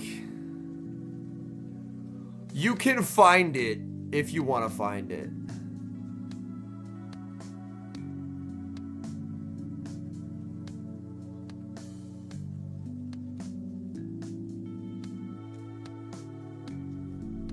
You can find it if you want to find it.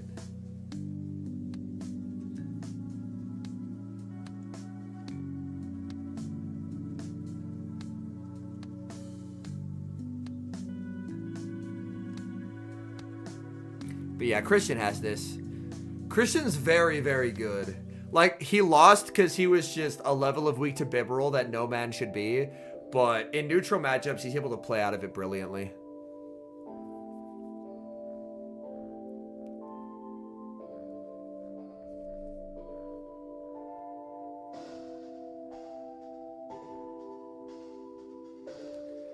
I need, yeah, chat. I wish that everyone in their life has someone who wants them as much as HelloFresh wants you after you cancel after your free box. They will email you daily for months being like, yo, come back. I miss you, baby. I'll change. They want you so bad.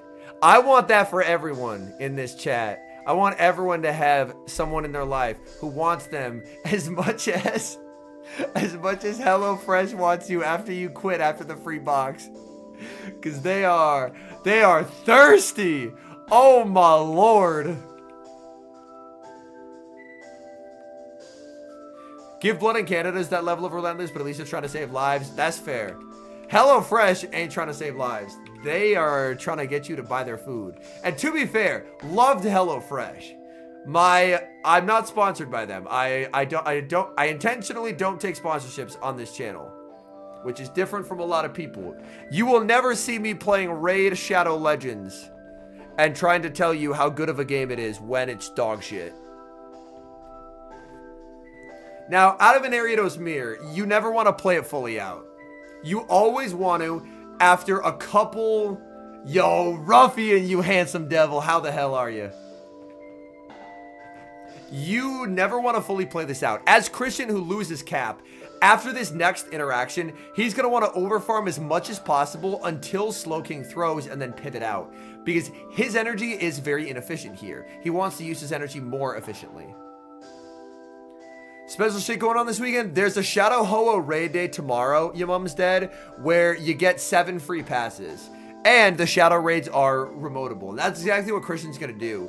Is he's just going to wait for Slowking to throw. And then he can just pivot out. And it doesn't matter what Slowking throws into whatever he sends in, because it's going to be debuffed. Yeah. Like, Drapion's getting debuffed, but you don't care. Because this lunge is giga debuffed. Oh, a Steeled Resolve gives Hydro Cannon? That's good to know.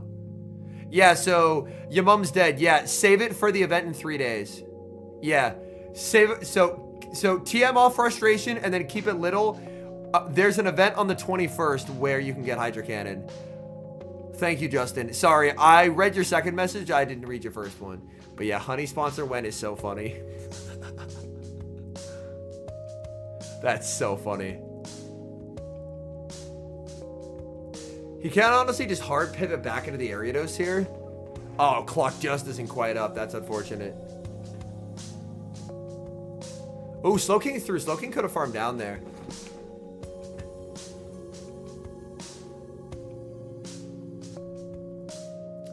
But yeah, you just go Azu now. Get energy. Yo, what's up, Lyle Jeffs? How's it going, trainer? Lyle, did you hear that 2 of the top 8 in Rio are running Zapdos? Ooh, debuff. That's annoying.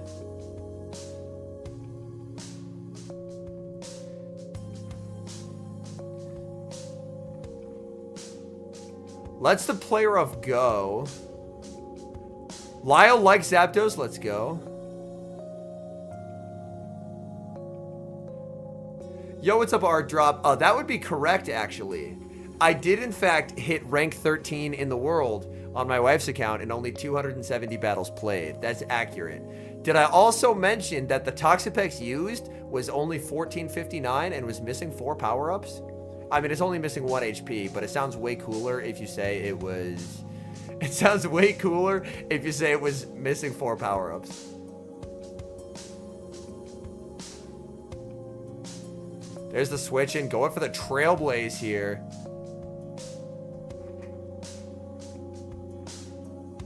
Slowking still has 3 Mons, though. Yeah, he just farms down. Talked out of running Zapdos in Toronto. That's fair. Yo, what's up, David? Welcome in.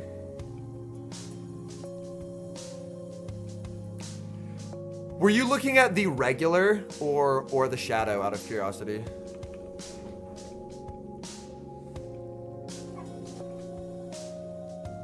Shadow, ooh. My only shadow gets to 1457. It is criminal. What's my record on the season with Piplup? I can log in. I genuinely don't know.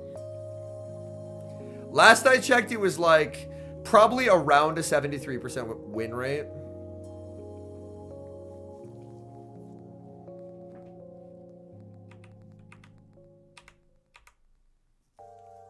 All right, I have signed in. 198 wins, 270 played. So a 73.3% win rate.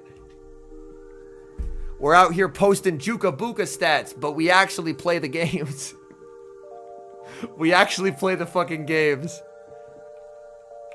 Just air fried some wings. Yo, that sounds fire as fuck. Did you make enough for the whole class, Spooky? I just wanted to know what it would be like and what I could accomplish on a legend push if I didn't have to switch teams every 3 sets for content. And now I've learned. It would go very well. It would go very well.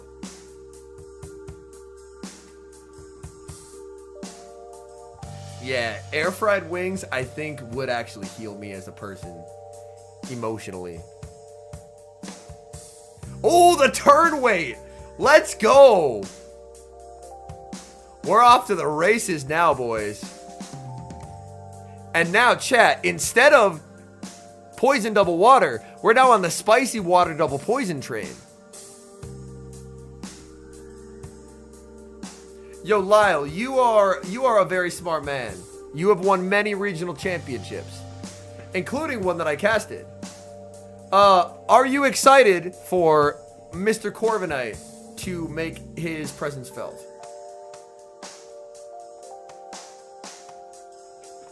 Lyle's a smart man who understands metas.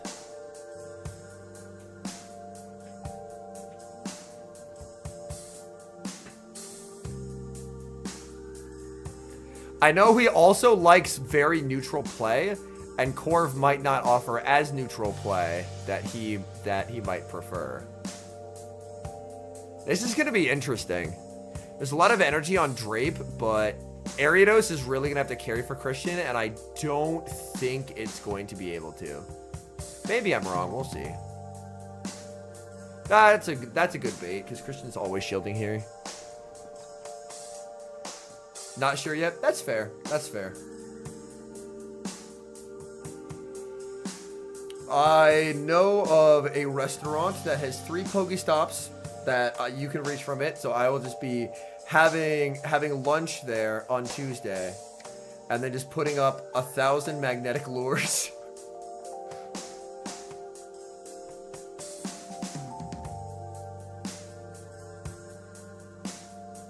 Throwing instantly here is interesting. Oh, that's unfortunate, Tara.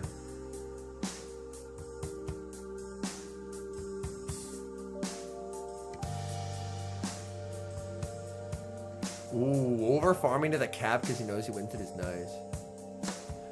Probably a Chiefs 3-peat if we're being honest. I don't want the Lions to win for petty divisional reasons, but... Ooh, the survive is nice there.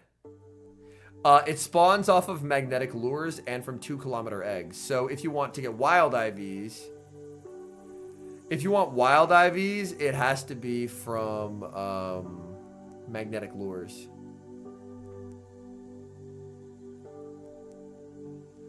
This is coming right down to the wire. Poison Sting versus Poison Sting. Corviknight is what we're talking about. He just farms down, though, and takes it. There's the switch into Gator. Christian today, too. Yeah, I mean, Chiefs look like shit, but the Chiefs have devil magic. The Chiefs have devil magic.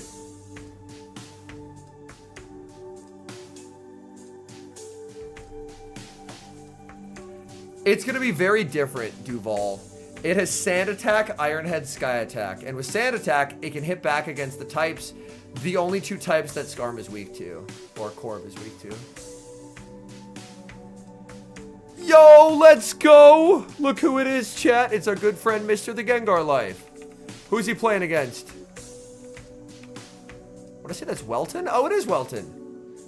Okay, Diggersby into for Alligator. You don't win twos, but in low shield scenarios, this is kind of fine.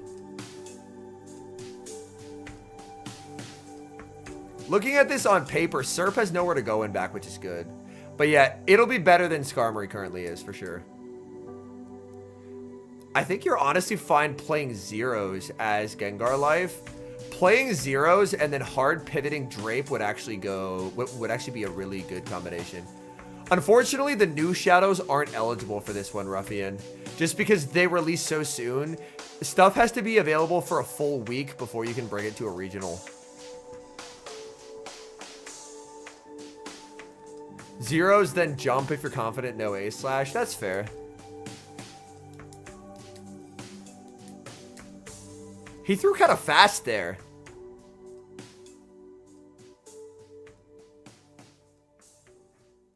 Ooh, banks the Hydro. Interesting. Oh, you got the Twin of Mine. Nice. He lets it go. Gets absolutely rocked. He crunches, anticipating a catch out of it. I do not love how this has gone, if we're being very transparent. I do not love how this has gone. This was looking very good, but now it is looking very bad. Yeah, this is just a loss. Yeah, this is just a loss now. He's been making some hard reads, and they have not been panning out. Like, he was the guy who no-shielded the, He no-shielded the, Energy Ball versus Paola.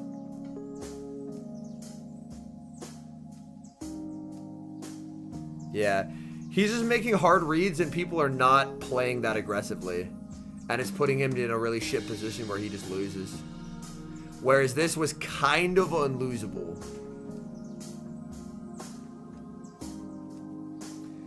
I think he just overcooked. Yeah.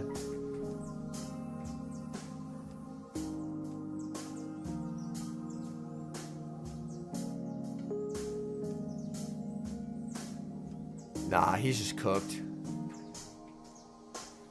He's just cooked. Damn.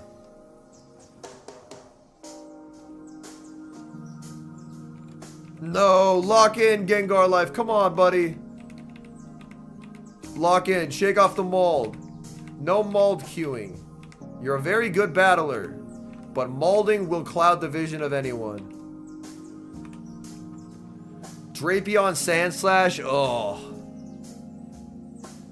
Malamar, it kind of left because of Azu Drapion cores. It's still good, but...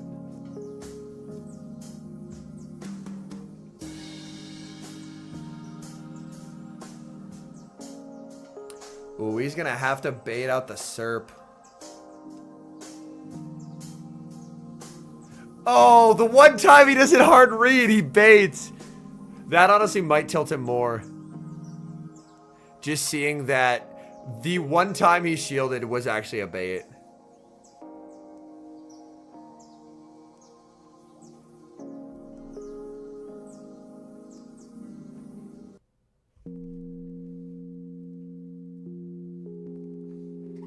Like, that's got to be mad irritating. Oh, he is protecting this Pokemon.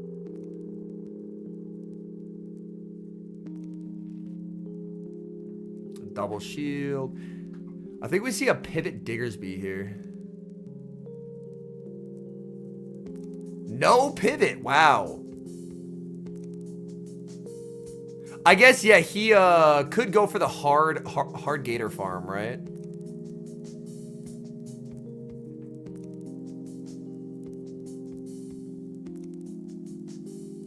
And that's not, yeah. And that's just, I mean, he throws it because that's what he gets to, but. And then Diggersby is just winning for him. Yep. That's a very nice read. That's a very nice read. Yeah. Ice Beam, goodbye Serp. Drapion just gets cooked. Everything dies, chat. Everything dies. Yep, not overcooking, just throwing the move. And we're going to game 3. Nice.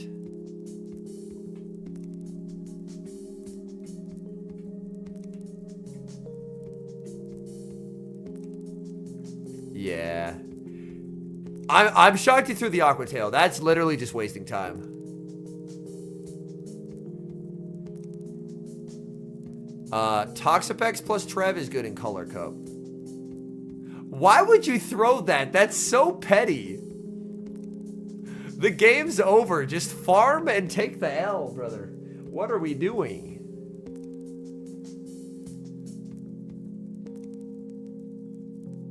Like, you know you're not winning the zeros.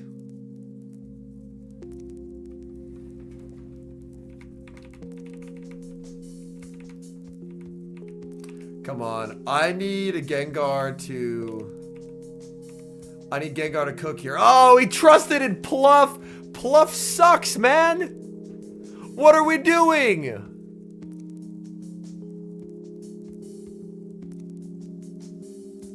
Jumpluff is the op, chat. That's the best thing about Corv, is Jumpluff will hopefully finally fuck off.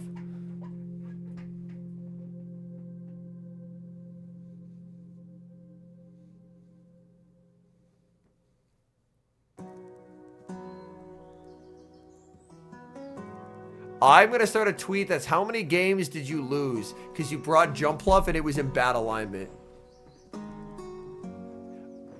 Man, there is an Annihilate with an amount of shields in the back that is terrifying. Hard Pivot Ape. Hard Pivot Ape. Do it. Do it. Okay. He didn't do it. Ape. Ape. Ape. Let's go. Now he can't bring in his Ape. He has to go Serp and he has the alignment he wants. Did Welton get one turn there? He did get one turn.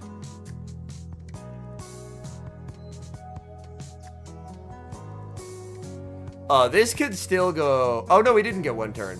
It just looked very weird.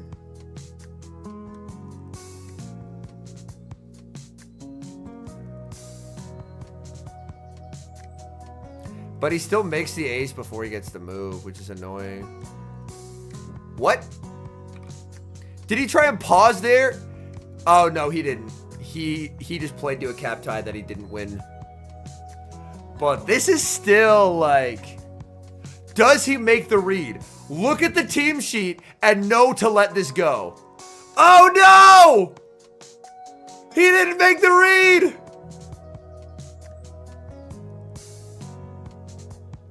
Oh, no! Oh, he didn't trust in Gator. He now has to catch a Rage Fist to win this game. Oh, he did it! He did it!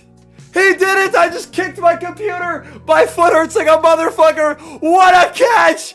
Oh my word! Sensational from the Gengar life! And he is going to take it! He forces the energy! Wow! Now he just has to avoid a catch by Welton! The clock's up for Welton. It's going to be a cap tie here. But Tom wins it. He wins the cap tie. Down goes Annihilate, and the Superior's getting farmed down. Back against the wall. Gotta have it moment. And Tom had it. Wait, is it a tie? It's a tie! No! I thought he was gonna win it! It's a tie! They have to play it again? Oh my god, I thought he won off that! All that to tie is the worst thing I've seen in my whole life. That's the worst thing. Look at Tom, he's like, you gotta be fucking kidding me. You know he's resisting every urge in his being to call John Hankey a fucking donkey right now. Oh my god. Septal says lead jump again. And lead jump into A/slash? I think the fuck not. I think the fuck not. Gator into Drapion. Okay. See, if he let jump, he would have been in a bad spot. Oh my god, jump in the back actually fucks. Hold up. Welton's baiting. Welton's baiting. Come on, Tom. One of your legendary calls. Right here. Oh! He did it! He did it! Let's go! Oh my god! He owns him for that one. Holy shit. It's Father's Day, Welton. It's Father's Day. He finally gets one of those calls right. Let's go.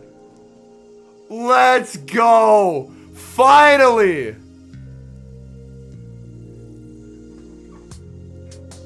I mean, Welton does a good job of baiting out Pluff. Because Jump Pluff is actually horrible into Azumarill. But holy. This is still losable, but it was still a sick play.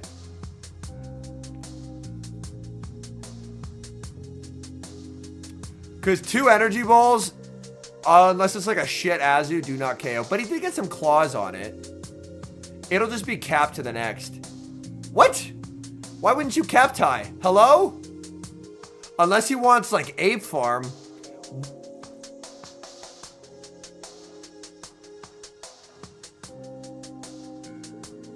What? Why did we do what we did?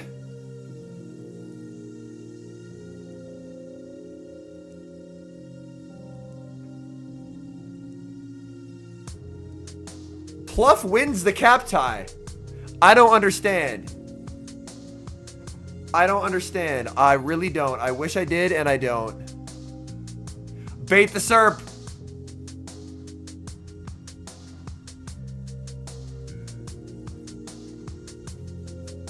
Let him cook. I fear he's overcooking. Yeah, he just loses now. He just loses now. He had all that Gator energy, but he was forced to use it.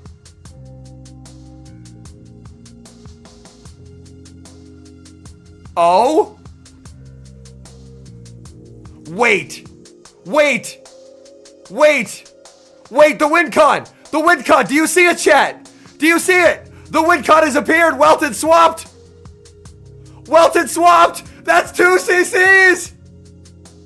That's 2 CCs.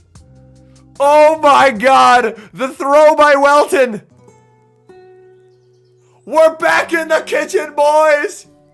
We're back in the kitchen. Oh my god. Mr. the Gengar life to day 2. Wait. Please tell me he lives a Vine Whip. If this is another tie, I'm gonna lose my fucking mind. If this is another fucking tie, I swear to god.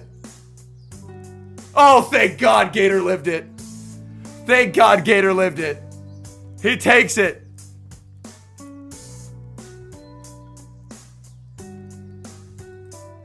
Alright, Goldclaws versus Saad Munir.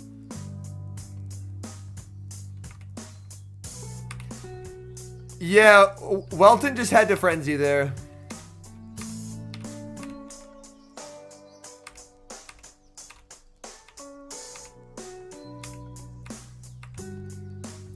Azu versus Azu. Wow. Oh, this is instantly over, no?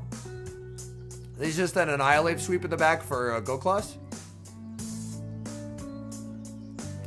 If I'm Gokloss here, looking at the team sheet, soft lose this lead, like even undercharge your final play rough and then counter down with Annihilate, because Annihilate advantage is so good into everything Sod has.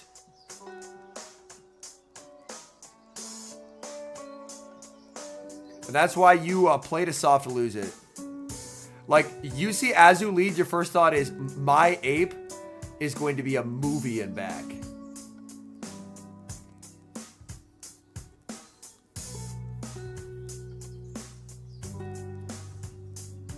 So I would love a play rough, uncap, and an undercharge. That'd go wicked.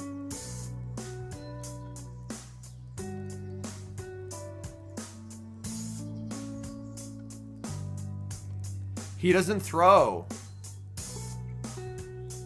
He just lets it go. So he can go for Serp energy. If he sees Serp, he should just hard pivot out. Oh, he threw the bubble. That's unfortunate. Goes for the frenzy. I mean, at this point, if you're Gokloss, the moment you see Diggersby, you know the win con is 2 shield Annihilate. I just don't ever think we are seeing a shield used on this Drapion. There's no point. The win con here is ramp up Annihilate enough that you just farm everything.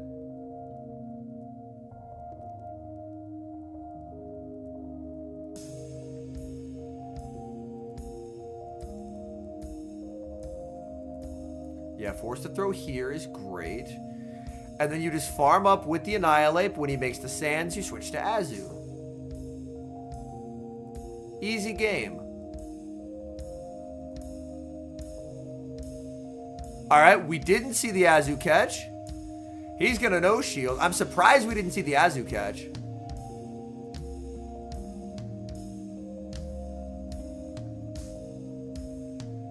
Sod knows he has to farm down. He's like, oh my god. He has so much more health, and he's gonna lose this game because Annihilate is just gonna farm his life away.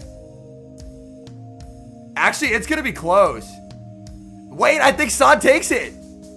I did not think Serp was farming down there. I did not think Serp was farming down there.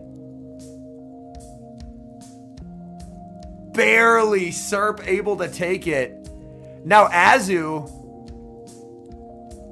Wait, why is he throwing? Shouldn't he be still farming? He threw out alignment.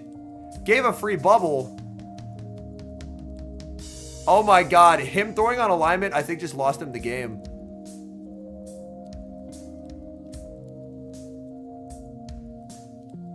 Oh my god. Serp 0 HP survive. What the hell? You can't even see the health bar on that thing. Holy shit. I thought that bubble was KOing. Honest I did. I thought that bubble was KOing. Really would have loved to see the catch there.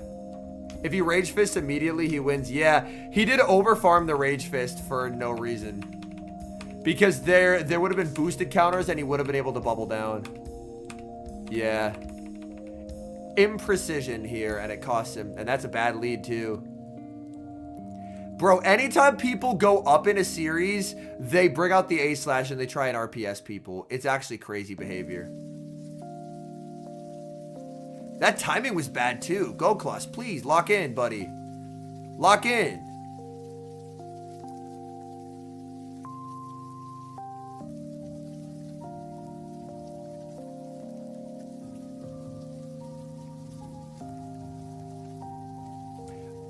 That makes sense, Kingo.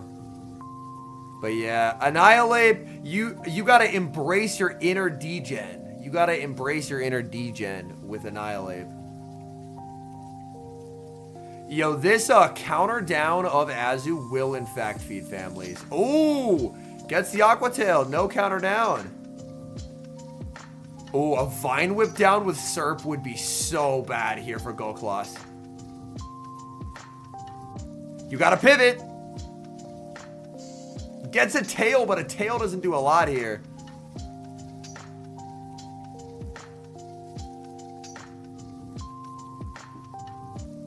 This will be interesting.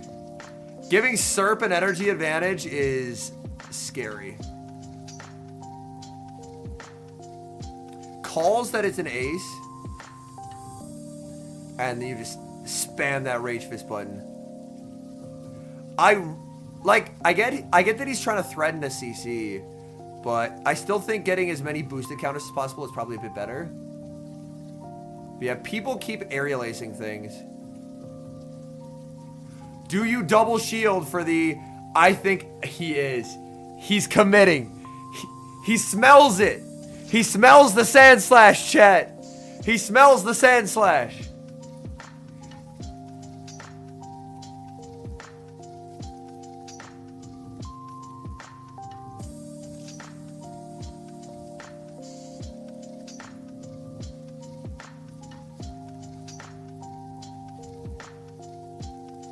That counter of damage is actually very significant here.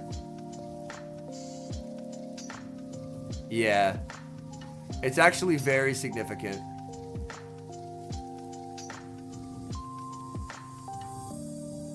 Yep.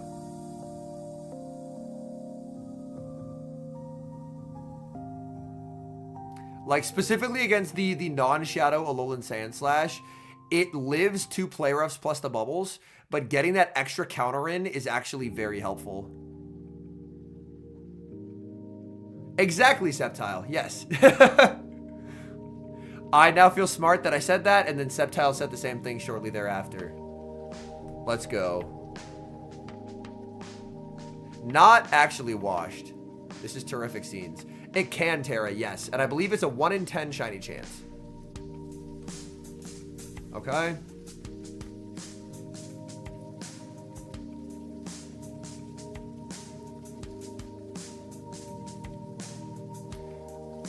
Usually you want it very bulky, Spiral Static. Just very bulky. There's a... I think it's Gator 1s, but the regional players in chat would have a better understanding than I. I have never gotten a good one to check, so... Okay, here we go! Jump Pluff into Superior! And he's ABA weak. He's ABA weak. The backline is super, super weak to Azu, though. Jump lead good. No!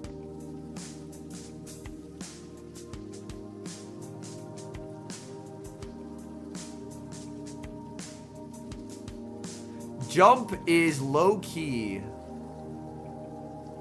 Low-key A/adjacent. Sceptile might try and fight me for that statement, but I think it's an accurate one.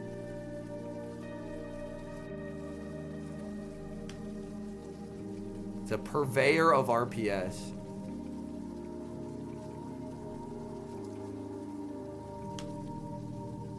Congrats, Akash. That's awesome.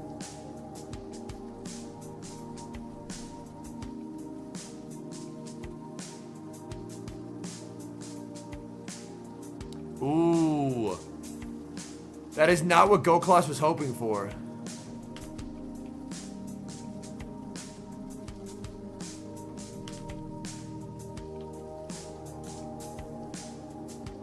Because now it's Azu Ape in the back, which heavily favors Sod. Yeah, I think Goklas overcooked because there's an ace on the Serp as well.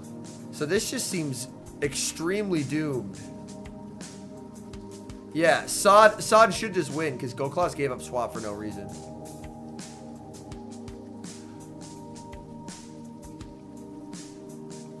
And even if you combo with the ace you have on your guy, it won't KO. Because I think Pluff is an ace.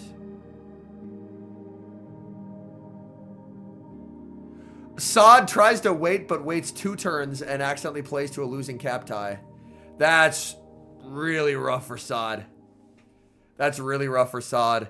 That might be the saving grace for Goklas in this game. I'm not even lying. I think that just puts Goklas back at a seat at the table.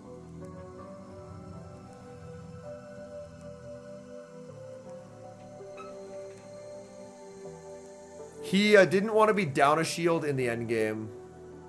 And he would have been down a shield with no energy, which is like even worse. Yeah, I think Gokloss just brings in the ape and no shields. That's just the winning play here. And the debuff, yep, just bring in the ape and no shield.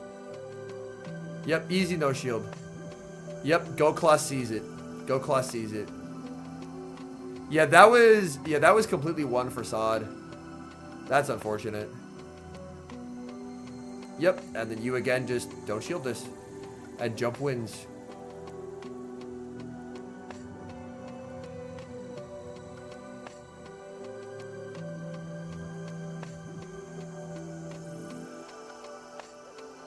Oh, that sucks for Sod. That sucks for Sod, man.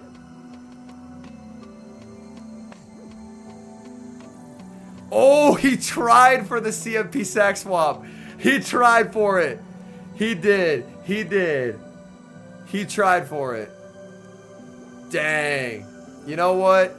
You kind of have to, right? You kind of have to.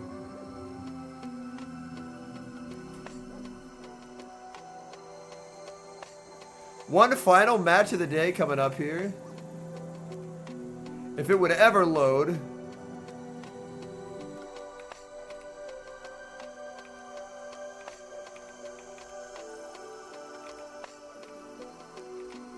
I believe that's Sir Corey. Yo! Versus the other Munir brothers. So far, the Munir brothers have not had a good day on stream. Hopefully, it can turn around for them. Sir Corey is running the only Pokemon more RPS than Jumpluff, and that is Gastrodon, and that's why he has paired it with a Jumpluff to just RPS people.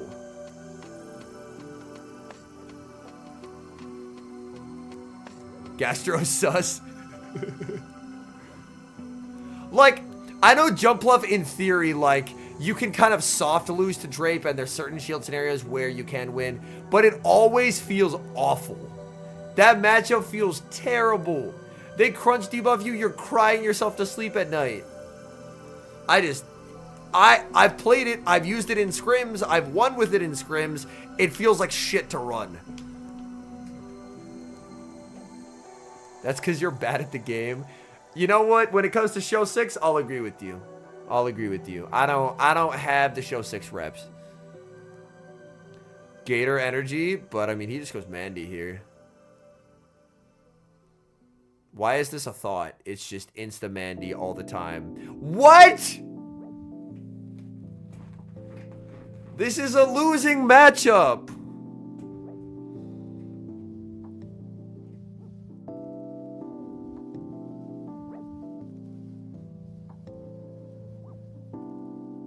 I guess he thinks it's Annihilate? I guess he thinks it's Annihilate. That's like the only reason to do what he's doing is he thinks it's Annihilate. For his sake, I hope he's on Air Slash. Cause Snarlmandy kinda ass against Drapion. But Air Slash Mandy claps it.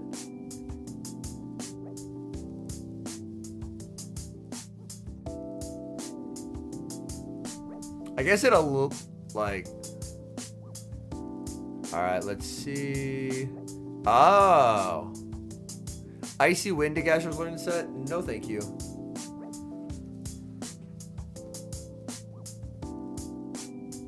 It is Snarl. Yeah, Birmingham as in the UK. Correct, Matimus.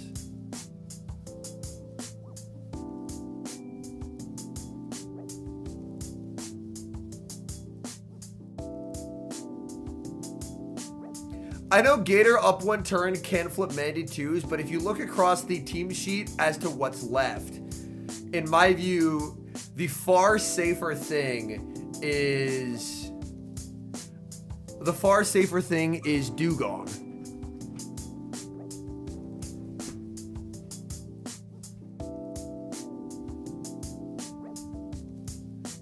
And if push comes to shove and you have to catch out of it, you can onto the Dugong, but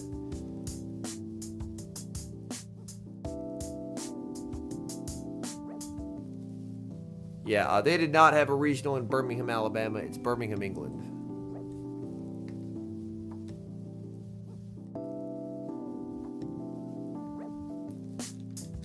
I have something mean to say, so I'm not going to say it. But if it comes true, I will laugh repeatedly, just so you know.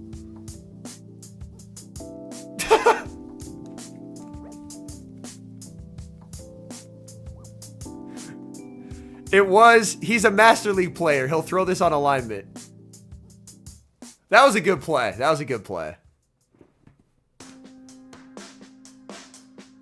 Oh, no! But he just lets Gator get there.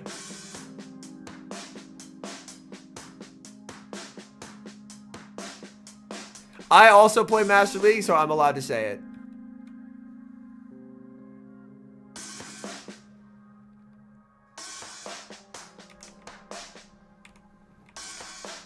Yeah, game 1 goes to Hammad.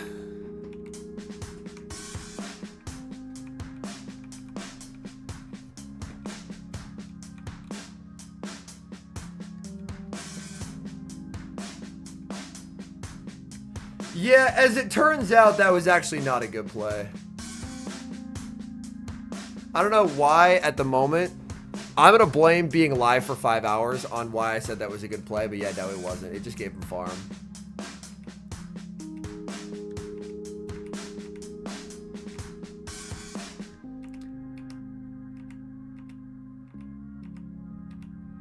For some reason, I thought the Gator was like 1 HP, and the Gator was not 1 HP. It had more health than that.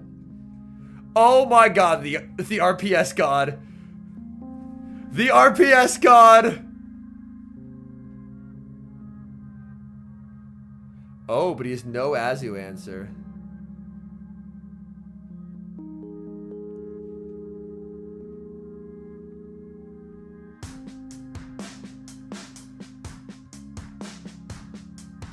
Yo, what's up, Kayshawn? Welcome back. Goes for a bait. Hammad calls it.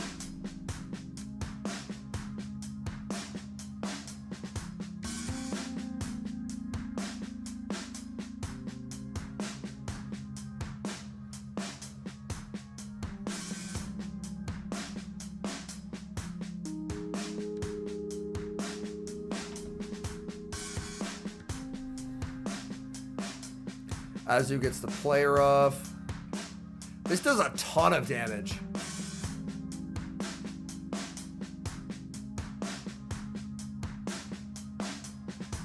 I don't love sacrificing that much health on Drapion.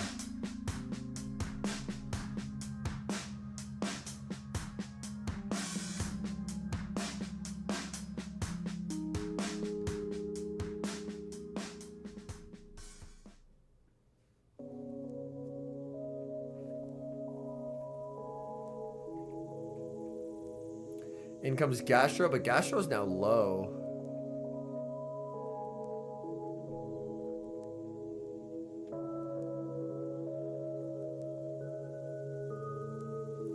Goes for a slam. Low key, this is close. Might not die here. Does die barely. And you're just slamming always, yeah. You just want chip on this thing.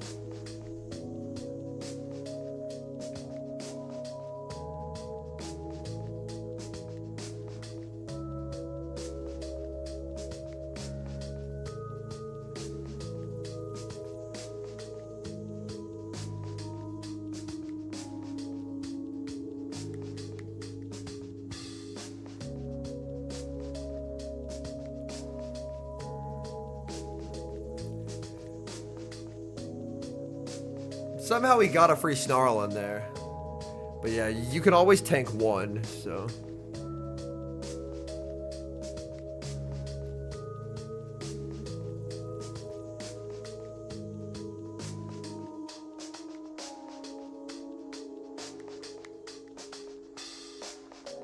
Let's the Hydro get reached.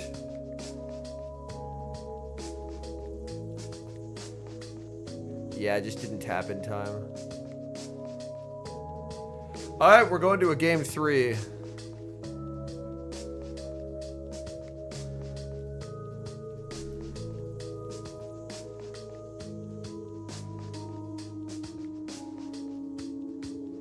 Yeah, like, there were some surprising people who weren't able to make it out of the bracket. Oh, brings out the Corsola. ABA weak to Corsola.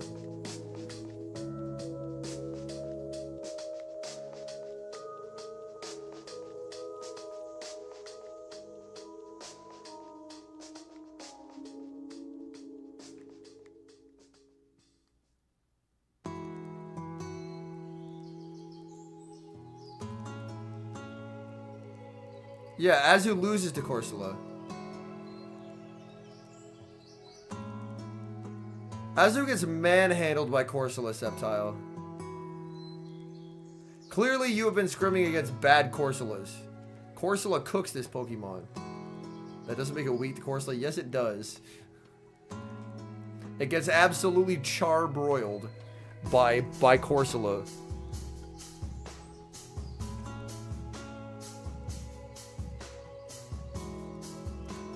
Okay, that's just not a very good Corsola.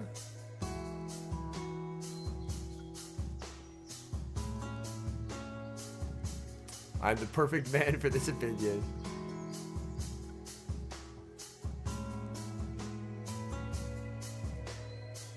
Oh, he baits. He baits. Oh, God. If he... Oh, he calls it! Oh, my. Devastating for Sir Corey. Absolutely devastating. And the Annihilate sweep is on. Oh, my goodness. What a call. What a call.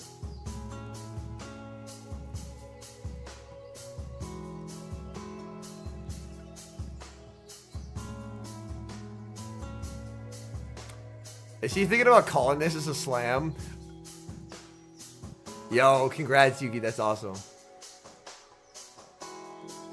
Yeah, there's no way to win this game now. GG Trainer. Well, Saad wasn't able to, but Hammad was able to get day 2. Want them to lose, K-Sean. We don't root for people in the division. That's embarrassing behavior.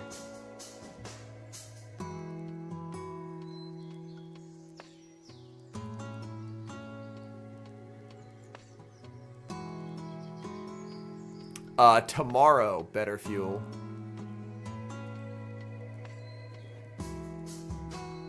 Hammad makes day 2.